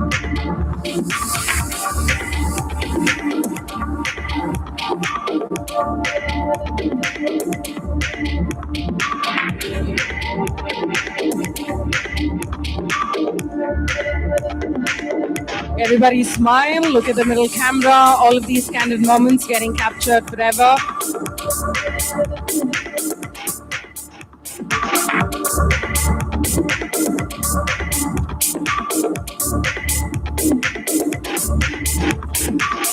Okay, now everybody knows who's the winner, so let's give it up to Prakar, who walks away with a MacBook. Make some noise, everybody, come on.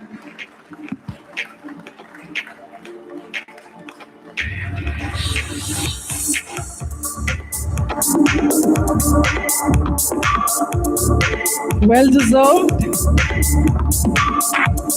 When the jury was asking him all the questions, I knew he's only going to be nailing it. Like, even I guessed it would be Prakar. Amazing. A very hearty congratulations. Thank you. Thank you so much to all of the fabulous jury members here. Dhanyavad, thank you. Thank you so much for joining us. Thank you. Yes. Can we have all the winners on stage for a group picture, please? We'll do that super quick. All the winners, all the 5 people, please join us on stage. Along with your iPad Air. Beda andre kottpidappa naan idkontini.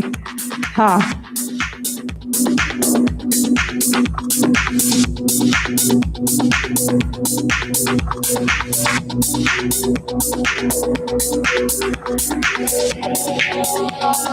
All the 5 people, please join us. Yes. Yeah, they're still tensed. I guess they need a drink right now. Come on, I want to see all of you guys smile. The competition's over. We've got a gift also. Yeah. Everybody, come on. Let's make some noise for all of these 5 fabulous people here on stage.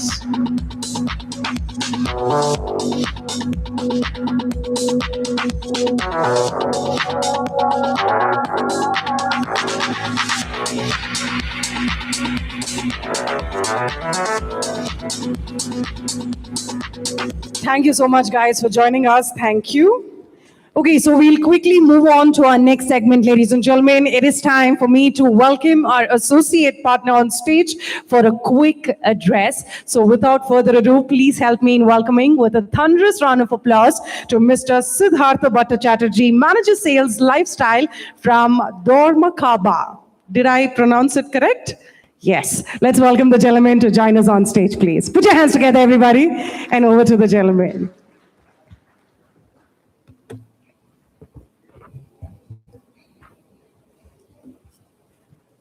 Good afternoon, everyone. It gives me immense pleasure to introduce to you Dormakaba, a global leader in access management and security systems.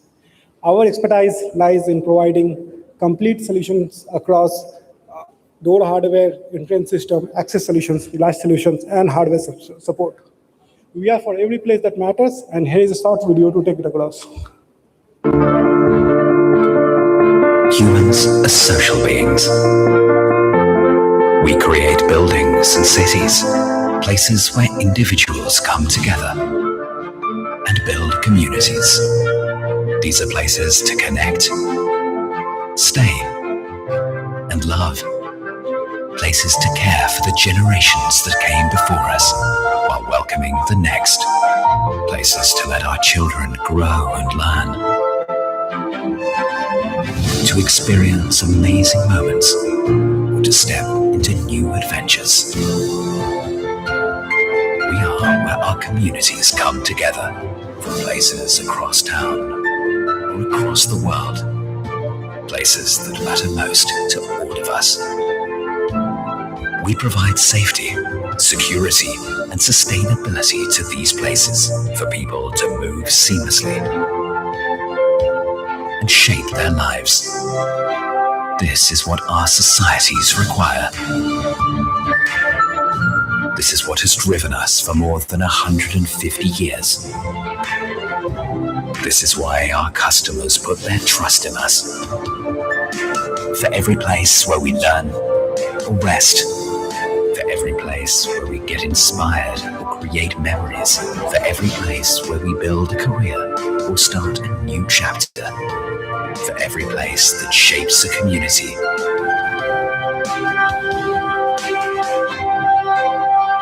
For every place that matters.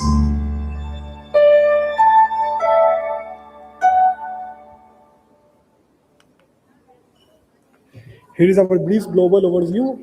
We are a 160-year-old company operating from over 130 countries. We have a global strength of 16,000 employees, and we hold over 18,000 patents, and that number is ever increasing.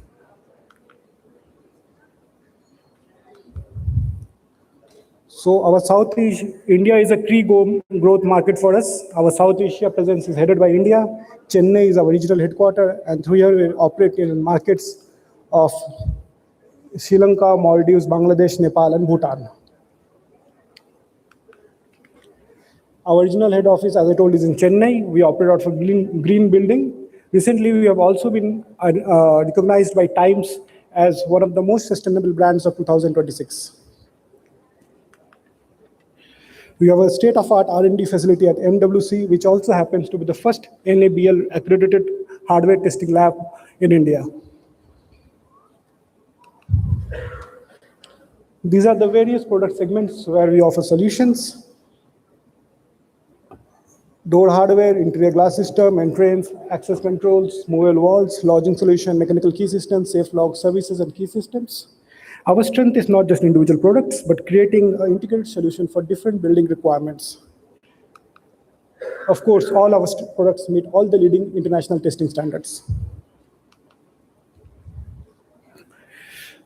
Our wide variety of product offering enable us to be the one-stop access and security solution provider for various sectors. Now we'll have a brief glance into some of our products. Modern buildings require smarter access solution. Our digital entrance solution provide keyless entry, higher security, and more convenience for the user. These are some of our flagship products, and each come with their own USPs. DP850 is a push-pull non-handed lever handle. IC800 comes with stainless triple-sheet deadbolt with anti-swing design. M5 and M6 is designed to be integrated with home automation systems. M200 can support up to 100 mm door thickness. ROSE is our biometric digital lock for interior doors, internal doors. So it provides more security and safety for areas like your home offices, bedrooms.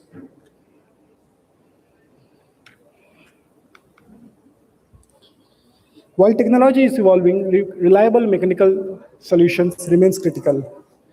Our manual door solutions focuses on durability, smooth operation, and long service life. TS98XCA is a surface-mounted cam action door closer which can operate up to 400 kg of door. ITS96 is our concealed door closer. We have a range of mortise locks which are anti-saw and anti-pick sealed. We have a concealed door hinges which can carry up to 300 kg of door weight. Next is our pull handles and lever handles. We have more finishes and designs on offer. We have our shower enclosure solutions where our products are Atmos, Xenia, and Aquaris. Xenia is our flagship product which comes with self-closing shower hinges. All our sanitary wares are with brass body with SS coating to provide heightened anti-corrosion resistant. Modern architecture is moving towards flexible places. Our glass partition system creates solutions which provide heightened outdoor-indoor connection, maximum transparency, and flexible space management systems. IDO is our premium retail brand for architectural hardware solutions. The focus here is for aesthetics, elegance, and premium finishes. Sleek is our latest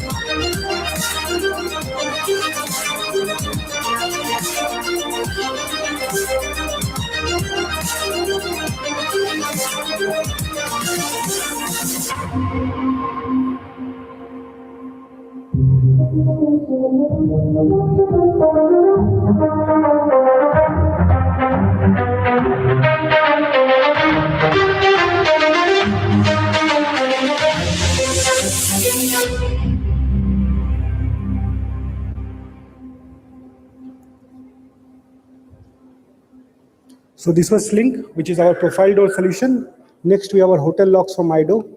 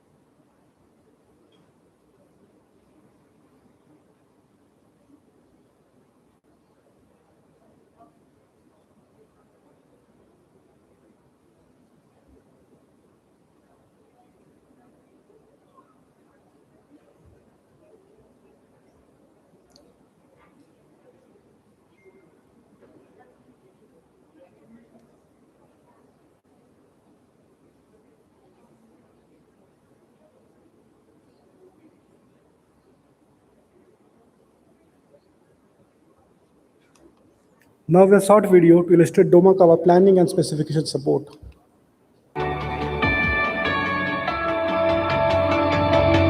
You don't just plan houses and buildings. You create spaces that define how we work, connect, and live. And we are proud to support you through this process. To achieve your project goals, we work plan in a flexible manner, adhering to your timeline and budget.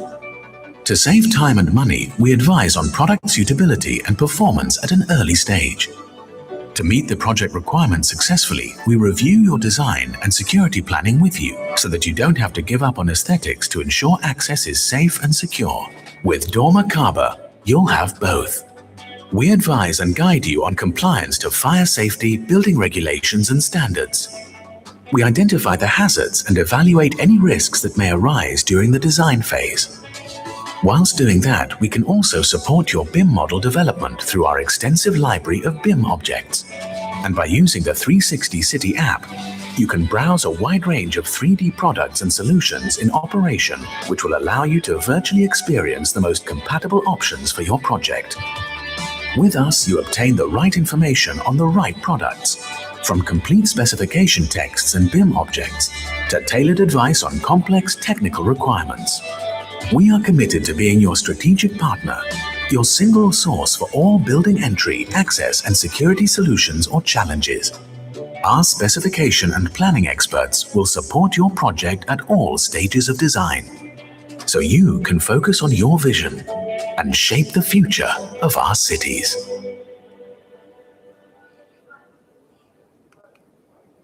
So this was all from our side. To conclude, Doma Kava is not only a hardware provider, but you are a complete access solution partner. Be it a residential building, be it office space, be it a hospitality building, our focus remains the same, to make every place that matters safer, smarter, and more comfortable. Thank you.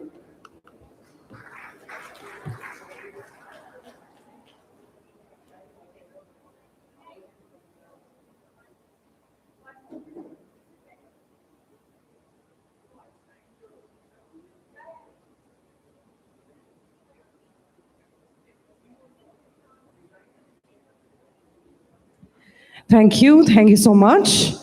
Okay, so ladies and gentlemen, we'll quickly move on to the final thought-provoking panel discussion, which is going to be happening right now.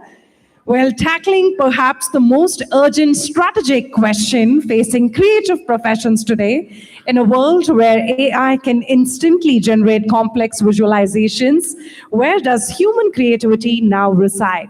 So the topic for the final thought-provoking panel discussion is going to be, how has AI impacted the design value system? To moderate the session, we're going to be having the high-stakes conversation by Shripal Munshi from SVA Shripal and Venkat Architects. So I request the moderator to kindly walk up on stage and introduce the panelists and take forward the session for all of us, please.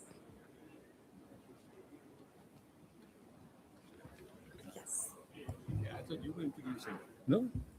I can do it. I'll do it. I'll do it. Okay, I will introduce the panelists, no worries. And let's welcome Geeta Arya from Geeta Web of Architects to join us on stage, please. We're going to be having the chairs, right? Yes, let's have the chairs, please. Okay. 7 chairs, 8. Yeah, thank you. We have Geeta Arya from Geeta Web of Architects. We have Amit Khanna from Amit Khanna Design Associates. Ali Haider Sheikh from Architect Hafiz Contractor. Monica Chowdhury from Habitat Architect. We have Shyam Swami from Eka Pidlite. Yes, we have Sundar Swami. Yes, please join us. Well, with over 2 decades of experience in the paints and coating industry, he has recently joined Pidlite as the president of Eka. Throughout his career, he has played a key role in driving business growth, innovation, and industry partnerships, bringing extensive expertise and strategic leadership to the furniture coatings and wood finishes sector. Along with him, let's also have Monica Chaudhary, Habitat Architect, Sharat Puri, Prestige, and Rohini Bagla from Studio Rohini Bagla. So I request all of you guys to kindly get seated according to your display pictures on the screen. Yes, all yours, please. We're going to be having the mics and everything set. I request all of the lovely panelists to please join us. So they're still thinking, sir, whether to come or no. Yes, I request all of you guys to kindly check your DPs and get seated accordingly. So yes, the topic, as I said, is going to be, how has AI impacted the design value system? Over to our lovely moderator, Shripal Munshi from SVA Shripal and Venkat Architects. Oh, okay. This is your phone only? No, this is not. No?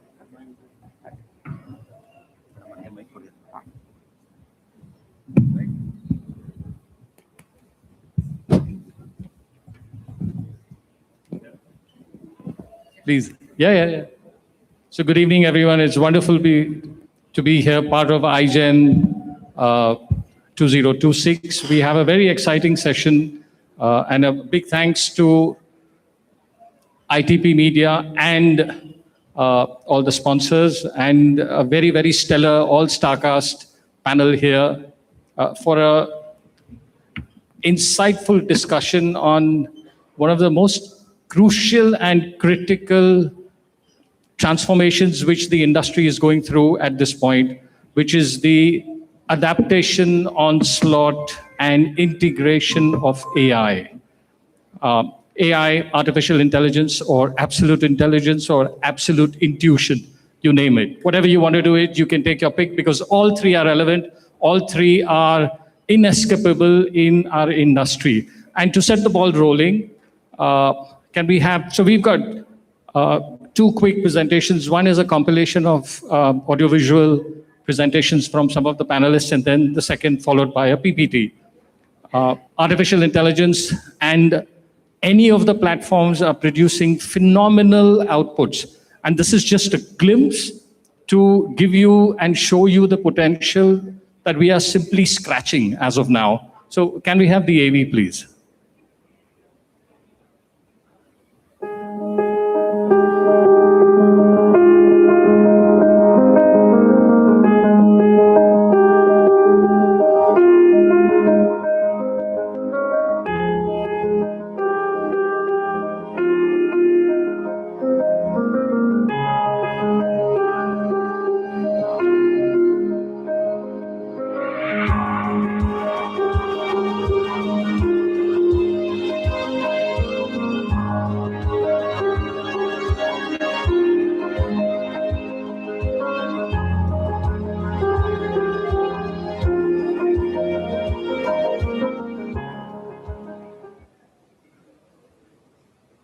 Can we have the PPT?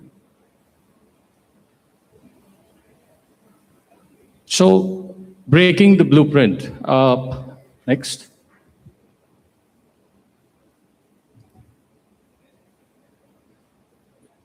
First couple of slides from Architect Hafiz Contractor's Office.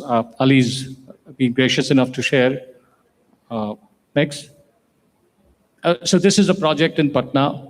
Project Nexora. It has now almost all the design firms that I'm aware of and that I know and that I'm talking to, my peers and the generations below us.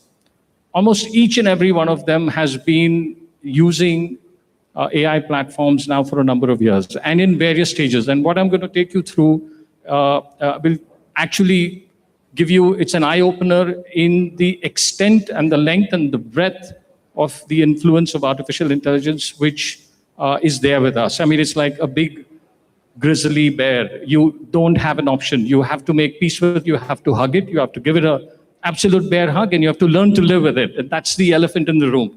So next.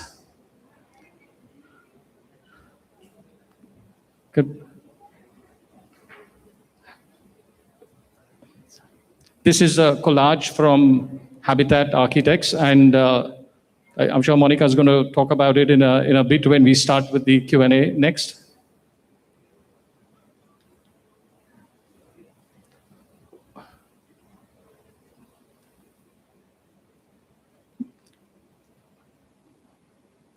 Two projects which come from Rohini's office.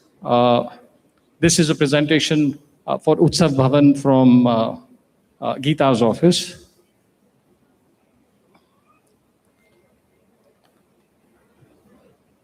This is a collage of what we have been doing for the last 3 years. Literally everything from studies, furniture design, graphic design, concept mood boards, details, fenestrations, master plans. Every aspect of design ideation has been touched upon, and it's taken our conceptual design and ideation productivity to absolutely new heights. And then finally, on a lighter note, what the industry thinks of AI and what AI thinks of the industry. We'll come to this in a minute. So to go straight into the conversations first, and I think maybe we go left to right. How do you think, Ali, AI has affected the productivity, and is there a dilution in the original design? I mean, in the original authenticity that our generation of designers used to value and started the creative process. So I was very excited to be part of the panel specifically for this topic. The reason is I was part of a similar topic a couple of years back with a different mindset, obviously, when AI came in the market and there was a sudden rebel, you know, I will not go in detail for that, for the reactions, but AI is a very smart tool which has to be used as a tool and not as your brain, is what we feel as a organization. And in fact, a lot of architects will agree to it, that AI is something which has obviously helped to speed up the process of design evolution. Obviously, if you saw from the slide that I had presented, it was a very small schematic presentation that we did in maybe like 20 minutes, in which we had a design idea where the client wanted something very dynamic as a clubhouse coming on top of a residential complex. So we sketched out something which was there. We just made a basic SketchUp model, and we added all that value to the AI, and it generated something which we further developed. So it is basically to speed up your design process, but it is not something which as architects is a replacement, or it is reducing the resource, or in any ways dissolving or diluting the design intent. In fact, it actually improvises the process a bit by firstly adding the realistic geometry and geography of the property. Like if you put it on AI and then you develop the entire thing by mapping on geometry, and then you suddenly have everything in your surrounding as per what you want in a click of a few seconds. That is something which we are not designing as architects, but we are showing as a whole. The design that comes inside is obviously the architect's brain, but it is something which is adding a lot of value by speeding up the process, is what we feel. Great. So just to pick up from what you just concluded at, I think the difference between trying to understand what AI does and what AI doesn't do is it's a matter of pace. It's not really a matter of intelligence that is being replaced. It is more a question of pace that is being sped up. So what, like you said, would have taken weeks, right, to put together is now done, in a heartbeat like this. So it's akin to having a calculator, right? But if you don't know how to add, a calculator can't help you, right? So you need to know the fundamentals of what you're doing, and you have to treat it as a mechanism to improve your process. Having said that, I think that some of the stuff that comes out of AI can be dangerous for people who don't know what they're doing. And unfortunately, in this country, we have a large percentage of people who are deemed professionals, but not really professional in that sense, right? And what that does is it levels the playing field in appearance, right? So you or someone can produce an image that, a large firm, that Hafiz contractor can also produce. It has leveled the playing field in a bad way. So you need to be conscious of the fact that not everything that comes out of AI is good. Just saying. Thank you. So in the morning, me and Shyam, we were just discussing about how some people are very good in creativity, and other side, some people are very good in their number system, like our left brain and right brain. So I think AI is that fine line in between, which actually bridges the gap, where creativity can be used wisely with all the technology. And if we, as architects, we understand that fine line and we respect that, and we don't give up everything to AI, we keep our emotional values intact, then definitely this is gonna be a very good tool for us as creative partners of the society. AI for me is just a technology. I mean, I don't think it is replacing any one of us. The original thought still requires to put in and punch the numbers to get what you need to do. It's faster for exploration. It increases pace, as Amit said, for sure. It's also something which is my best research partner nowadays, faster, quicker. Now, the only difference which I feel is the reason why these discussions have come so across here is because we seem to be thinking, or some of us on the other side are using it as creating generic, developed multiple designs and choosing one out of it and then moving further. From our perspective, the design is the crux of the idea, is the crux of the project. It is human. It is very unique to each stylist when it comes to each designer, to each architect.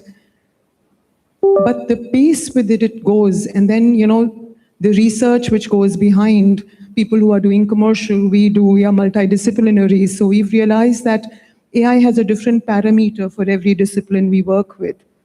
Do we want, what is the depth that we want to go from our original thought to move further? So to go back to what you were asking, oh wow, it's a fantastic friend, a great ally to have next to me. My pace is faster. My thought process has gone faster, not in terms of original design so much. So we are sitting on this side. I don't think we will ever accept it or want to even agree to it. And truly so, I wouldn't. But yeah. Do you find a change in the morale in your design team? Because they're able to see the resolution of ideas and ideations. Oh, so excited. Incredibly. So excited. Earlier, it used to take for any of us, if we are only talking about the visual part of AI, is what I think we all seem to be always discussing. It's very interesting because it would take 2 to 3 days or multiple hours to come up with a couple of iterations, even one for that matter. But now it's so interesting for the team. They also know that it's faster, and the genesis of design, if it is already made before, which I feel is the crux, then it's a great tool to play. And it's also very interesting for the client's perspective. Pehle sirf Pinterest aate the, ab AI se nikle hue images aati hain, which we have to resolve and talk. So it's a different world, an interesting world. No, it is. It is a different world. The time-lapse video which I showed was actually generated from a render. Yes. That's not a real one. Yes. So the render, which was 3 years of construction encapsulated in a matter of minutes, only through a render. Now, that's phenomenal computing power, and I don't even know what to call it, herd intelligence or data sitting in several terabytes and hundreds of... So if we talk of the same video, so it was a design which is a real design for us. And while we had to present, there were a list of questions which came to us. Okay, it's higher than what we thought. So what is the air velocity? How is it happening? Now there's a way of explaining it, expressing it to people who are sitting across. And then here comes AI, which can actually make this beautiful. You see the fluidity, you see the way the things are moving. You put in the parameters, and it kind of responds fast. Absolutely. Rohini, you've been doing some exquisite interiors and interior spaces. How do you, what's your take and what's your appraisal and interaction with this paradigm shift? So as all of you have already spoken about AI. AI is a fabulous tool which helps us generate visual images, visual references much more faster, which earlier used to take a very long time. We are generating it in a matter of minutes, not even hours. And yes, so it's quite intriguing. But the whole point is that AI is, again, just a tool. It doesn't have any empathy.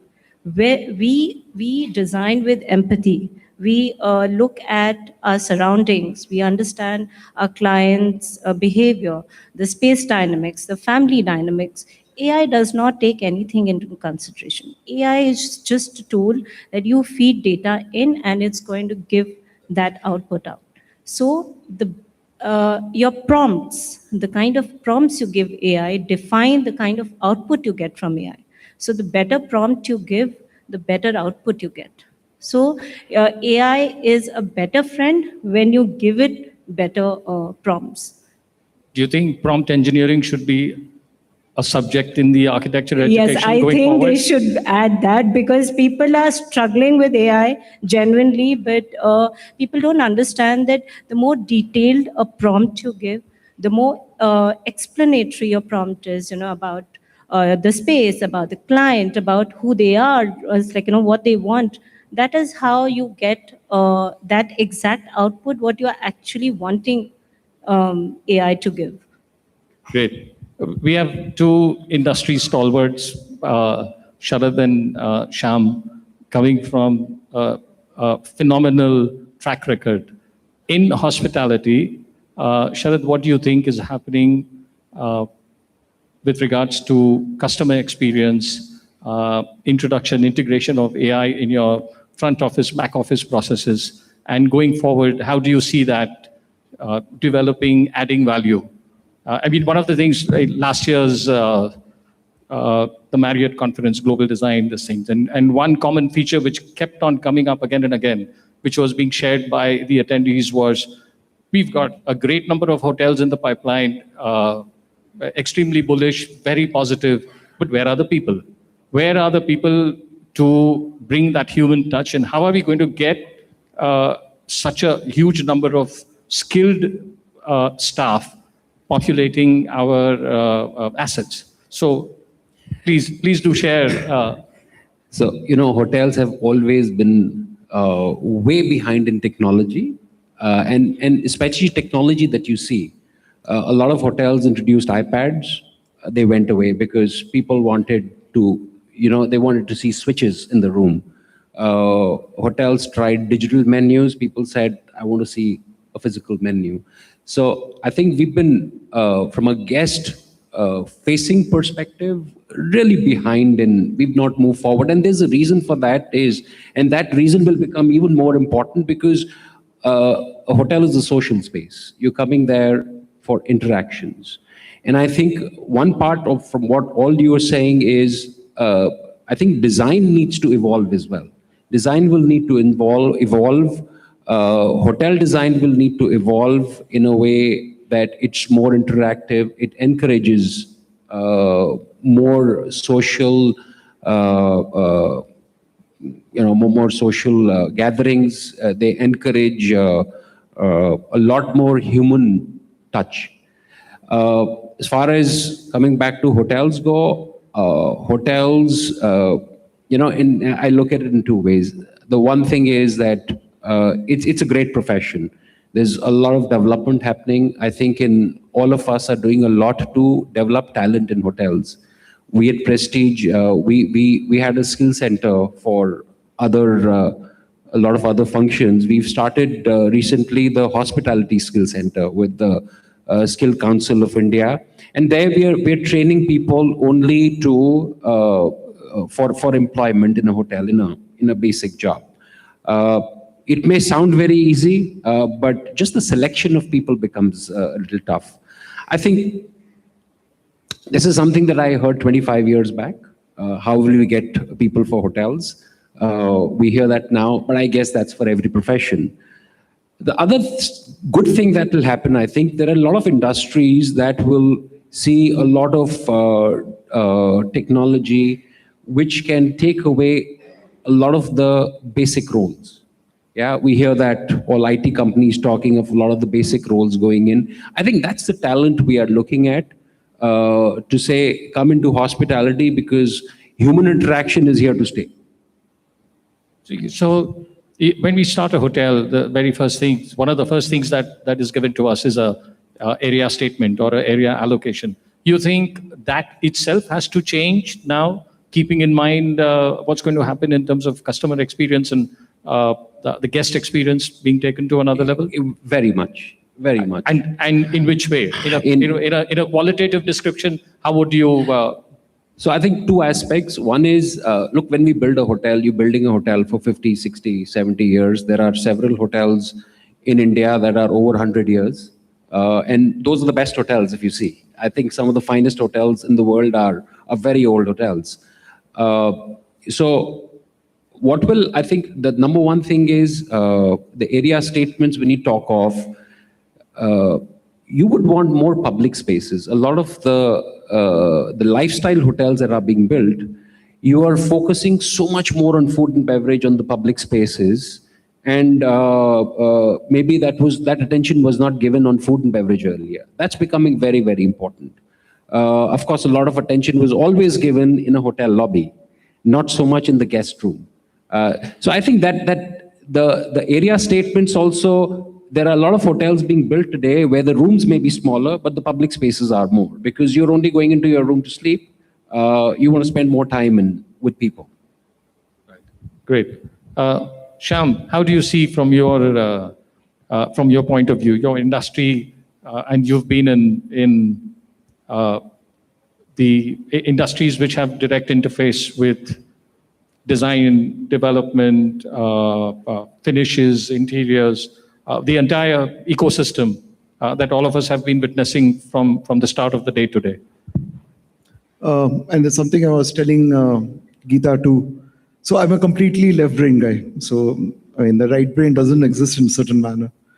So let me take you back some eons back when I did my engineering from IIT Roorkee.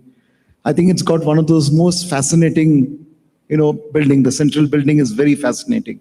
So when I entered first into the portals and I was looking at it, there was a professor close by, and he told us the fact that this structure is meant to make you feel diminutive. It's meant to give you the sense that you need to be humble. Now, when I look back and how it's impacted me, it's taught me humility. The very fact that there is a story behind it.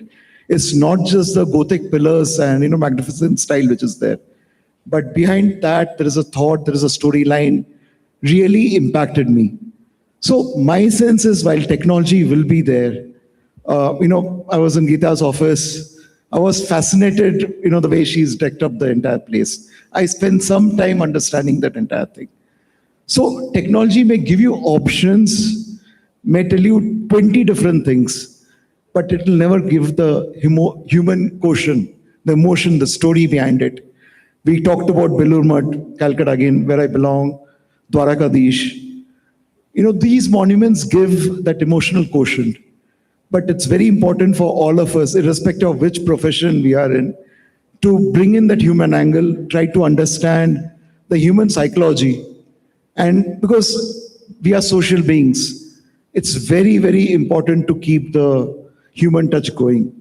No amount of machine, no amount of technology can take it away. I mean, I'm not talking about Gen Z. I mean, at least till we last, I think that's going to remain. So while we'll be challenged, all of you will be challenged. Now, tomorrow I want to be a designer, I can have 20 different things, but I may not have the thought.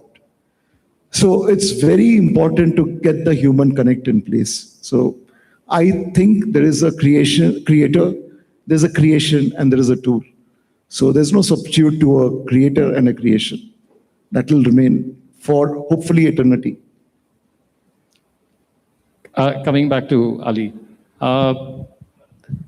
do you see a gray area in authorship and legal issues when a design which could be generated by a machine or a platform gets selected or chosen by a client, and then who takes the ownership of that?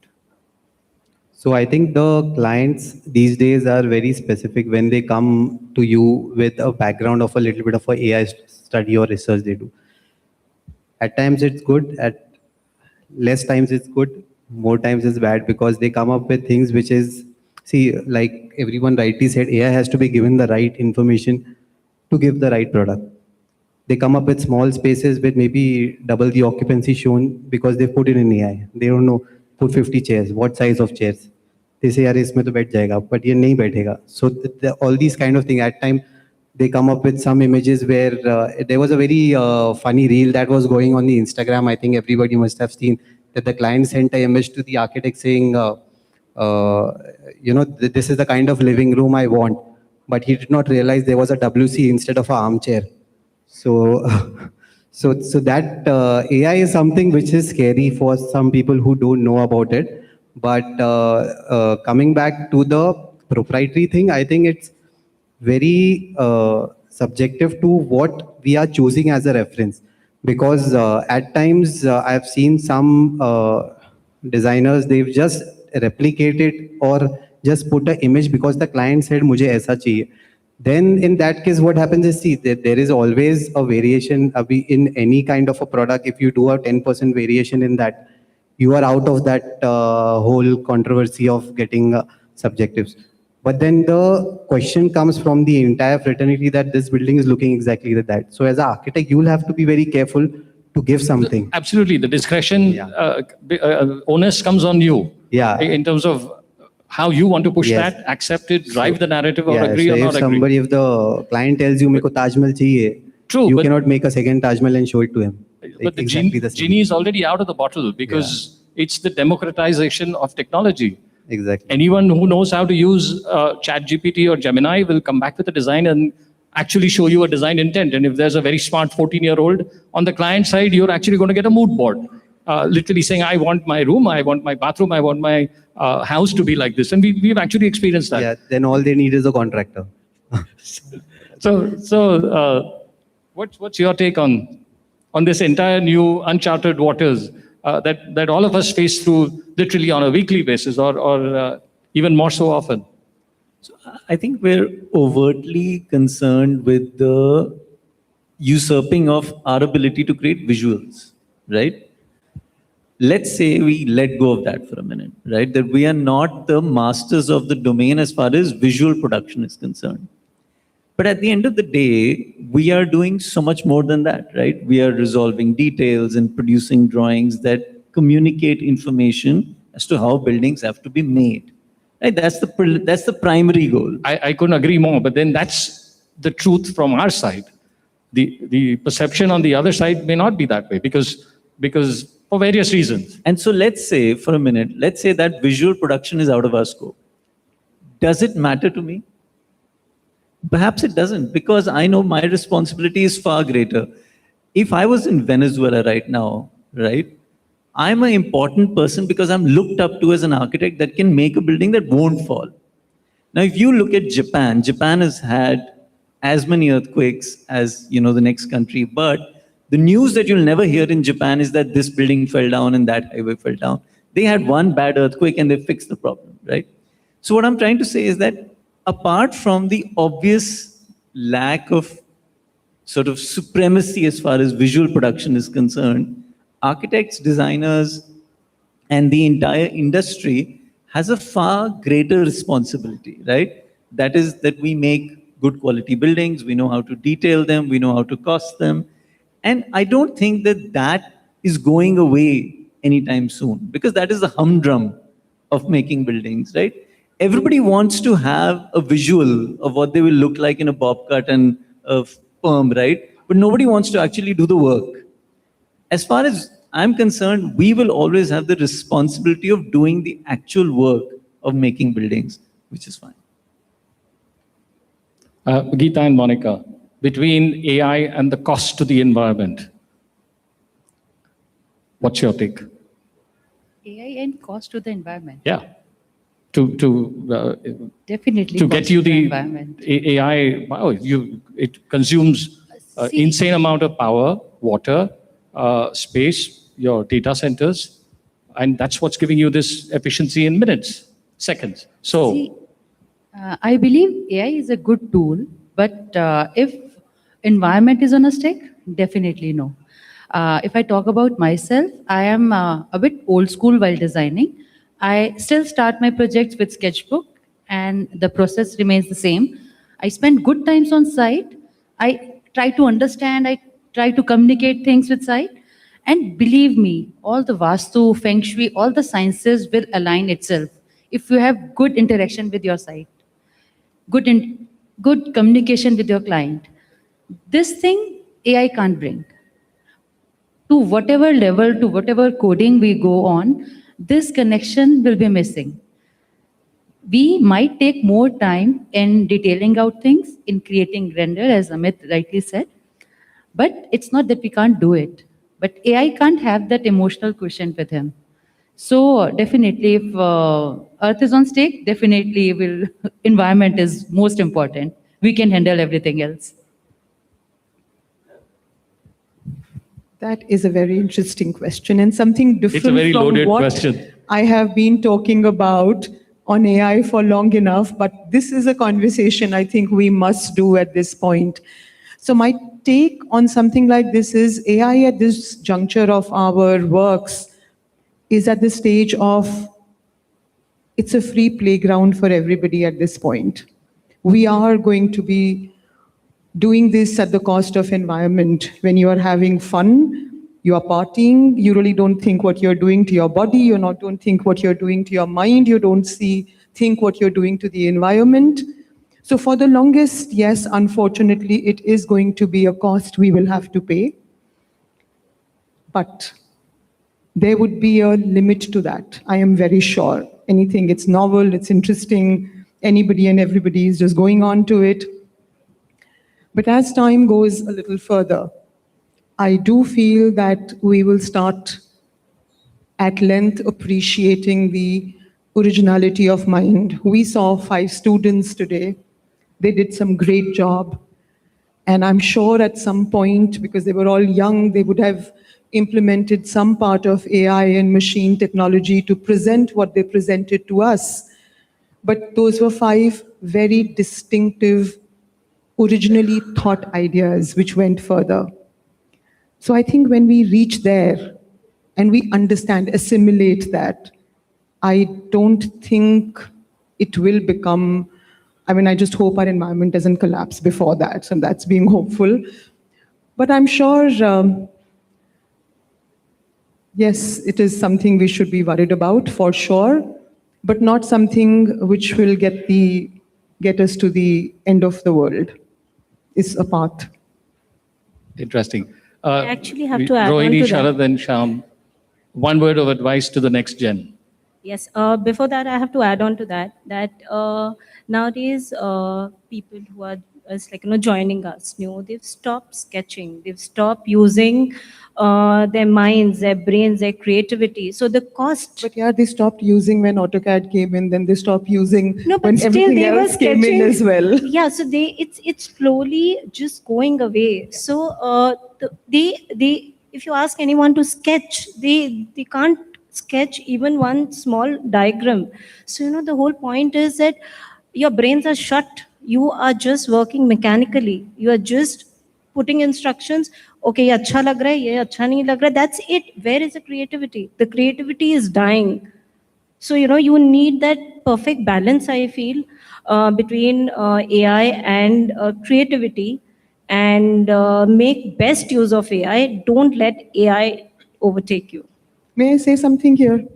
Though I very much agree with my friend here, but I do believe that before one started dwelling with AI, we were also dwelling with the other technologies and machines. So may I take you back from the time when we are that age that mathematics was important and we had to learn tables for 2 and 4 and 9 and 11 and 18. 9 tak ho jata tha, uske baad sab phas jate the. But now that we don't do it, none of our generations do it. So do you think it is making a difference? Is it making minds duller? A very big question. Or is it making our thinking faster? We've gone beyond the basic tables and we've gone to the algorithms which are moved to maybe another quantum level. So it is just a thought, for me, it's just a thought process. I mean, AI was never scary for us as an organization or the set of people we move around with.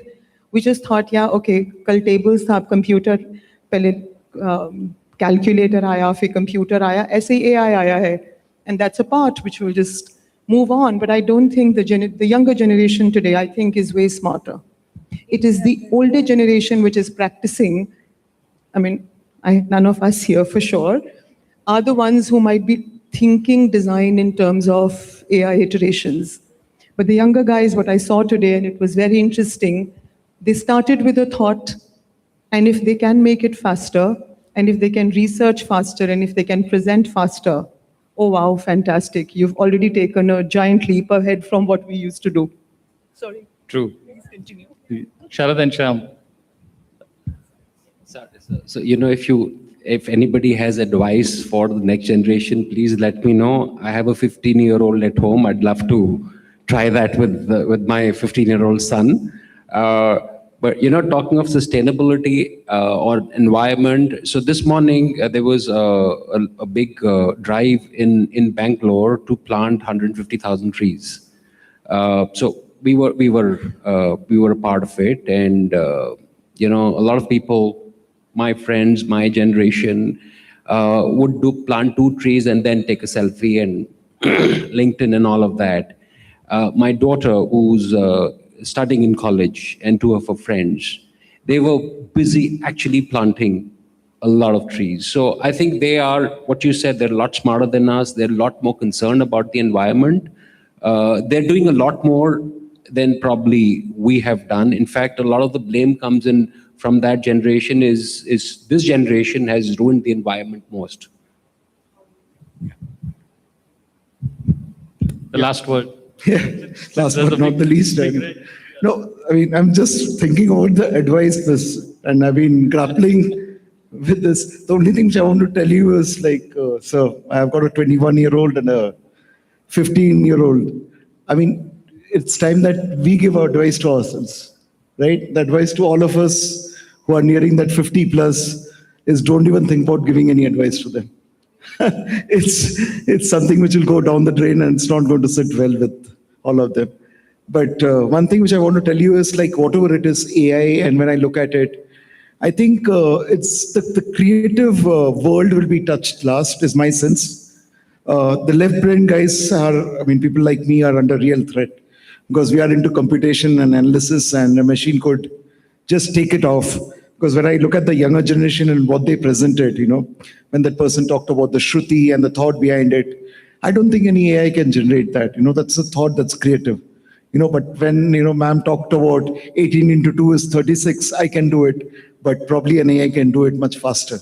So we are under threat, but, you know, I think at this stage, all of you are safe. Thank you so much. Great, thank you. I think we are out of time. We can go on for another hour, but there's a big red screenshot saying time up. So thank you for your wonderful insights and for sharing all your thoughts and your responses on this very, very relevant. I'm sure this will be continued again at another forum. But just one thing, Mohitji and me are part of a group of some Chennai architects, and Chirag Kapoor had asked someone to sketch Buckminster Fuller Dome. And then he showed us in that WhatsApp group what looked like footballs. And it was hilarious, but it was really sad that final year students could not even sketch a polygon or one of the most famous design interventions of this century. And that's the alarming state of the education, the design education. And clearly, something needs to be done fast.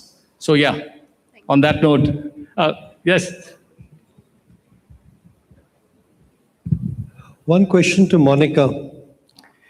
Monica, don't you feel that eventually AI will start arresting the cognitive patterns of human mind? It already is. And then to what extent do you think it will serve as a partner or authentic enabler? I am a hopeful person. If that day ever comes, I am hoping by that time there is another sense which will develop in human beings which will be sharper and even better. There are people who are born or who unfortunately perhaps lose their eyesight in a lifetime, but there are other sensory aspects of them which sharpen. So from my perspective, that is how I'm going to think, though what you're saying is a genuine concern at this point, and it is being studied on medical grounds everywhere else. Yes, I hope there would be by that time some tools which will help us keep our cognitive ability as sharp as it should be. But I also do think that in this whole world of technology, and however it has been for the last not a few decades, for about half a century now, there are a lot of dumbings which have happened. And only one thing I do feel, and that is why I think I really look very hopefully to the new generation, there is a feeling of wanting a work-life balance to happen, experiential quality to increase. So the coming generations, which is talking about, if might be some cognitive development, if it is hampered, I hope not. I'm not giving part in agreeing to that. But they might also develop some parts which is more empathy, which is more required to look at the world in the way it should be looked at, more human intervention and feeling. And I very much agree with Sir here that, listen, it is our generation which is perhaps the most problematic, and we need to really accept that. sorry to say this, accept it, but that is how it is. Thank you.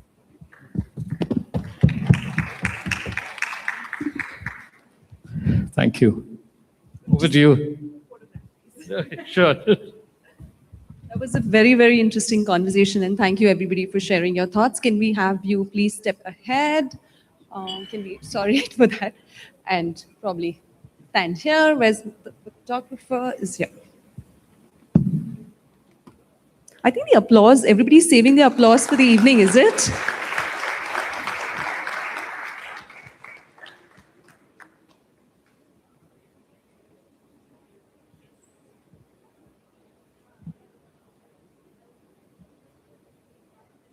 Thank you so much for moderating a fabulous session, and thank you everybody for being a part of this insightful conversation. Can we have somebody please take the chairs as well? Thank you. Thank you so much to all of the lovely panelists and the moderator. What a thought-provoking session. And that was the last panel discussion we all had.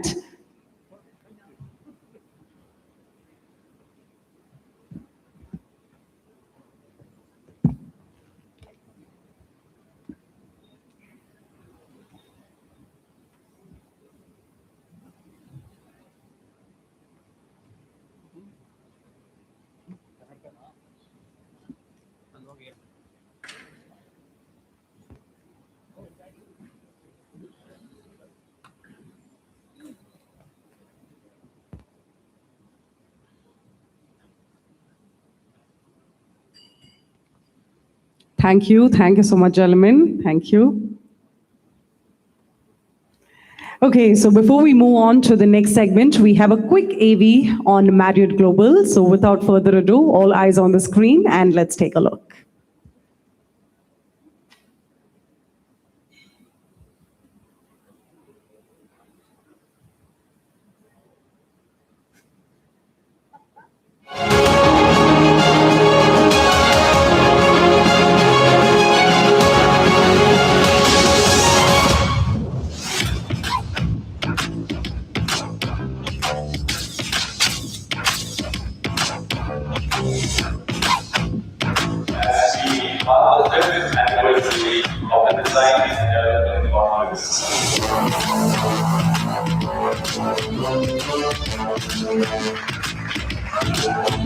It's been a remarkable day today, right? I thought the energy as people came into the venue was infectious. Great sessions, great feedback, great engagements. Overall, this has been quite the event.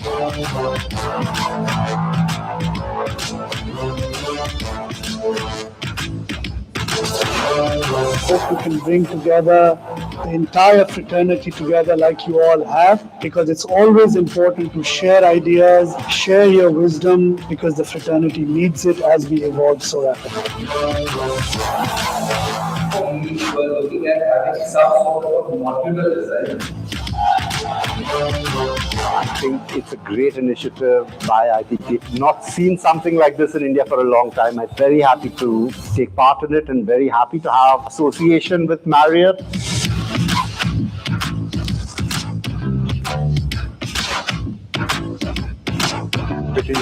Looking at the new technology and design, AI. So I think a great platform to share ideas, looking forward to even being part of it in coming years.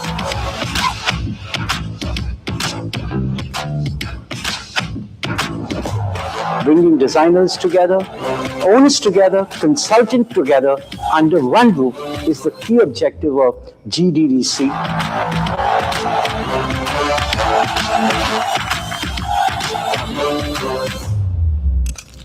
Today celebrating the 5th year with around 1,200 plus people is what Vibor tells us. That partnership is the one which was able to achieve this, and the count that we had today is a success.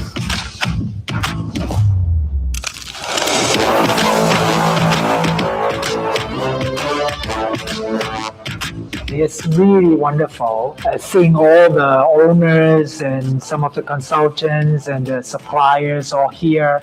A good opportunity to connect. Most importantly, we also get to showcase a couple of prototype rooms and model rooms. So it's really fantastic to see a successful design coming to life. I'm very happy to be back here again. This is the third time we've attended this conference. Every time, bigger, better, more fun.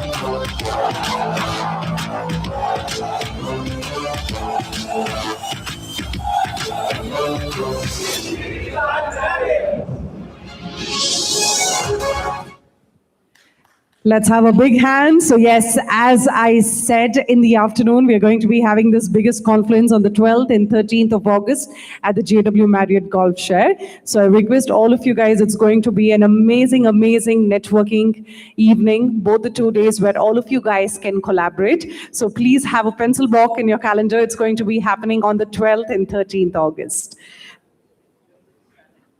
Oh, superb. Oh, superb. The ticket sales are now open. He's one step ahead of me, actually. Okay, Bibor sir says, yes, the scanner is right there. I didn't see that. Superb. So quickly take a minute, guys, if you want to be a part of it. Please take a minute and do scan to get more info, and you can get yourselves registered. Okay, so moving on, it is time as we continue our journey of breaking the blueprint, which is the theme. It is now time for a highly anticipated highlight for the evening. So before our special address, it is time for all of us to quickly take a look of the video of our category partner, FunderMax. So let's have the look of the replay. Design is where aesthetics meets functionality, where beauty touches the surface. It is art making itself useful, touching the heart all the while.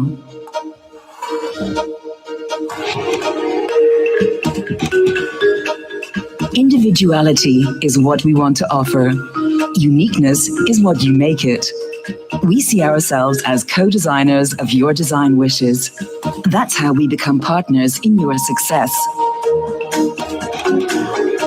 Our origin is the book in which we turn the pages to read the future.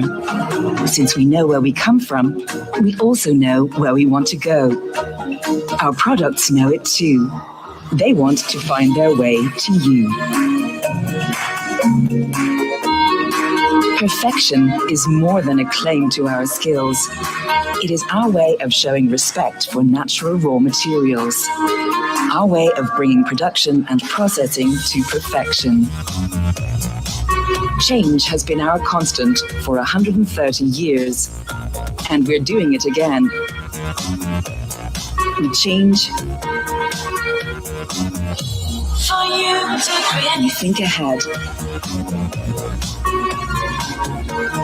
We are open for new things, for inspiration, for innovation, and collaboration. Open for you, and open for you to create. Let's have a big hand to our category partner, FunderMax. Okay, so now we move on to our special address. We are going to be having with us a legendary pioneer of sustainable architecture, traveling all the way from Kolkata.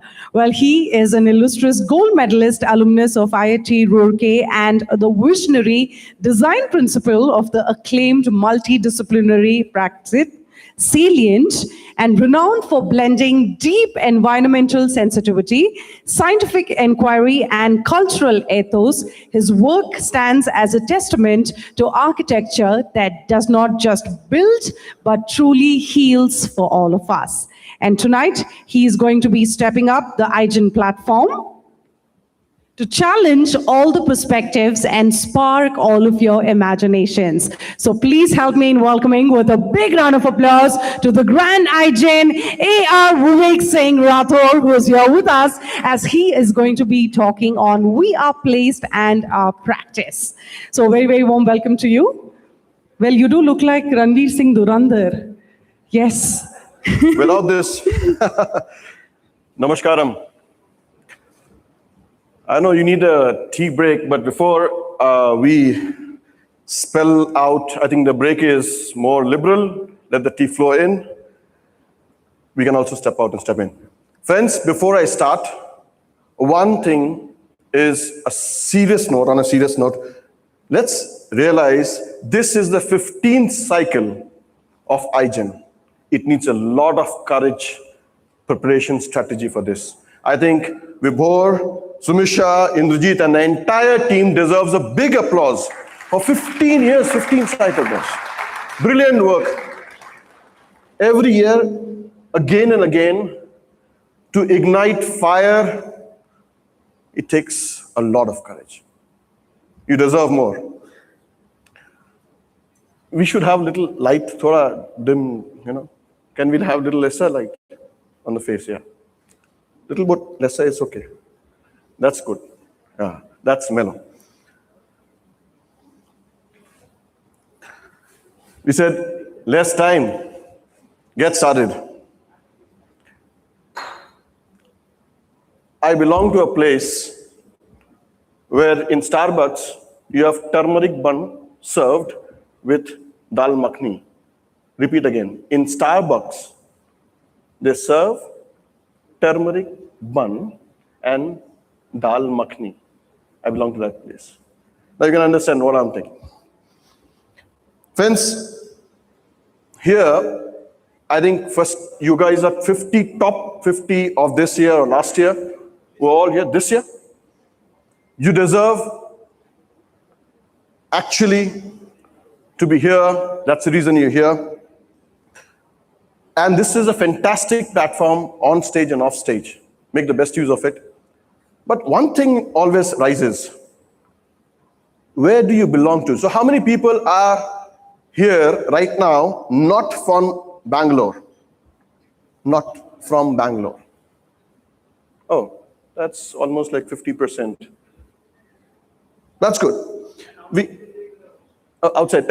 Can you just open and let them come in? Let the walls dilute. Let them get in. Ghanti baja ke. Let's call him. Thank you, Over. I'm going to bite in a little more Hindi, English, maybe a little bit of Urdu, if you're okay. Every city where you belong to, I'm using the word belong to, is living inside you. Do you agree? Do you agree? Yes. Inshallah. You agree. वो जो सड़कें होती है ना, रास्ते, वो जमीन है. उस जमीन को जब हम जमीन से जुड़ते हैं तो हमें जिंदगी दिखाई पड़ती है. जब हम जिंदगी से जुड़ते हैं तो हमारा ज़मीर बनता है, और जब हम ज़मीर बना लेते हैं तब हम कहलाते हैं, वरना तुम कोई और कहलाते हो. Friends,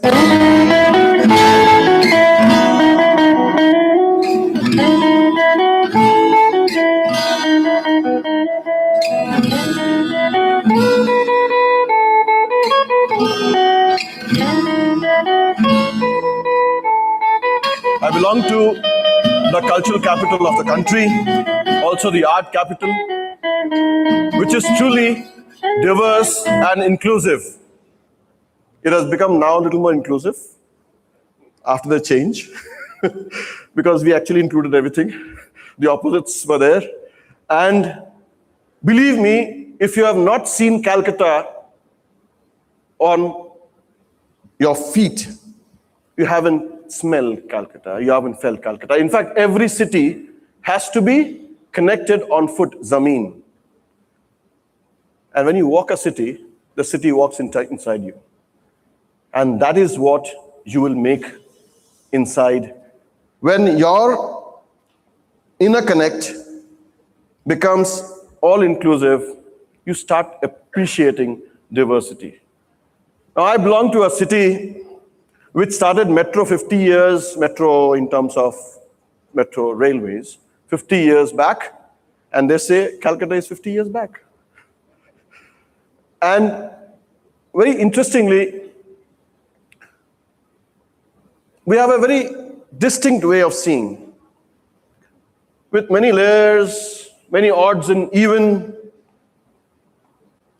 but the experimentation was always there. Let me tell you, the metro in Kolkata was designed, can you give a guess which year was it designed? Don't look Google or something like that, and all, maybe too many information. Approximately, anyone can raise a hand. When was metro station designed? The first metro station in Bengal? Any idea? Loud? 1976? Okay. 1980? 1850. 1850. Yes. You belong to Kolkata? Inshallah. Kubal. देखिए, vision उतना बड़ा. That's the reason they used to say that what Bengal thinks today, India thinks tomorrow. Maybe not now, but that's what it meant. I am using my city to tell you the story which you should tell from your city if you really love your city. Belongingness is about connected, or being connected. Now this, every time I used to, monthly, about 7 times, I used to pass this bridge. The bridge was inside us, seeing the pictures, the dirt, the chewing gum here, and everything, all the stuff that you see, and I used to feel, wow, what a place. Tata Steel then did this, contributed. Worked by Indians, maybe engineered, supported by them, but the cantilever in the mine was still there. It started working in the mine, that big span. Finally, we landed up in doing this spanning structure, 120 meter by 80 meters. The largest spanning structure indoors for people in Asia, and the largest projection facade. But forget about it. It's about simple understanding steel. The blueprint which I have to break. We have to maybe erase, do it again. But steel was not a difficult, sometimes we think that, okay, Bengal is not about steel, it's about vernacular and all this stuff. No, it's there. There are pockets of your cities which are interesting. Jilo. This became the largest point, and the steel became a very easy material, which becomes difficult for people, very easy material for us. It went on celebrating the 50 years of Sikkim. And then Sikkim had 50 years with India handshake. Celebration started. We thought bring with nature, the largest orchidarium, museum, all together. The city starts living inside you. Steel became easy, volumes became easy. The first mixed-use building, completely in structural steel, in the hill station, platinum rated, maybe a little controversial, mixed use. For a smart city, in Gangtok also flows there, connects the urban sphere, all in steel. Oh, that's about loving a material which you think is not a part of your city. It can be. Kisi ne last time, in the last panel, he said, if you do not touch nature, there was a discussion of AI, and said, don't touch nature, AI eludes away. Friends, I belong to a city where Tia is there. Tia? Parrot. We do landscape, but forget about biodiversity. You love Bangalore because of the trees. Start loving the sparrows and the birds, and think what the birds do. 15 minutes of sparrows balances your BP. 15 minutes of a sound of sparrows every day. You know that? Love it. Start living the green. Start living in places which are open, breathing, easy. Start not making curated gardens. India needs 20% of its land as tree land. Now decide whether you want to make a lawn or a tree plantation. What are we leaving for our future? You love our kids. We all love our kids. The new generation for India should be doing landscape with trees. You start making spaces with biodiversity, take them into the building, take them full as a forest, not as orchestrated lawns or shrubs, but trees. Every tree should be saved. Nature first should be a motto. Nature first. Don't leave a tree. We transplant one tree, and we have a bylaw which says plant 10 smaller plants, right? Does it work? 100-year tree replaced by 10 or 20 smaller plants, mortality rate goes down by 10. You only have 10%, 1 or 2 trees living. Wait for another 100 years? Does it work? Does it work? The bylaws are archaic. Don't follow that. Zameen se pucho. Zameen ka banda hai, zameen se pucho. Friends, every bit of water, every bit of plantation should be saved. And I was staying here above in this hotel, and I looked out of the window, wonderful white building. I don't know which building is that. It's some kind of a heritage building which is right in front of my window. Palace. And I wish that after this event, I'm going to see that. How does it work? It's a wonderful building. There are more than 37% of urban India, which is heritage India.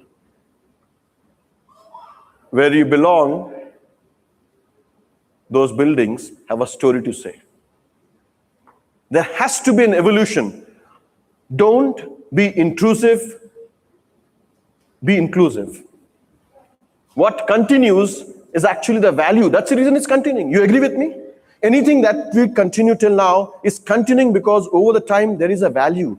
You have to weigh that value, and then you will love to continue with it. Adaptive reuse is the future. We need architects, young architects who are inclined to that. Completely change the way the building is. Don't read that blueprint. Change the blueprint. Completely change use. It becomes interesting. An abandoned park can become a 5-star hotel. A staircase can become a bar. All the extensions are in steel. A dump yard can become something wonderful to experience. Cast iron that was lost in Bengal came back as a filigree. We don't have stone. We have either terracotta, or we can reuse cast iron and say we are green again, and again. Now we've taken it to a city of steel, Jamshedpur, and also to Chhattisgarh. The entire township is now reusing this recyclable material. After the use, let's say 50 years, 25 years, 30 years, whenever we want it, reuse, recycle it again. This is India. Karigari hai, nakashi hai, nazakat hai. You love it. There's a story. We've taken it to other versions in the mixed use, but ensuring every place that we do is a place to celebrate. I'm again from a place, in 12 months, we do 13 festivals. And in India, we celebrate more than 64 such good festivals. 64 divided by 12, 5 point something, so many festivals a year. Actually, do we work? We need places which can celebrate. Hotels that can be converted to festival places. Malls that can be converted to festival places. We need places to gather people, to hold people, to change the texture, whether it's in Patna, Raipur, mixed-use development. We need celebration places. Every places, everywhere, it should be people place as many as possible. When people place, connect with the place, they own it. In Bengali, apon koreni. You make it yours. I'm sure that you have understood the part. When I don't say this is his or her, but it's mine. We need more spaces which can double up as public spaces. Every space, find out. Every bit of nature, every bit of pond, don't start filling it up, don't change, use it, convert it. There is something to do, protect. It's a texture of your city. Do not just use it to celebrate. Every bit of it. Every tree can be converted to a magic articulation, spaces, the sound of water, even in master plan of places like this, you can create places which hold water, spawn cities. So much of it can. This is Mandar's Marriott in Singur. The last, नदी सब में होती है, बहाव सब में होता है, घुलना सब में होता है. एक बार घुल के देखो, अलग अलग रंग नदी में एक हो जाते हैं. एक होके देखो, एक से अनेक, अनोखों में एक दिखेगा. Friends, the story of this river in India, we use the word Tir and Tirth. River का bank हमारे लिए pilgrimage है. Don't forget what we mean. Every bank is not a place of worship, but we worship every bank. That's what it means. Every cluster which survived became expression for the new, whether it is a hotel next to the river or to the lake, every bit of it. This is the new retrofitted, changed Ganga Kutir. You will not be able to tell what existed, what did not. Seamlessly blended, larger places, articulation, unpredictability designed and layered in your life. Make a predictable design, मजा चला जाता है. कभी खो के देखना, जिंदगी मिल जाती है. Friends, Kolkata lives to expressions. Your city also lives to expressions. Find out those expressions, celebrate them, participate into art. What is lost can be recreated. What is inspirational, layer it inside. We love terracotta. We saw terracotta as tiles. Now we are creating terracotta as high as 11 meters, 1400 degree baked, expressing what was lost, but using technology to make it bigger, better, interesting, and more important, ours. Thank you very much for your time. I love your presence.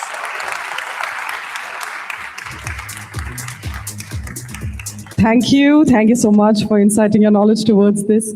I hope we all inculcate to everything you said. Thank you. Thank you so much.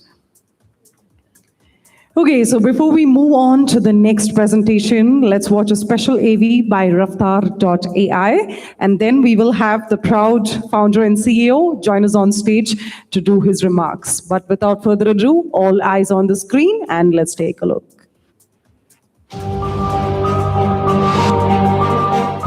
Time has arrived. Come, embark on a journey where we show you the world not as it is, but as it can be. Our sight is vast, and our vision moves far beyond what is expected, beyond boundaries, beyond conventions. This is where technology meets purpose, where creativity finds structure, where innovation is not an idea, but a responsibility. Here, ideas are shaped into action, possibilities are tested, and solutions are built with intent. Here, engineering is more than precision. It is commitment, it is discipline, it is impact. Artificial intelligence strengthens human capability. Technology carries meaning, and progress is measured by the value it creates. This is where minds evolve, where dreams are engineered, and where leaders of tomorrow are prepared today. Excellence is not claimed, it is practiced every day. Value is not promised, it is delivered and scaled across industries and societies. We are here, where ambition lives, where challenges inspire growth. The possibilities are limitless, and so are those who choose to build the future. This is our eye of experience. 2 decades of learning, building, and leading. This is Raftar.ai. This is Time Engineering by Tech Campus.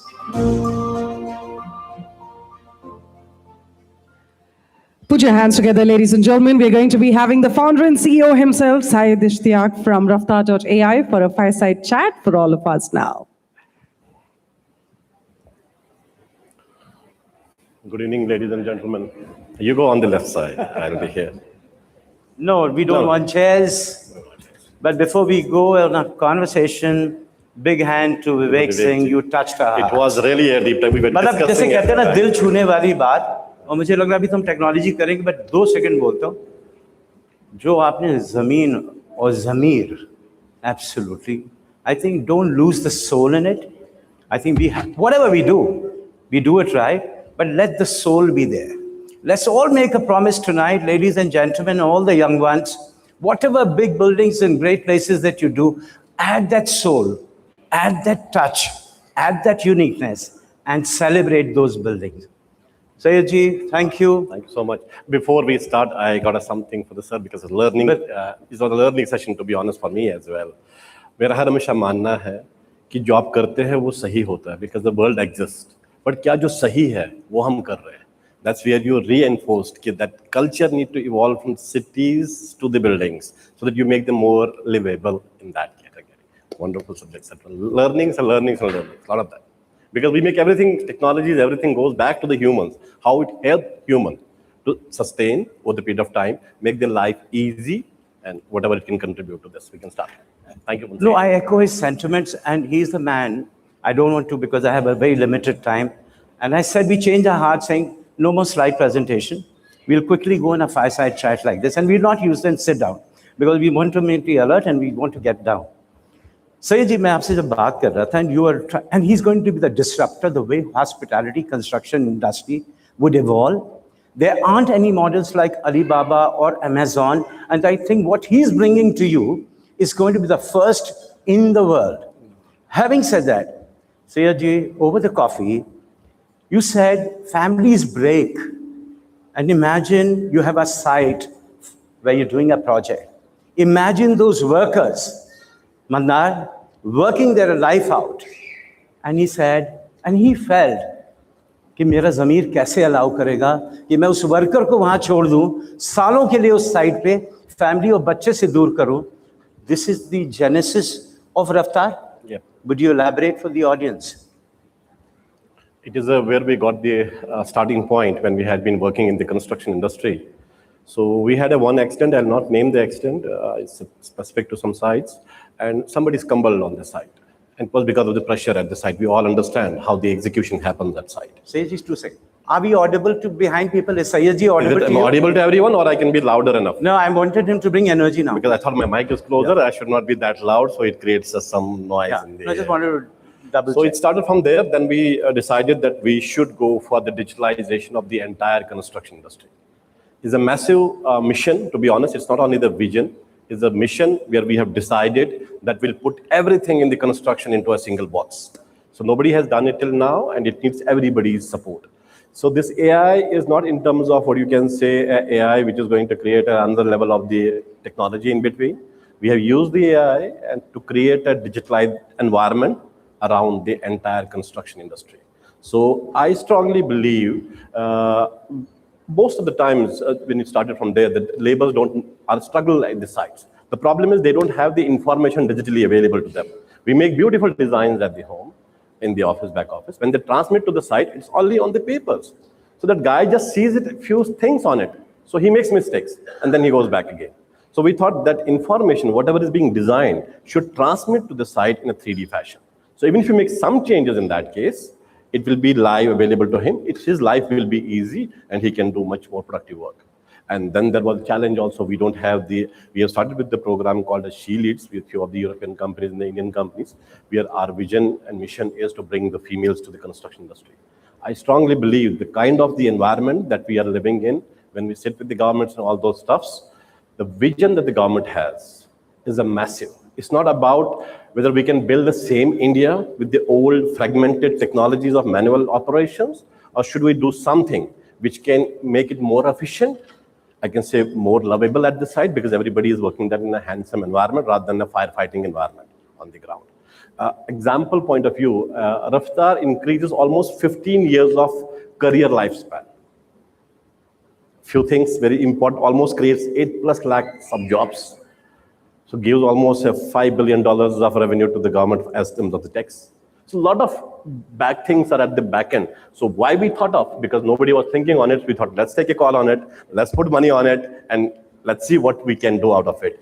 The advantage of the technology today is that it can make your job easy, and the build environment can be very fast. What Alibaba took almost 6 years to design, we will 45 days. What a one PDR used to take 6 months of time, we do it 2 hours of time. What one contract used to take 2 months of time to read the entire CPWD contract, we do it in maybe 5 minutes of time. Get the quick cracks out of it.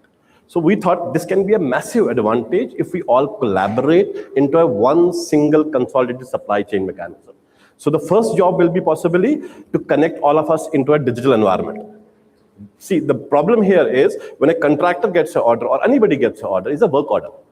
With usually, I mean to say, not clearly saying what is the scope of the work.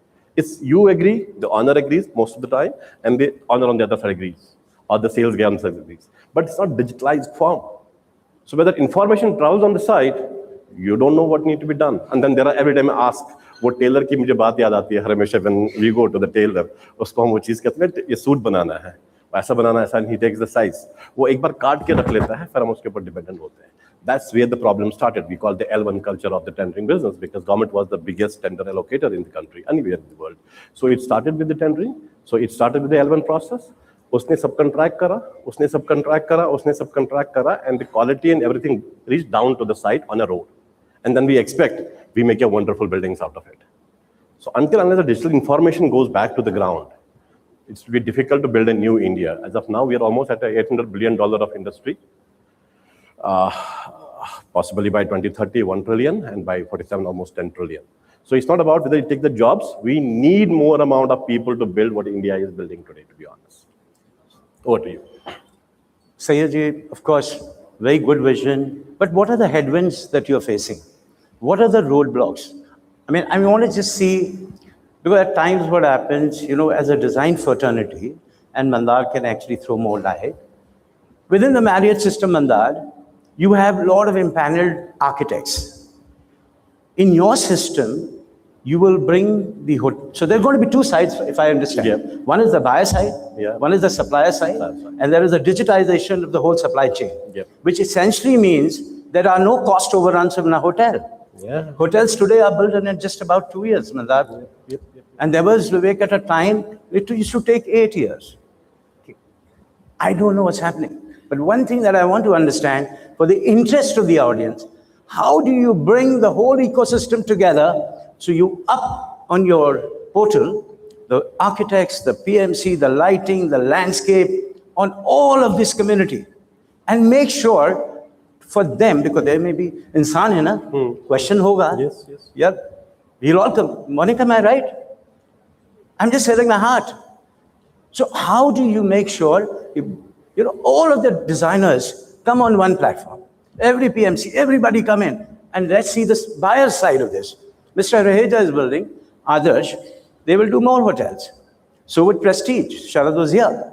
So everybody gets to win-win, and you remove the fear. All of us have fear, even I also have. वो कैसे आप बताओगे?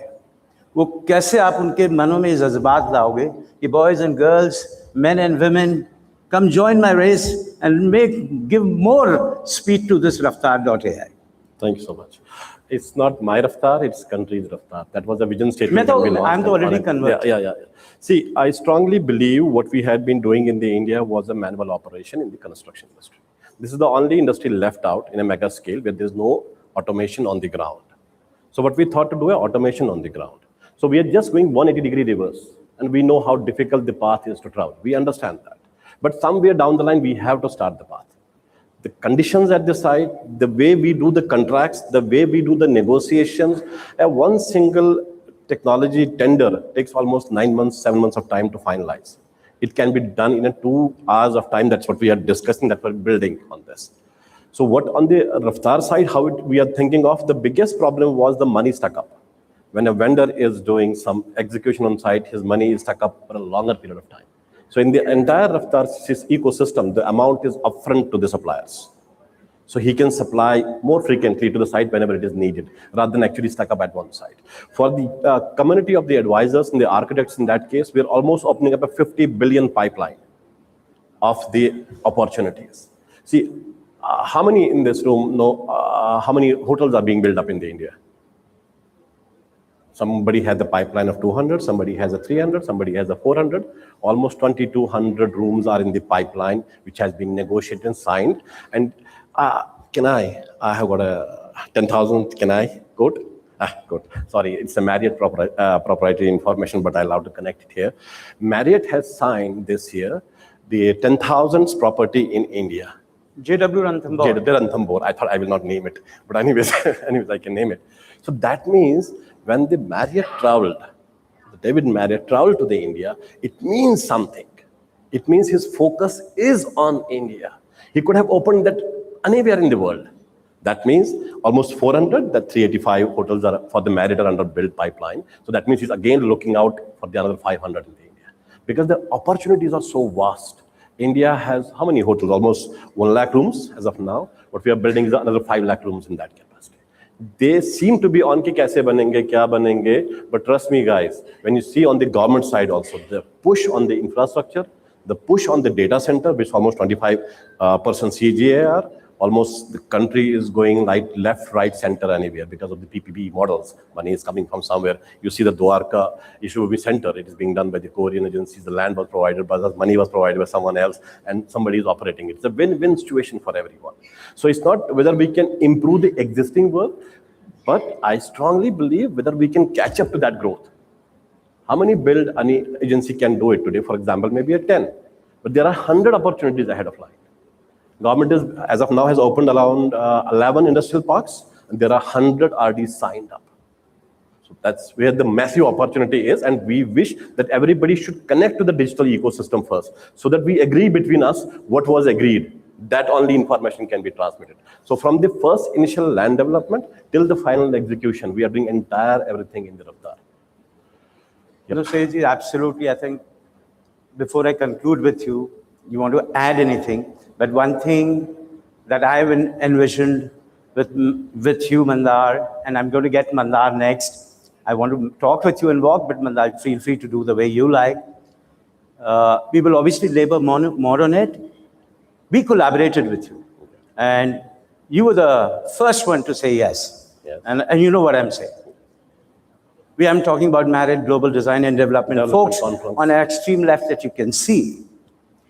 When we started this, and when I took it over, in the first edition, Mandar, it was St. Regis, Mumbai. The first edition was at Aravallis. No, that's where I stepped in. That's where you stepped in. That's where my brother stepped in. That's where you stepped in. What has been your experience? And why did you believe? Why did you invest it? And what is that you think you would like to give? He's a user. So I'm just trying to make an endorsement. This is a pitch, like it, whatever, to the brands, to the architects. Where did you think, and where did you think what we all created is a real success story? You see it from the Aravallis when I first time participated in that event, almost now 5 years down the line. A small idea prototype has now become an institution itself called a GDC, to be honest. It gives you an opportunity for the architect, new emerging architects, how to build the hotels. See, most of the time this information is hidden inside the pockets. But now this information is being left open how to design the world-class hotels. So that information is what? It's a platform where everybody connects, whether you're a supplier, manufacturer, architect, advisor, you learn from the design technology. There's a wonderful opportunity for the new emerging leaders to connect to that environment and then see how to build the new India. No, thank you very much, Sayed. You give him a huge round of applause. Thank you so much. Every time I'm going to talk, I'm going to really bring the opportunity to the young iGen. For me, the focus is young iGen. And I really mean it. I think people like you in the room, the fellow seniors, and especially Marriotts of the world, it's time in life to see around this country, young Sarah, Sahir, Anjali, all iGens, whoever they are, please see them. See them meaning invest time in them and see the potential they have. Could you boys put 2 chairs? Manda, you want a chair? You want to stand? Stand? Sit. Okay. But we'll make it short. Double up. By the time he walks, may I request Farina, head of marketing, to play that video for us one more time.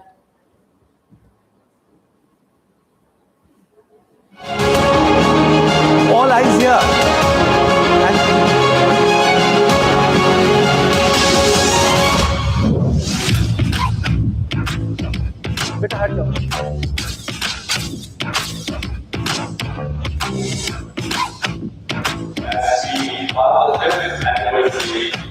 design is developing partners.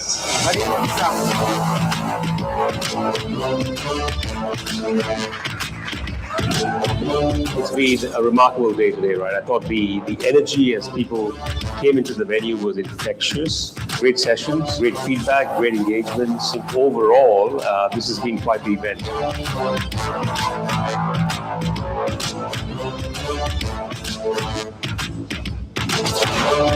Hope you can bring together the entire fraternity together like you all have, because it's always important to share ideas, share your wisdom, because the fraternity needs it as we evolve so rapidly. We were looking at having some sort of modular design. I think it's a great initiative by ITP. Not seen something like this in India for a long time. I'm very happy to take part in it and very happy to have association with Marriott.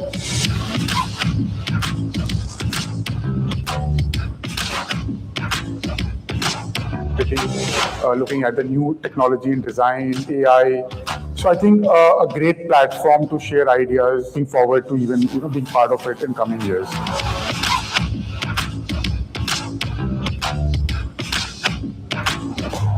Bringing designers together, owners together, consultants together under one roof is the key objective of GDDC.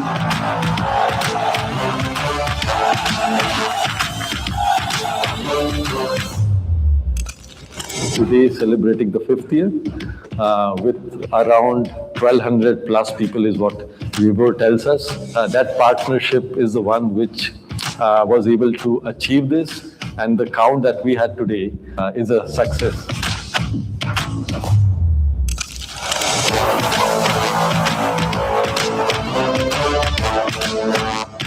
It's really wonderful seeing all the owners and some of the consultants and the suppliers all here. A good opportunity to connect. Most importantly, we also get to showcase a couple of prototype rooms and model rooms. So it's really fantastic to see a successful design coming to life. I'm very happy to be back here again. This is the 3rd time we've attended this conference. Every time, bigger, better, more fun.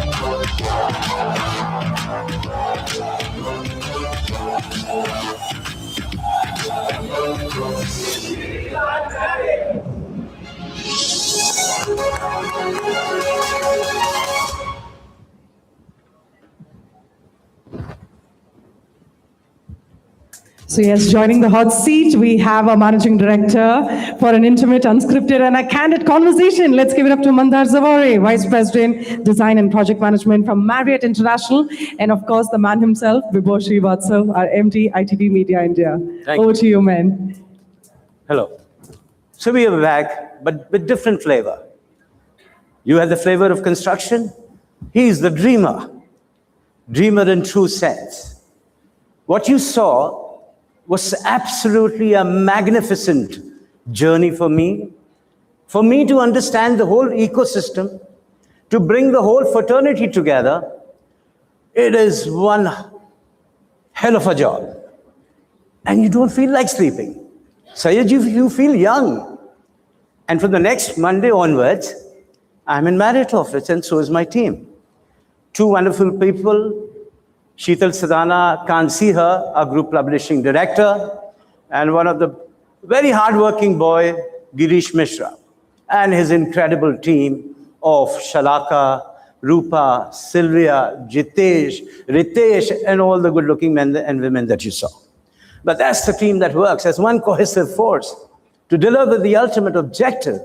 And that objective, I'm going to park it for a while and swing back to you.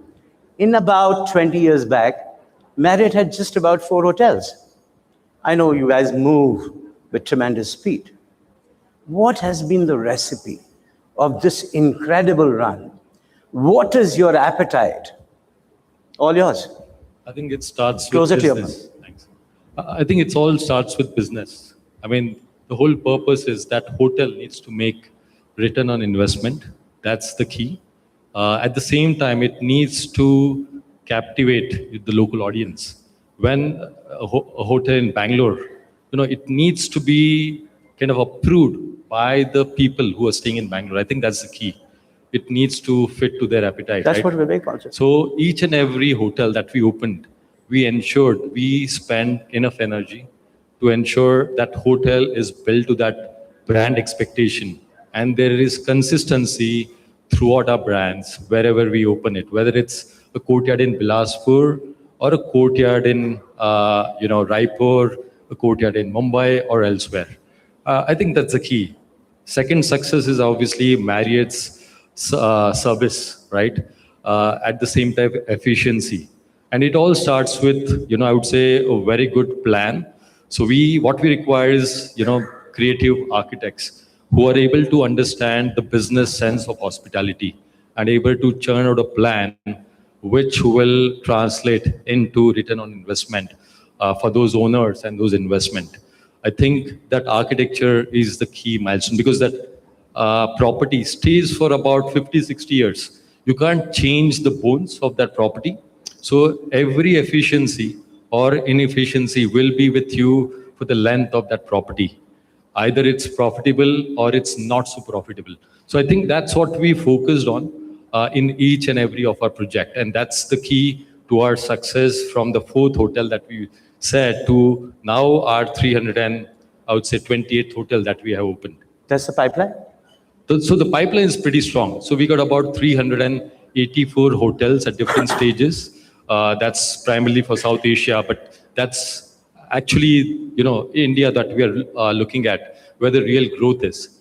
And now when I talk to every owner, every investor, they are looking at a timeline of about 3 years, 36 months to open that hotel. Now, is that really possible? Now, that really means that we need to open 100 hotels every year. That doesn't seem to be the case. So what we require is a very different thought process in opening the hotels. And we need a lot of, talented, passionate individuals to partner with us. And the whole idea, Vibhor, of us, coming down to create that platform where we all can interact with investors and with passionate, I would say, creative individual minds, architects, landscape designers, on how can we create, that talent pool to be able to facilitate that growth. Because hotels are really infrastructure for a city, for a country. And that is something that will really produce that growth trajectory. Absolutely, completely echo what you say. But I'm just going to be a little more about India specific. In the market segment that I see for the industry, budget to economy, mid-scale to upscale, and upscale to luxury. Where do you see and which are the sweet spots that you see? The maximum hotel chain. People at the back, may I request this for your attention? And one of the ITP staff can just get them in. Yeah. Sure. So I think there is growth at every single level. Last year, if you recollect, we launched the series by Marriott. There is a partnership with Fern. This year, we're going to launch another possibility that's going to be announced during our event. But I think there will be volumes around the select service segment. Obviously, there's huge growth in the luxury segment, specifically in this part of the world. I mean, as I would say, did highlight, there was a reason why the 10,000 hotel was selected to be in India was also for a reason. And it was also that the JW Ranthambore, the way it was designed, the way it was executed, was the right fit to be that 10,000 hotel. So I think there's scope for everyone. The huge volume is in the select service. What we have also tried to do, actually, how can we collaborate? I mean, while we were discussing over coffee, a few hours back, how can this young talent will be part of this growth story? So what we have come up with is actually prototypes, because obviously you would require an experienced architect or an interior designer to work on a hospitality project. It is not necessary that all of them in this audience, they have worked on hotels before. However, how can they be part of it? Is maybe they accept the prototype, they work with us, with our investor. If they are located out of Bangalore, there's a nice courtyard of Bangalore.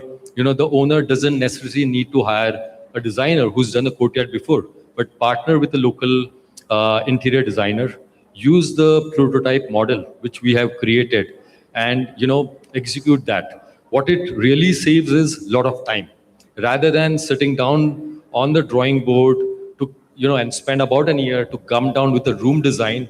The room design is already done. The local designer can actually add the local flavor to a design which already in place from a business sense.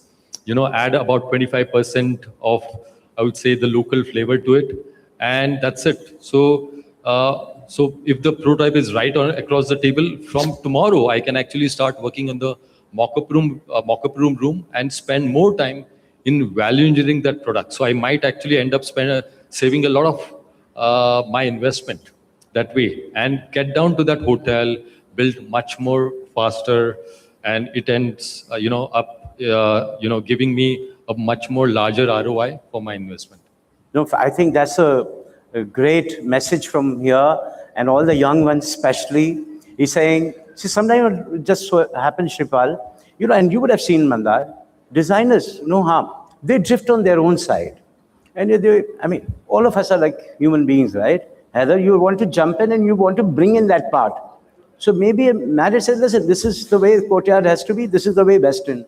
How do you are able to handle the designer's ambition or change it? Like you said, you will allow 25%, because this man is on a move. He's trying to make from 10,000 to probably 20,000 with David Marriott and all the leadership, which you took probably 50 years or 20 years, which you'd like to achieve now with 10 years, with people like Sayedji and everybody coming together. The whole scale, what you achieve in 20, you could achieve in 8. But at the same time, how would you bring this young talent, which you really said, I'm very happy about it, and give them liberty to add their flavors? No, look at it this way, we have only opened 230 odd hotels here. But in the US, we got about 6,500 hotels already. So there's a huge gap, that we need to fill up. I'm emotional, hai na? Yeah. Transactional bhi hona hua hai. Yeah. While there is a business angle, hotel is all about passion and creativity, right? So we also have certain brands where we can look at a local designer with an idea. For example, we are working on a stunning Marriott with you. And Vivek Singhur, right? Exactly. And how Vivek has able to capture the essence of, Bengal. Vivek is a very senior, he does many. I'm talking about the young one. Sorry, Vivek, didn't mean that way. But look at, these 230 hotels. Now, all these 230 hotels are coming through a renovation cycle, right? And there is an opportunity where, there's one restaurant that's going to be up for a renovation. So it is not necessary that I need to employ a very experienced architect, but I can get a very talented, local designer who's done few F&B, fine looking restaurants. He can be maybe the right person who can do justice there. Now look at rooms. If there is a standardized room package, that's another way of looking at it. So there's a lot of room for all of us to collaborate and work together, and get this hotel pool to the growth where it needs to. One big highlight point, folks, don't go for the big boxes right now. And I'll tell you, a lot of architects said, boss, kaise kare? Connect kara do. But wo lete hi nahi, because I have no experience. I don't want to name those architects. But I think the catch, if you have missed, and all the young men and women, young designer, go for the renovation, go for the refurbishment. Is it all right if we can publish the whole renovation list of hotels? 100%. So I would put it this way. And do city-wise designers? 100%. Or maybe city-wise, yeah. So before, about, I would say, 3 years back, we had, I would say, gine chune 2-3 designers from India. However, now we got about, I think, 20 designers in a list, local designers who can execute, obviously, the prototype. So the whole idea is, let's start that process at least somewhere, and then let's do individual hotels. For example, we got brands like the Autograph, the Tribute. Beautiful. I've been to this place, Autograph, the first Autograph in Karnal. What a stunning hotel. Another Autograph coming in Shimla somewhere? Yeah, of course. We got one in Andaman. There's one which will be actually in Bangalore, which will be a conversion. There's one, there's a lot of, hotels which will be, I would say, we call it a soft brand because you are creating your own identity. Every autograph, every tribute has to be unique with its own identity, with its own story. With a brand like a JW, a Courtyard, or a Fairfield, they have a, very clear, defined, identity. But in this case, we have a possibility it could be very unique to that particular location.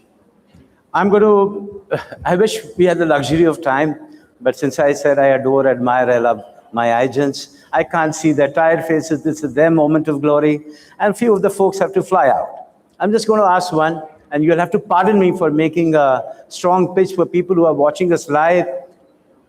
Mandar and Sayed Bhai also said, the vision for the Marriott Global Design and Development Conference is an ecosystem to bring all of you together under one roof, block your dates, mark your dates, because we are filling up things very fast. We, and my younger brother, says Vibhor Bhai, that's how he calls me, Bade Bhai, Vibhor Bhai. So I have to, my Anuj, my Chota, I have to do 1,500 Shripalji people. And in this, I want all designers to get benefited.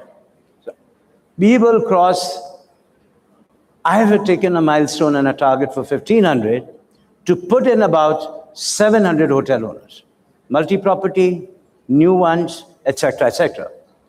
What is your key messaging about this GDDC?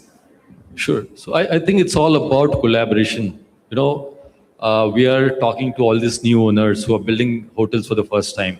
What we are doing is inviting all our experts from Marriott, from all over, to be there. My president, Raj Menon, is going to be there. 70 people, leadership, we get them. Absolutely. And we take a lot of good care. Business class, etc., etc. So on a lighter note.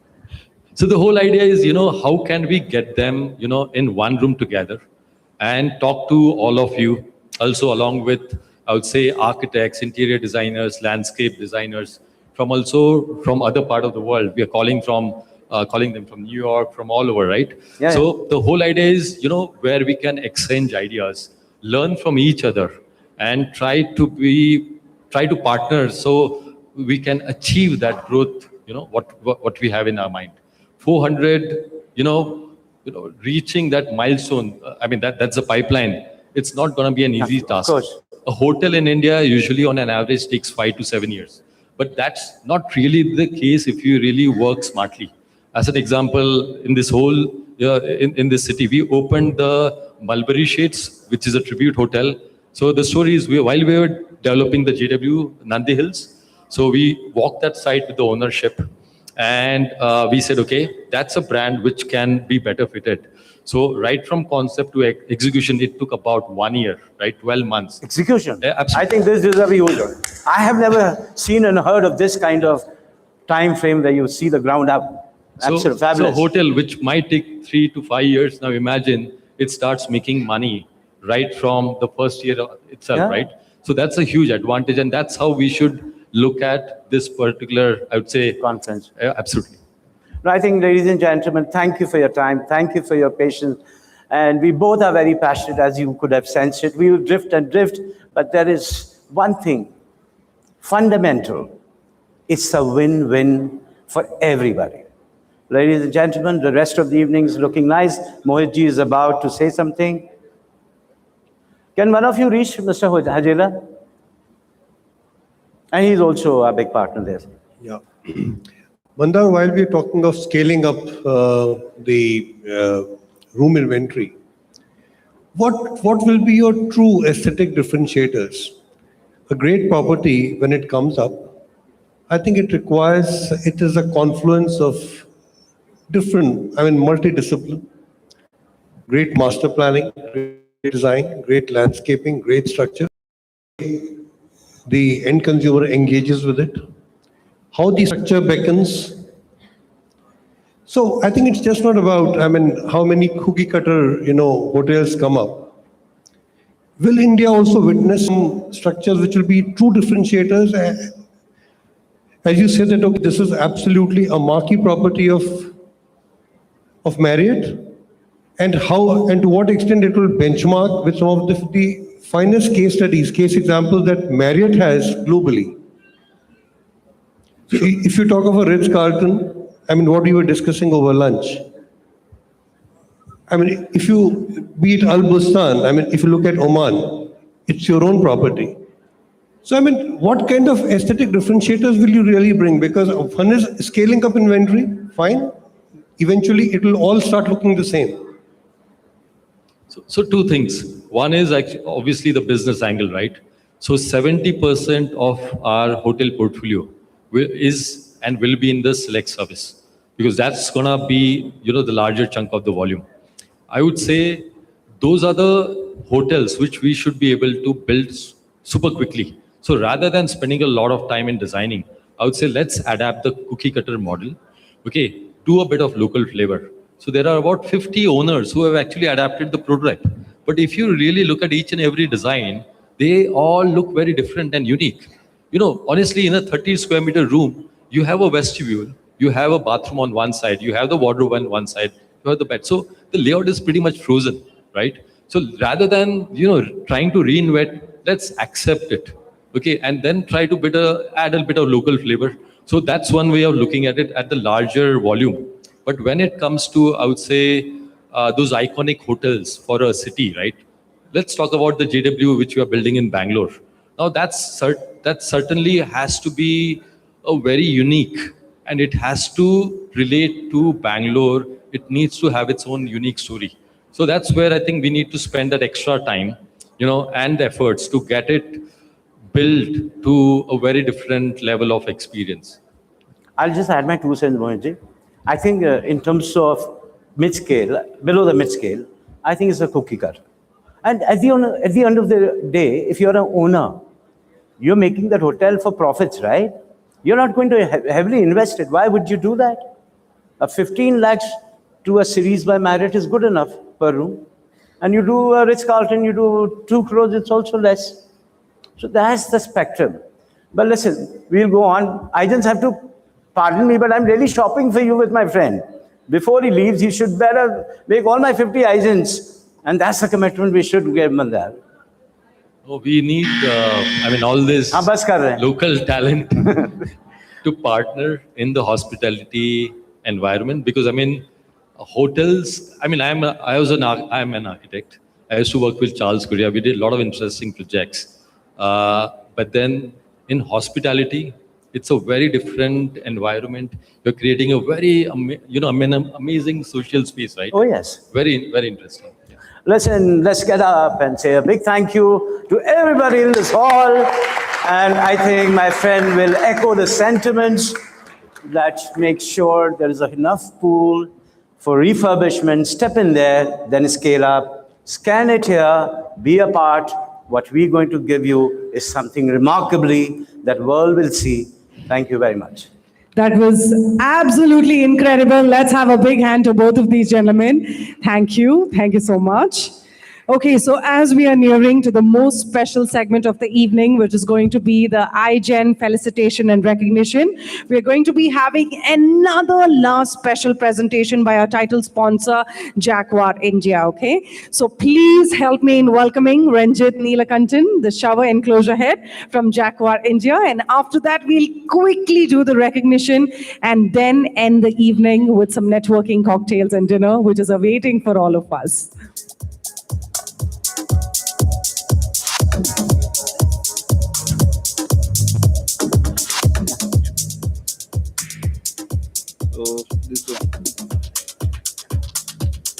Good evening. My name is Ranjit Neelakantan. I take care of shower enclosure for Jaguar. So the word shower enclosure comes to your mind. What is the thought? So is it luxury or is it aesthetics or something else comes to your mind? Basically, for me, I always believe that shower enclosure comes with, there are 2 divisions I will take. So basically it comes with safety hygiene, space optimization, and aesthetic. Why shower enclosure? We always think that why we need a shower enclosure in our bathrooms. Shower enclosure brings in a lot of safety in your bathroom. How it's make you safer. How things work with a shower enclosure. If you ask me, so in your bathroom, how much time you spend in a bathroom? How much time you go to that bathroom? So it's around 10 times or 12 times. Majorly, it's not for getting a shower. Shower will be 1 or 2 times in a day. The others will be for your lavatories and your toilets. But you take the shower, the entire bathroom gets wet. And it's an every time it's a very difficult task for the people to get in and get out. When you have a shower enclosure, it will restrict the water from going outside, and it will safeguard the person who is using that area. One more majorly, there is a psychology behind shower enclosure also. If at all you ask me, then if you use any smaller area, so whenever it comes to shower enclosure, it's a smaller area, or let it be a lift, or like a darker area, your mind get conscious that you're going to a darker area. You should be conscious. When your mind get conscious, there's a very less chance that you slip or you fell down. So shower enclosure makes your mind conscious. Because of that, there is a very less chance that you slip and you fell inside the bathroom. And even if you slip, there is a holding capacity of the glass. The glass is, normally the glass remains toughened when it comes to our standards. 5 times, glass is 5 times stronger than a normal glass. So that glass can hold your weight. So it will actually safeguard you from falling down. Hygiene is the second part. If at all the water is not going outside, the bacteria or the fungus will not grow in that area. You don't have to clean it every day. So it's actually safer for your loved ones. Let it be anyone who is using the bathroom. The hygiene part is there. Space optimization, we always say that the bathroom is smaller. We don't use a shower enclosure because the bathroom is smaller. I always say that bathroom is smaller. You should 100% use a shower enclosure, because that area becomes actually, the other area becomes usable for you if you have a shower enclosure. And even if the bathroom is bigger also, you can segregate the area with the shower enclosure. It will help you that the area, whoever is taking a shower or something, he will use that area. The entire other area can be used. Nowadays, a lot of people do that cupboards and all inside. So the water will not spill and the cupboards will be safe. Then comes the aesthetic part. For you, the aesthetics will be looks and the style and all. For me, shower enclosure, if you put a shower enclosure, that will not actually reduce the space of that bathroom, because since it's a glass is transparent, the bathroom size remains same. So you don't feel that there is a restriction between the bathroom and the enclosed area. Then comes, I spoke about shower enclosure, why shower enclosure is required and all. Then comes the major part. If at all we are going with shower enclosure, which brand or what should we look at to? Majorly, our competition in the market is totally local. Major entire production unit in India, only we have the entire structure of production, and whatever we supply is from our factory. So most of you have seen our factory. Our biggest advantage, Jaguar being a 67-year-old company, our biggest advantage is our production. We always say that we are a manufacturing excellence company. Because of that, we are exporting to 55 countries in the European standards. So we don't only follow Indian standards, we follow European standards. So biggest advantage is our manufacturing facility. You have seen our head office. Beneath that also there is a manufacturing facility, if you know. And we have around 7 to 8 plants still coming up in shower enclosure as well as lighting, everything. So whichever product we are using, we are actually manufacturing it. We are not outsourcing it. We say we want to make in India, we have to get into that network. We have to help our country to grow. And we are doing it. We are doing it. We are taking the entire stress because of that. Because of that only we are a #1 company in faucets. Let it be sanitary ware, let it be shower enclosures, let it be wellness. Because now the government of India has implemented BIS. That means that you should have 90% production in India, 10% can be outsourced. So the certification will be only given to those guys who has an R&D facility and a manufacturing facility in India. So entire thing is done by Jaguar. we are actually in a very expansion mode. We are into lighting also. We are the only company who has 3 other lighting facilities. We are expanding like anything. I can't reveal the numbers because it is actually getting into the main players. Whoever is the main player in the lighting also, we are trying to surpass them. So when it comes to a shower enclosure, the major part is glass and the fixtures. So we do basically our manufacturing is like this, the cutting of the glass. So people say that you take the glass from outside, right? We take the quality glass. We take brass from outside. That doesn't mean that the brass is good. So we take inkjet from outside. We check the brass, 60% should be copper. Like that, glass also have a clarity. We take glass according to that clarity. We take international and domestic brands also, but we look at the quality of the glass. The processing is done by us. So toughening is a process which have a 690-degree toughening standard. We immediately burn the glass and immediately cool it off so that the glass becomes 5 times stronger. 8 mm glass becomes around 40 mm strong because of that reason. And we test it every 2 hours. So how many companies can assure that the testing happens? I can give you a certificate at 690, I'm doing it. I can show the entire process. I can show you my factory. So most of the companies who say that we have shower enclosure with us, so they are actually they are traders. They are not actually providing the entire solutions. We are the only company I can say which is providing the entire solutions, and the entire risk, whatever comes with shower enclosure is very high risk because the glass, something happens to the customer, anything can happen. So because of that, we take extra measures in safeguarding the customer. So this is the process. So in that process, you have seen heat soak. I just explained heat soak. So every glass is made by silica sand, and it is burned, and some chemicals are added, and then the glass is made. With that glass, so this nickel sulfate comes in. That is actually can break the glass in a spontaneous. If at all there is a variation in temperature and all, it can spontaneous breakage happens. To eradicate that, we use this. So I will come to the product. So it's there. So we have ready to fit, with like ready to, it's installed. You order this enclosure, I can give it in 3 days. It's already there in my stock. It's like a ready-made shirt. I have models which are different measurements. It's already there with me. Then comes the installation part. Everything is done by us. So we have 5 years warranty. So you think that shower enclosure, once I fit it, it's forget it. It's not like that. There are hinges, there are movable parts. Anything can happen. So we are there to take care of you. It doesn't mean that 5 years we'll stop the service. We can give it after 10 years, 15 years, till the time of the shower enclosure is there with you.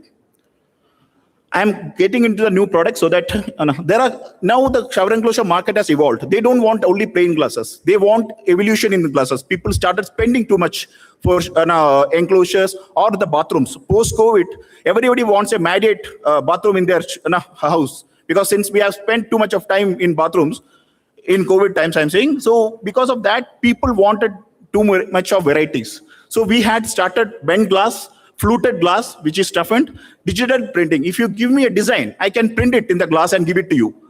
People have a doubt that it will go off. It will never go off. We have a ceramic printing, then we toughen it. We toughen it 690 degrees, it becomes a part of the glass. Unless and until you break the glass, it will never go off.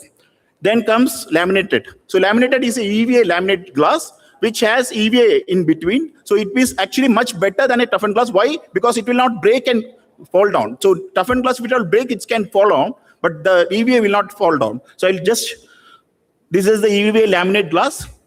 How we make it, will just show. This is how we make the glass. We have a glass, EVA laminate. There is a fabric. If at all you want it, we can put a fabric in between. Then the EVA and so when we melt it, the EVA becomes a part of the glass. So we are displayed in the outer, so you can see that in the display area. So it's already there. So this glass is much better if at all you look at too much of safety. So this glass will break, it will not come down because the other glass is there. This becomes a safety glass in US and all. This is how it breaks. So it will not come out. So the heat soak, I already told, we put a glass inside and we make the actual artificial pressure inside so that any nickel sulfate glass is there, it will break inside itself so that you don't get it. So we make, so these are the measures we have, around 12, 14 varieties we have. I'm little bit fast, so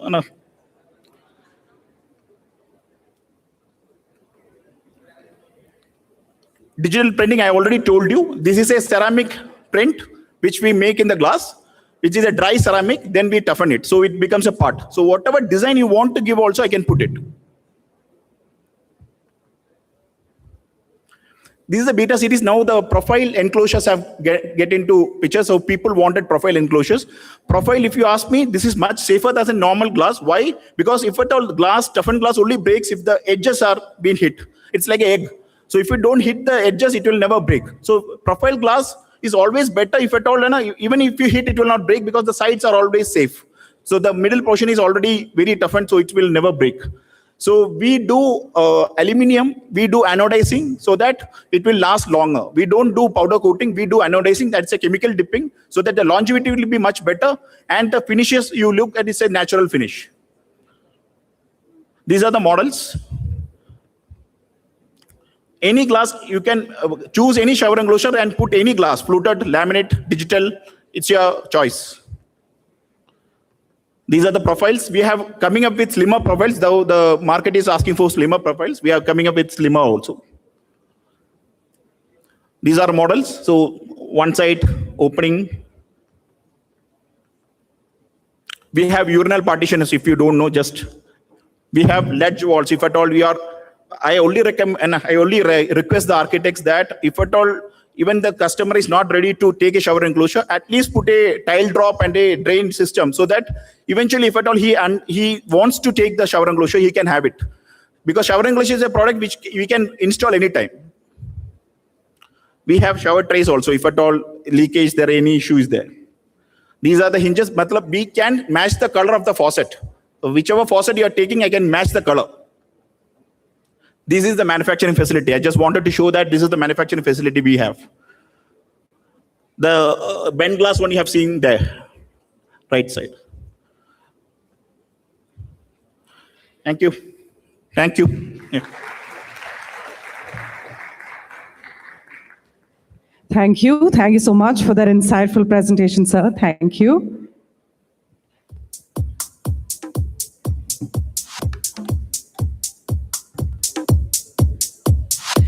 Okay, so ladies and gentlemen, the moment has finally arrived, the moment we all have been waiting for the iGen felicitation.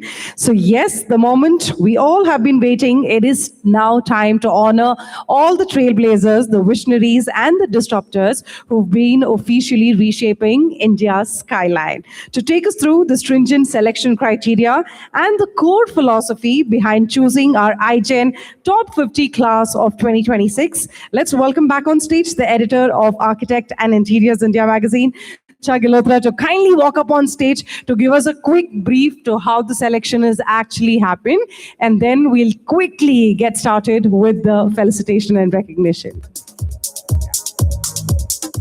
Okay, Bangalore, it's that time of the day we've all been waiting for. I need to hear a lot of noise, a lot of claps, and I need to see all that energy coming back. I hope you all have had enough coffee and are ready for your cocktail night. Can I hear the audience and see the energy, feel the energy? It's time for the most momentous part of the day, guys. Come on, louder, I need to see cheers. So now that we're going to be talking about, I think I'm going to skip talking about the entire methodology. We have the magazines, everybody can go through that. I've been holding off you guys for a very long time, so I won't take any more time. But I have two rules that I want each of you to follow. One is that I have to hear loud cheers with every iGen coming on stage. Do you all agree with me? And second is, everybody who is tagging and uploading pictures on the social media, I want you to tag Architect and Interiors India. I want your faces to be seen by all our audiences, and I'm going to be sharing all of those pictures. So are you all ready? I'm going to invite on stage Mr. Mohit Harjela to set the tone and get the party started. Can we please have you on stage? And can Bipor join us as well?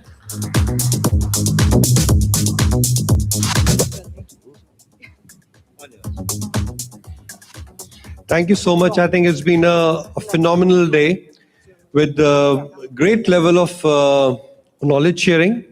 I think all the panelists, all the keynote speakers, I think they added tremendous value. And finally, I think the countdown to the names are already declared. But I think the very fact that all of you who have made it to top 50, I think a big round of applause to you, because you have really made, with your distinctive presence and your body of work, not only the fraternity proud, but believe me, you are making India proud. So I think we are as partnering this initiative, I can definitely vouch for one more thing before we begin the ceremony. I think Architects and Interiors India enjoys the tall distinction that anyone who has been an iGen ever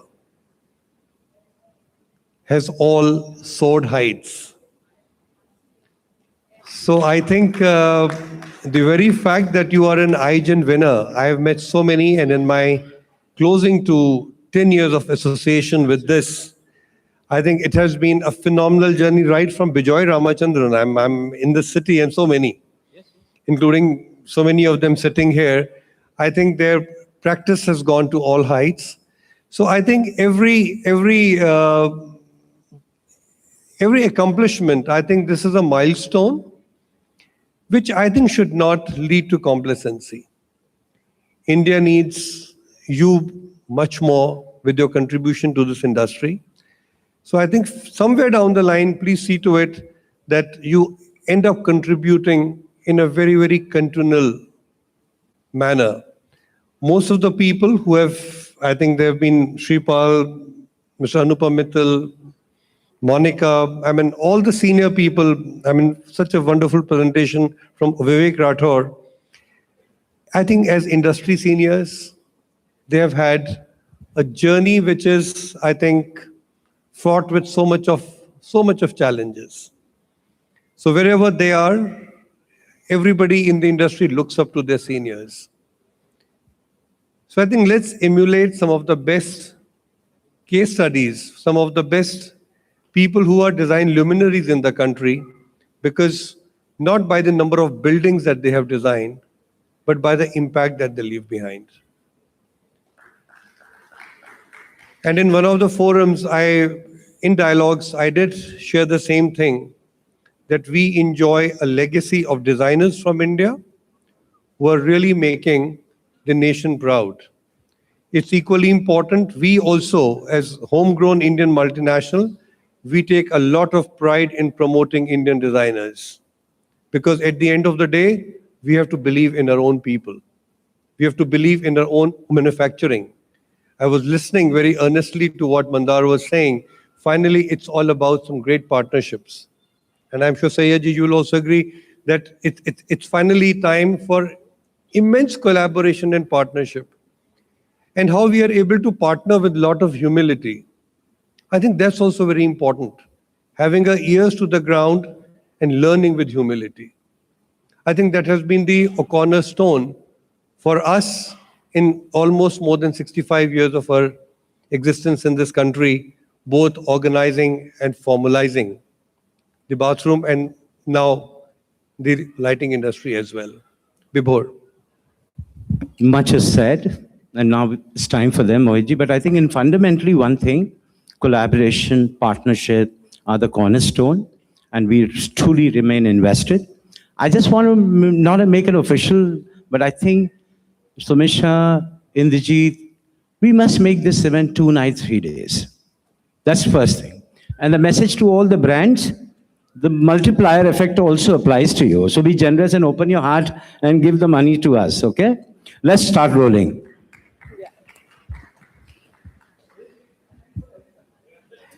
I request both of you to kindly stay back. We are going to be having all of the lovely people out there recognizing and felicitating all of you guys according to the alphabetical order. So once you guys are here on stage, let's have your celebratory smile, pose for the camera, and let the celebrations begin, okay? So the first category, yes, from the Jaqua. Yes, of course. So let's have Mandar sir please join us. And also let's welcome Madhukar Zawari to please join us here on stage for the first set of awards. We're going to be having 50 of them getting recognized and felicitated for your proud organization day in and day out, all the hard work you guys do. We are going to be getting recognized and felicitated. So as it's in the alphabetical order, this person has his flight, so I'm going to be calling this person from Hafle. Let's give it up to Shashank Sharbadi from East Side Office, Kolkata, to kindly join us on stage to receive his first recognition here, please. Yeah.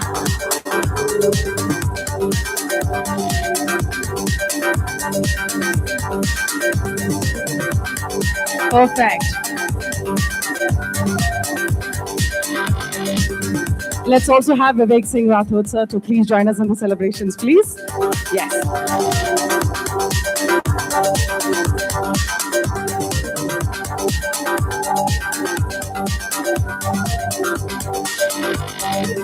Congratulations. Okay, so now we quickly kickstart with alphabetical order. Abu Bakr Siddiqui from Layers Architecture, Kerala, to please join us on stage.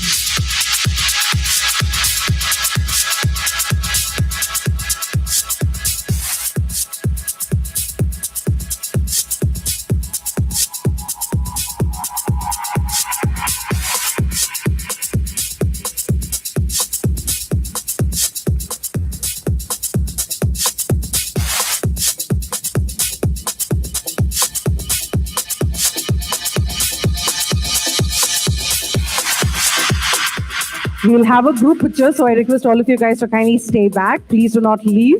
Aishwarya Hanje from Osraka Architecture and Interiors, Bengaluru, to join us on stage.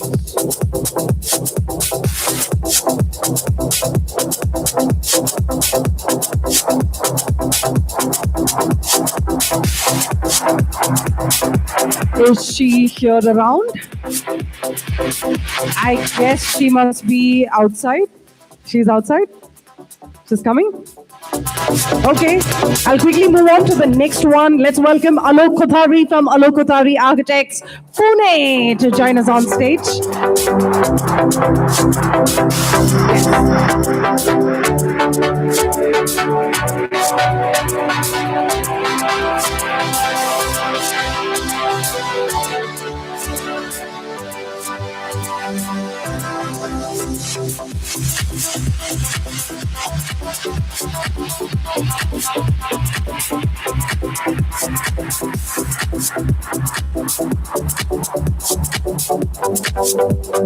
Congratulations. Up next, let's welcome Aman Nisar, Unbox Design, New Delhi, to join us on stage.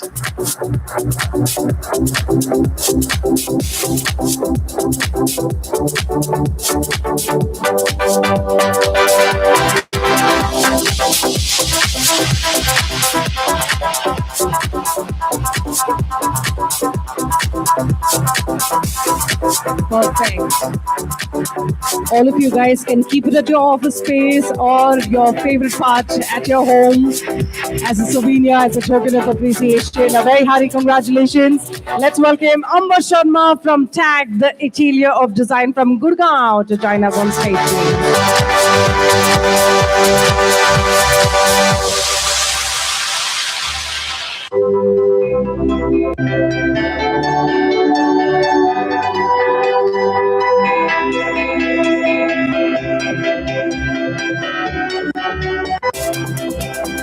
A very hearty congratulations.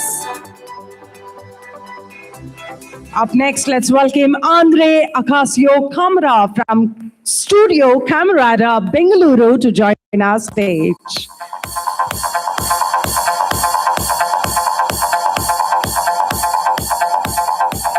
The Germans right here coming up. A very hearty congratulations to you.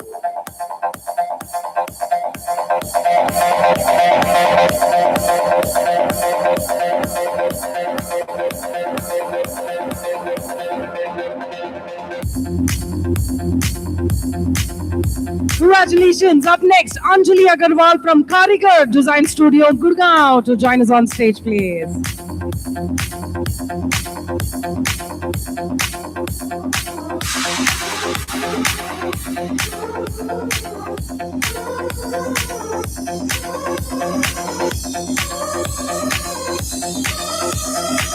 I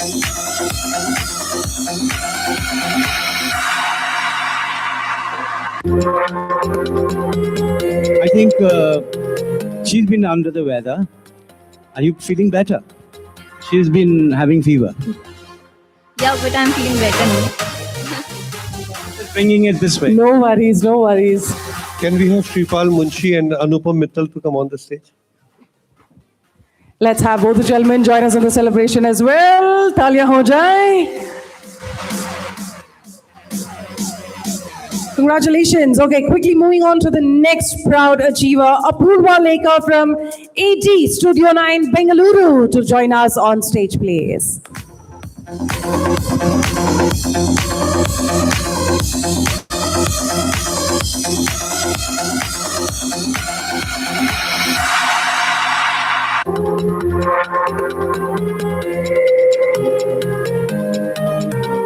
Come on, guys, जोर से दिल से तालियां तो हो जाएं, everybody.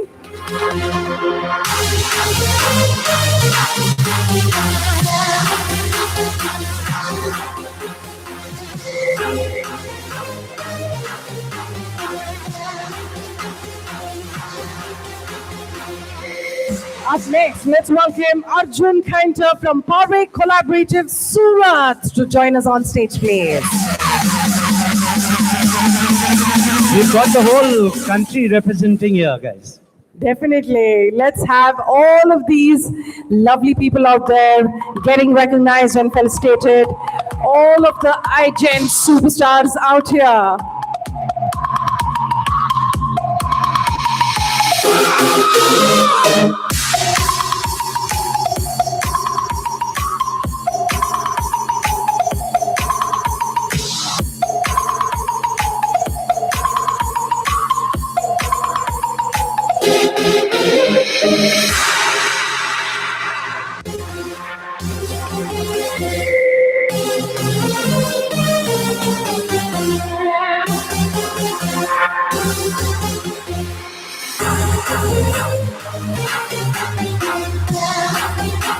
Congratulations. Let's welcome Ayush Agarwal, Studio Timescape Jaipur, to join us on stage, please.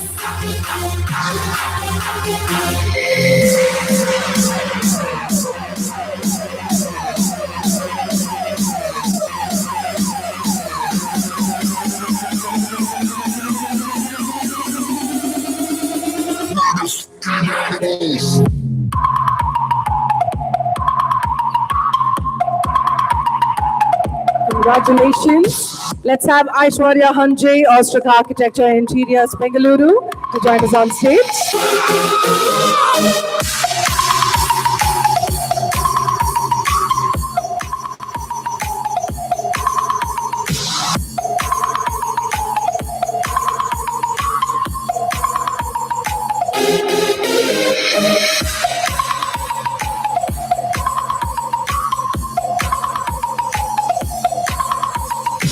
Can we have Monica Chaudhary to please join us in the celebrations?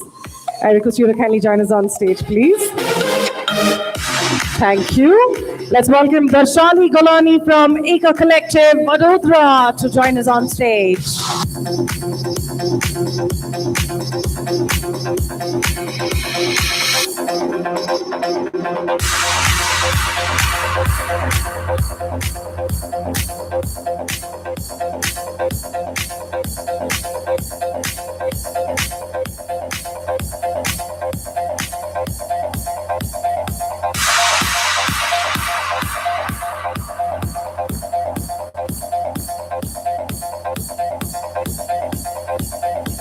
Very hearty congratulations. Up next, Devajit Bhomik from Ceylon, Kolkata, to join us on stage, please. Oh yeah, we do have 3-4 guys. I request the presenters, please come back. क्या हुआ? Sure? Okay. We'll move on to the... Yeah, sure. All new people. Yeah. No worries. The next category is for ICA. So I will welcome Sham Sami. Please join us. Karan Rai, Rahul Sequeira, Managing Director, ITP Media India, Monica Chaudhary, and Anupam Mittal. Let's have these set of presenters quickly join us for the next one. So the Jaguar category, please, we have 3 more names left. We're going to be having a group picture once I move on to ICA. So please stay back.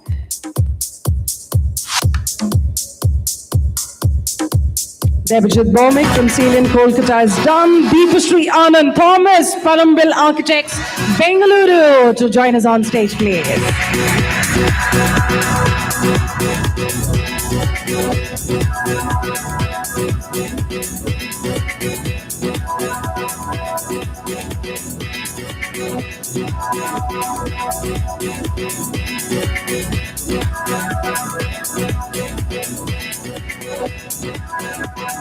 Let's welcome Debajit Bhowmik, Salient, Kolkata, to please join us on stage.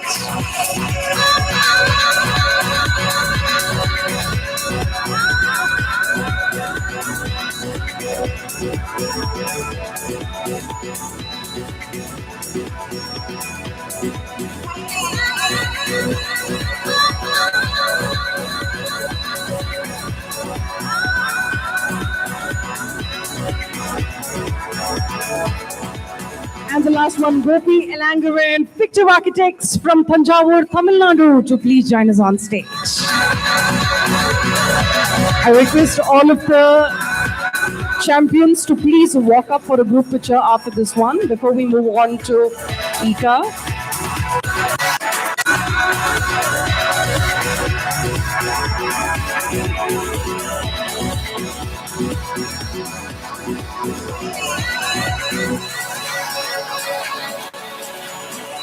Gopi, please stay back. We'll have a group picture. Everybody who's received the felicitation, please come back. We're going to have a group picture. Of course, with your token of appreciations, let's have all of you guys join us on stage for a quick group picture before we move on to the next category of ICA.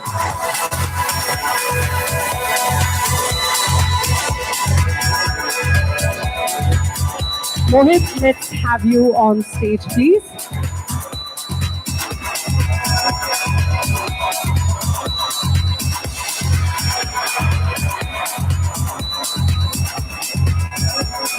Yes, if you can have first row, just kneel down so that everybody's seen in the group picture.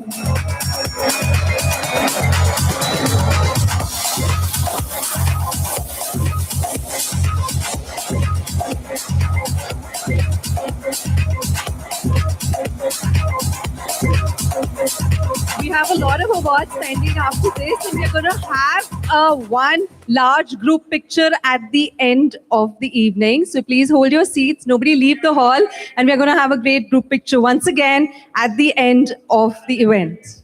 Yeah, with everybody.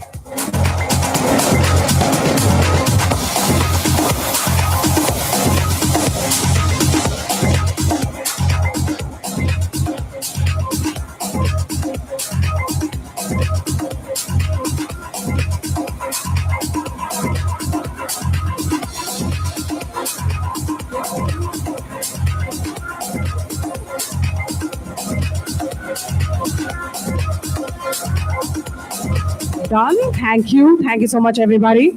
Okay, so as time is pressing, we're going to be having one last group picture after all of the felicitations, okay? So we move on to ICA. Let's welcome the presenters. Please stay back. Looks like you guys are eager for the drinks rather than us. Guys, please stay back, stay glued. Let's welcome Gopi Krishnan M from Austrica Architecture and Interiors, Bengaluru, to join us on stage, please. Kannadigaru ellaru yaryariddaro ಜೋರಾದ ಚಪ್ಪಾಳೆ ಬರಲಿ. ನಮ್ಮ ಬೆಂಗಳೂರಿನವರಿಗೆ come on, ಬೆಂಗಳೂರಿನಲ್ಲಿ ಮಾಡ್ತಾ ಇದೀವಿ, ನಮ್ಮವರಿಗೆ ಚಪ್ಪಾಳೆ ಬಂದಿಲ್ಲ ಅಂದ್ರೆ ಹೇಗೆ? Come on everyone.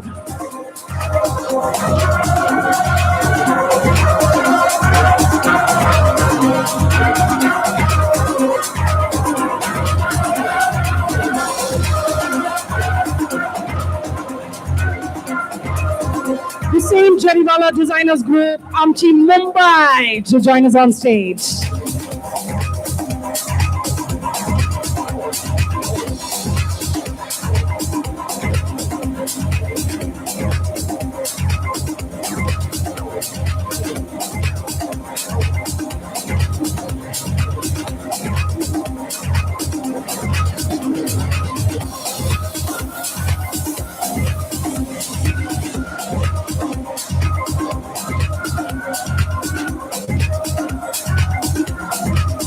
Congratulations. Up next, Jamshid A from Attics Architecture, Calicut, to join us on stage.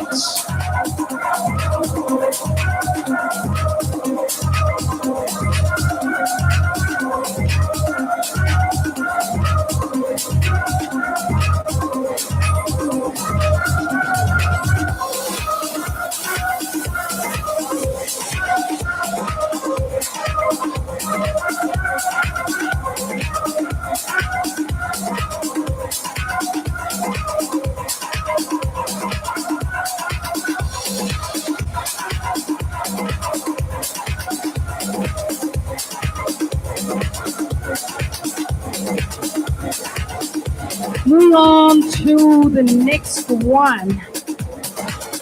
Jinish K. Joyce from Tada Design Collective, Kozhikode, Kerala, to please walk up.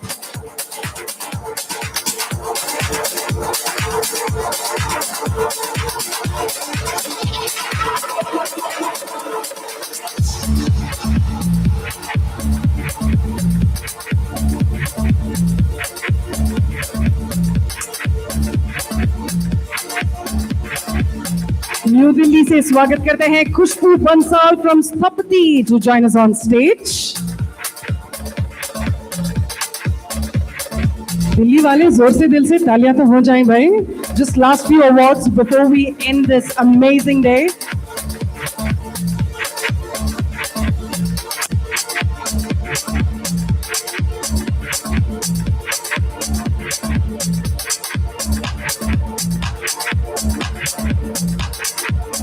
ಬೆಂಗಳೂರಿನಿಂದ Krithika Prasad architecture ಸಾಗಾ ವೇದಿಕೆ ಮೇಲೆ ಬರಬೇಕನ್ನೋ ಕೋರಿಕೆ. Good, I love the Bengaluru energy, man. Come on, let's make some noise.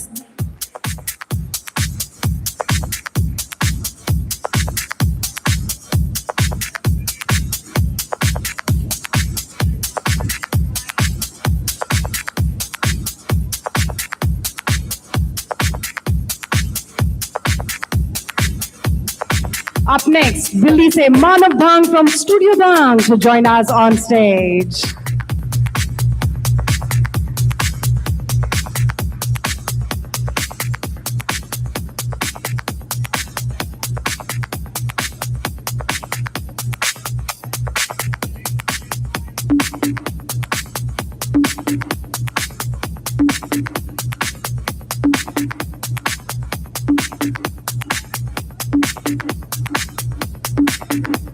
Up next, Hyderabad నుంచి Mirail Savitri గారు రావాలి stage పైన from Savitri studio private limited. Hyderabad నుంచి ఎవరెవరు వచ్చినారు అందరూ గట్టిగా చెప్పట్లండి. Everybody, come on, let's make some noise and let's welcome Mirail Savitri from Savitri Studio Private Limited.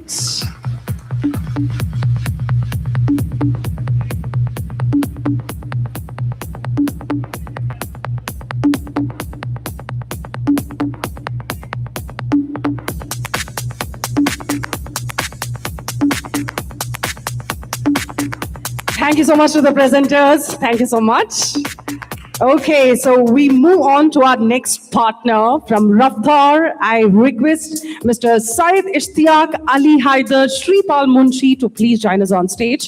These three lovely presenters to give away the next set of felicitations and recognitions. Let's welcome Nareen Sagar Bengaluru in the studio, brick by brick. Wait ke mele barbekano korike.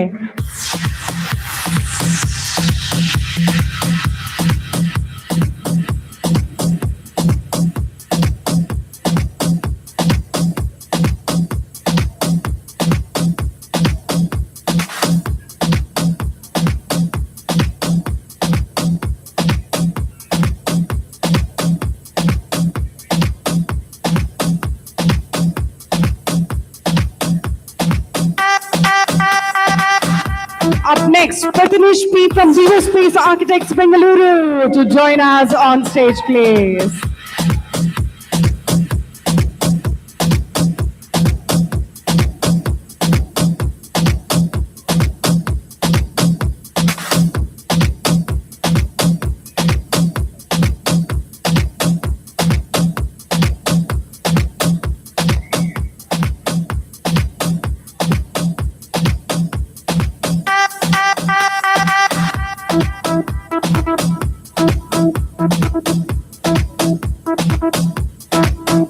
Congratulations. Up next, UP से स्वागत करते हैं मंच पर प्रखर Ranjan from W5 Architects. Let's welcome our winner, man. Come on with a big round of applause.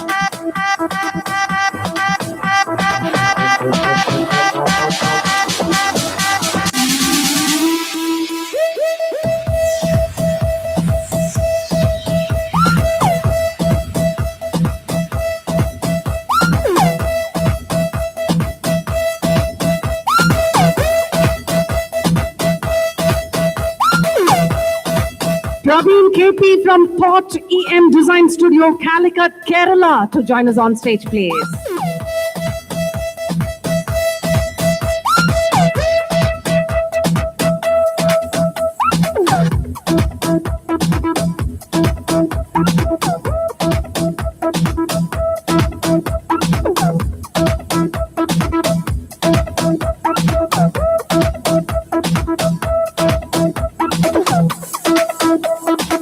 Congratulations. Up next, Prerna Pavan from Studio Brick by Brick, Bengaluru, to join us on stage.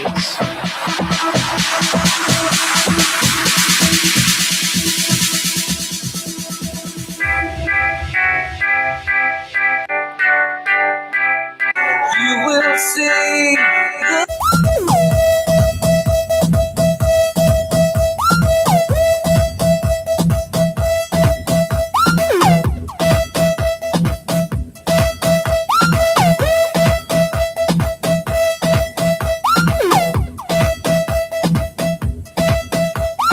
And the last one here, Priyanka MC from Mies Concept Design NLP, Bengaluru, to join us on stage.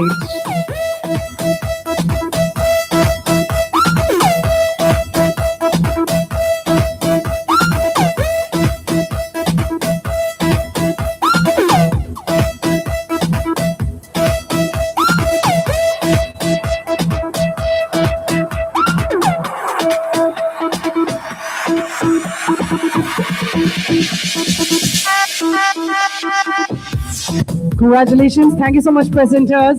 Enjoy the evening ahead. Thank you, sir. Thank you. Thank you so much for joining us. Cheers. Okay, so moving on from the next partner from Dorma to give away these set of felicitations. Let's welcome Sachin Shastri, Indrajit Sauji, Vivek Rathod to please join us on stage. And let's welcome Richa Gupta from Studio Tab, Mumbai to join us on stage.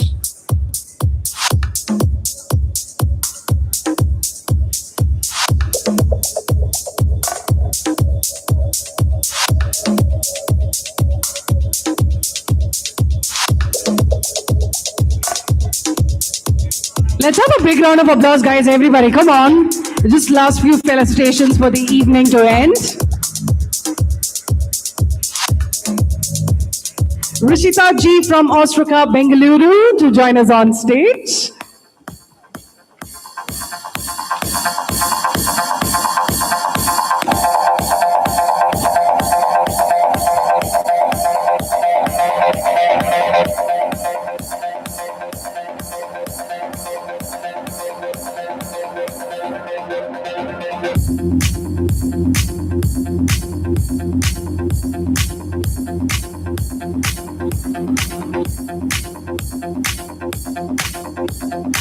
Congratulations. Up next, Rohit Yelgat from Environ Planners, Nasik, to join us on stage, please.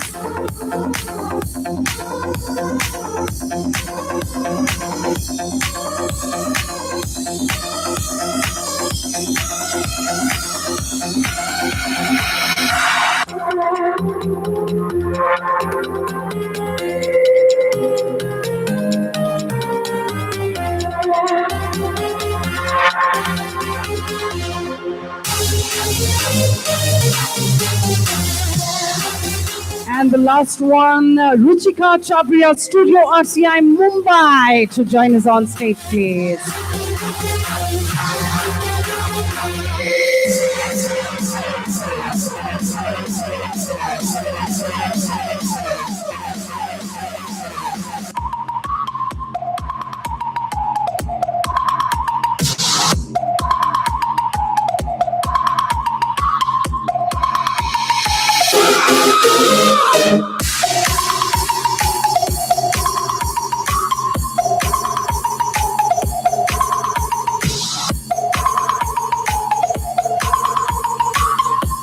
Sachin can step down. Both of you stay back for Halfley. We have the next felicitations from Halfley.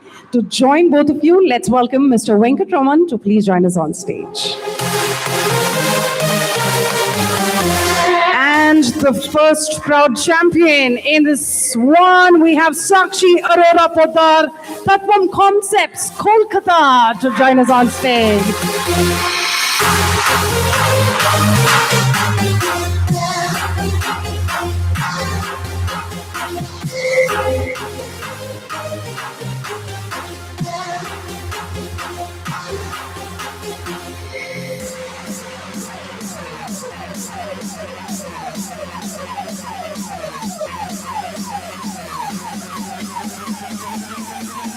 Congratulations. Up next, Sandeep Ghosh from Salient, Kolkata, to join us on stage.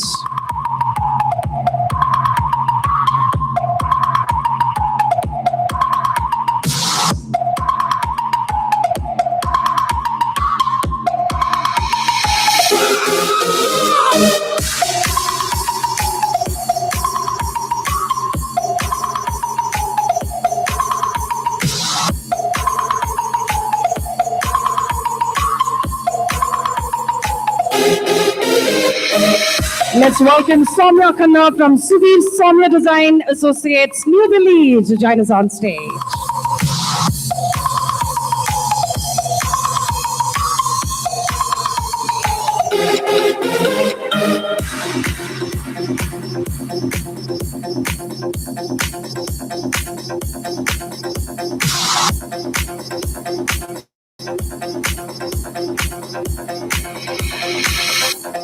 Thank you so much, presenters, for joining us. Enjoy the evening. Cheers. Thank you. Okay, quickly moving on to the felicitations from MCI. I request Rahul Maheshwari, Badri Sudar, and Sumisha to please join us to give away the next set of felicitations for all of us, please.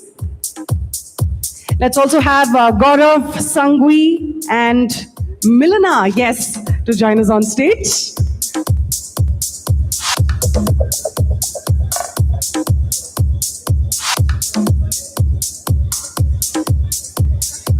A big warm welcome to each one of you here. Manipal says Shreya Daphne from around here to join us on stage.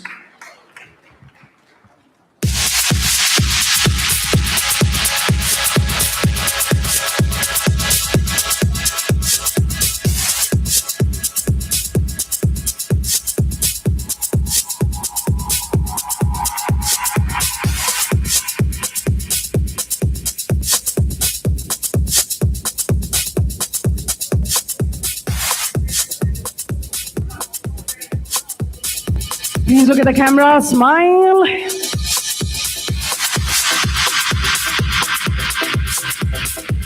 Up next, let's welcome Sidina Sakla from Art Studio Pune to join us on stage, please.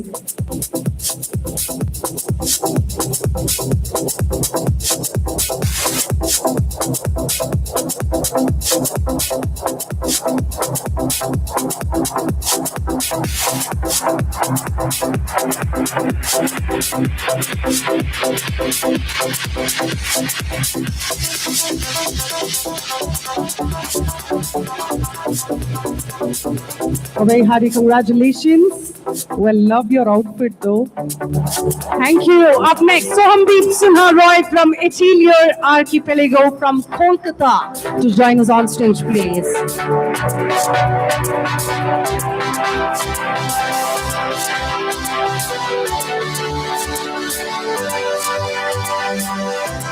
A very hearty congratulations.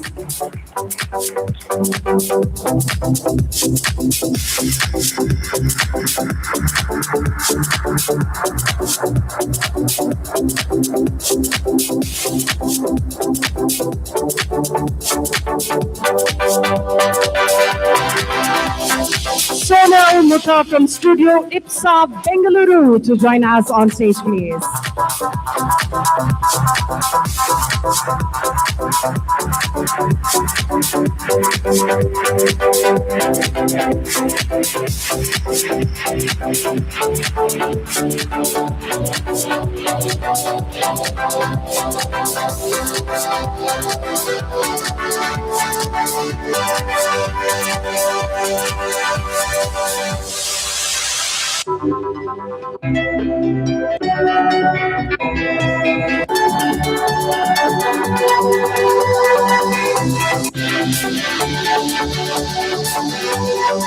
I request Rahul to step down and let's invite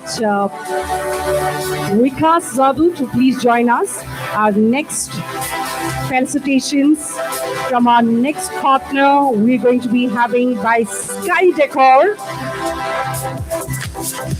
Without further ado, let's give it up to Sriram Ramakrishnan, FHT India, Bengaluru to join us on stage.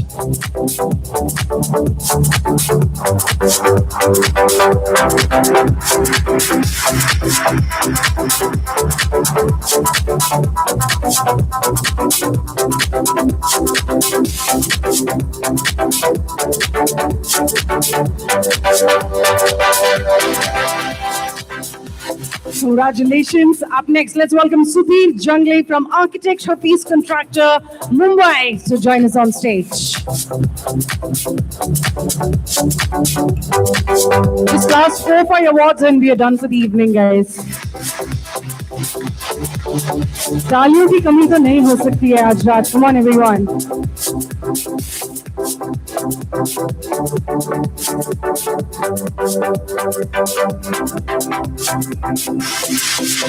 Congratulations. Up next, let's give it up to Surya Chamdar, Mystery Architects Design Collective, Bengaluru to join us on stage.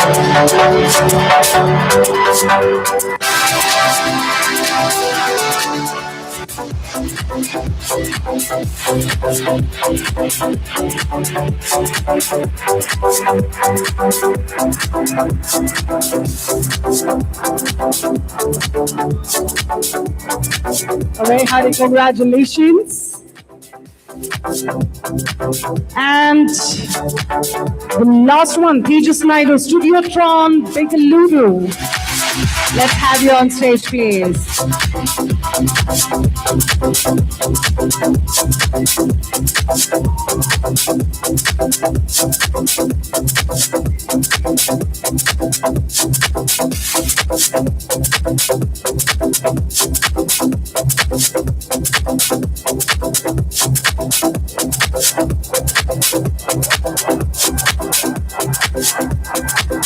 Congratulations. Thank you so much, presenters, for joining us. Thank you. Thank you. We move on to the next felicitations by our partner Fundamax. Well, to give away these, let's welcome Prashant Reddy, Managing Director from Fundamax, Sid Majumdar, Rohini Bagla to please join us on stage.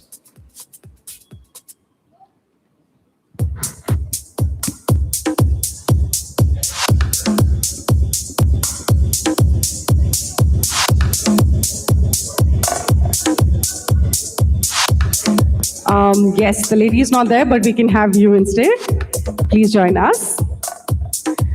Okay, without further ado, Varun Garg from Varun Garg Architects Haryana to join us on stage, please.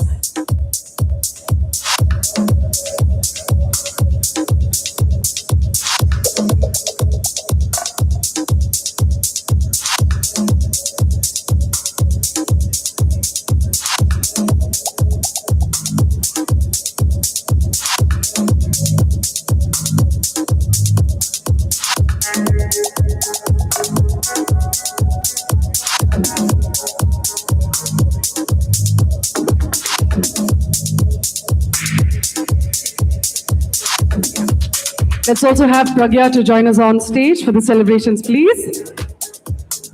Let's welcome Vasudha Karnani, Mofa Studio, New Delhi to join us on stage.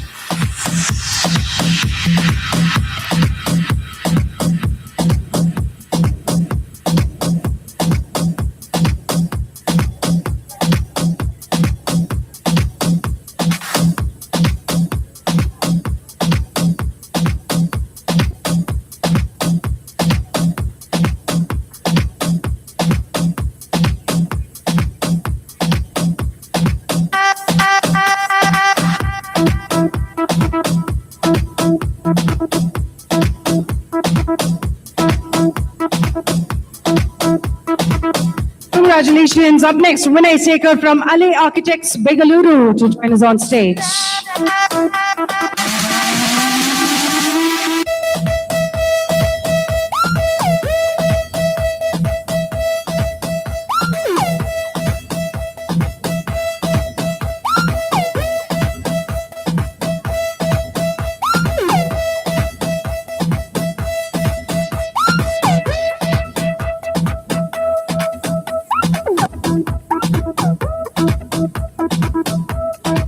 Congratulations, Vishu Bhushan from ZHA London to please join us on stage.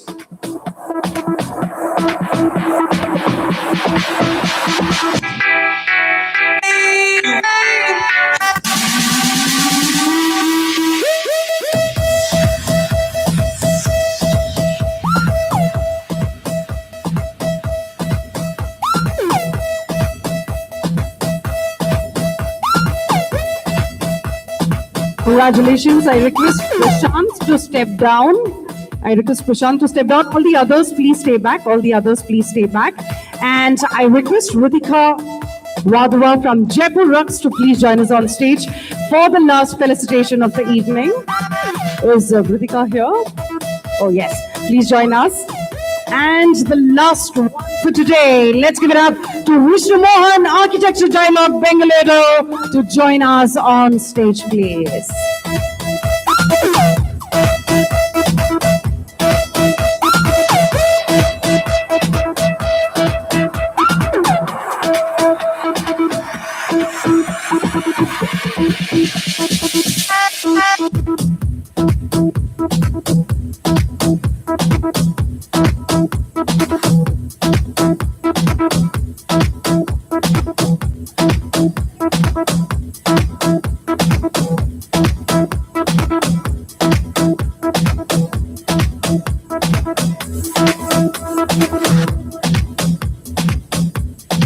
Congratulations. What an absolute powerhouse talent. iGen Top 50 Class 2026. Let's have a big round to everybody. Please join us on stage for a celebratory group picture. We're going to be ending this evening by a celebratory group picture. But before that, yes, let's welcome Mr. Indrajit Saoji, Group Publishing Director from ITB Media India, to kindly join us on stage to deliver the word of thanks for all of us, please.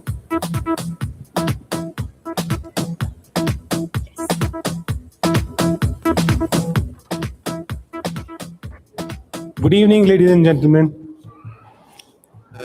I have been given the toughest task in the room to draw the curtains on iGen 15th edition and at the same time keep the energies high. So, good evening, friends. Still, the energy is not there. I'm standing between the bar and you. Please, good evening, friends. Yes. As we draw the curtains on the 15th annual iGen Design Forum, what a day this has been. Today was about ideas that challenged us, conversations that inspired us, and connections that will continue long after we leave this room. From exploring how design shapes human psychology, to debating the impact of AI on our profession, celebrating emerging talent through the ICA design competition, and finally recognizing India's top 50 iGens, today has truly celebrated the spirit of innovation, creativity, and collaboration. Our distinguished speakers, moderators, industry leaders, thank you for sharing your expertise, your perspectives, and for your passion. You have made today's conversation meaningful and memorable. And thank you so much for sparing your valuable time, traveling all the way from different parts of the country and being with us, enlightening the young iGens today. Thank you once again. A round of applause for all our jury members, speakers, moderators, and leaders. To our top 50 iGens, today is your moment. You represent the future of Indian architecture and design. The projects you will build in the next decade will define what Indian design looks like to the world. So dream bigger, create bolder, and continue pushing the boundaries of design excellence. A big round of applause once more for our iGen winners. It's their night. This has to be thunderous.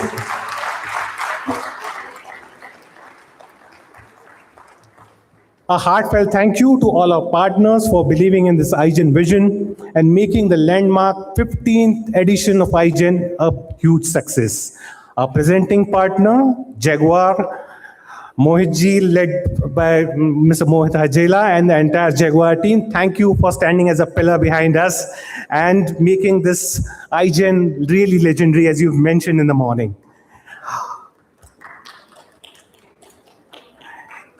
ICA, powered by partner, Karan, Anuj, and the entire ICA team. Thank you so much for curating this entire design competition with us.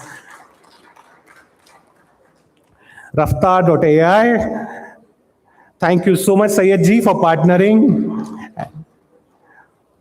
Our interior solutions partner, Hafle, our category partner, Fundamax, our associate partner, Dorma Kaba, our associate partner, MCI Marbles. Thank you, Rahul. Thank you so much for believing in us and having this conversation. Sky Decor, Jaipur Rugs, thank you, Vikas Bhai, thank you, Jaipur Rugs, thank you, Wong Hospitality for believing in us and partnering for this event again. I would also like to acknowledge my incredible team at ITP Media India. Event of this scale is not possible by chance. It's a result of months of hard work behind this. So the team behind the console, the team back in Mumbai office, and the incredible leadership we have here. A huge and thunderous round of applause for the ITP Media team for bringing this iGen 15th edition to life. Finally, thank you every architect, designer, partner, and guest who traveled from cities across country to be with us today. Your presence is what makes iGen one of the best and most respected design platforms in India today. Thank you once again.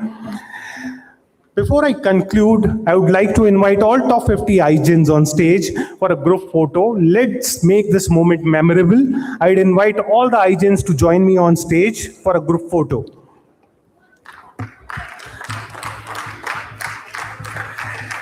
As they join us, I hope the evening ahead gives us all chance to carry these conversations forward over dinner, over drinks, and hopefully to start few new relationships that we have built today. Leave your plugs behind.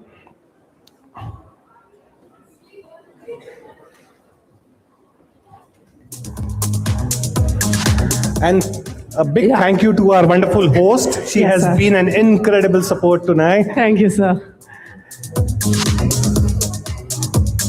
All the 50 iGens, everybody, quickly, let's have you guys on stage. You know the drill, short people at the front, tall people at the back. Maybe we can have the first row kneel down. Maybe the boys can be chivalrous with women and everybody, the girls can stand and all the men can kneel down. Yes, so that everybody is at least seen in the group picture. Let's have all of the 50 iGens. We do not want to miss anybody out. Please, let's have all of you guys here on the Equatorial stage, please.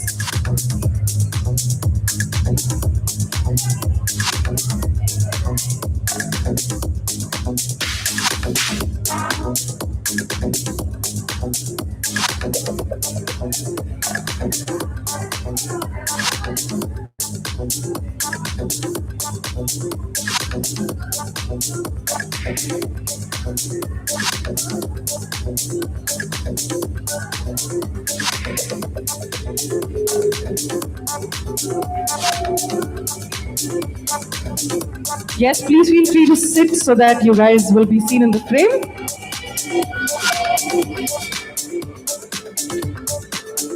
Thank you, thank you.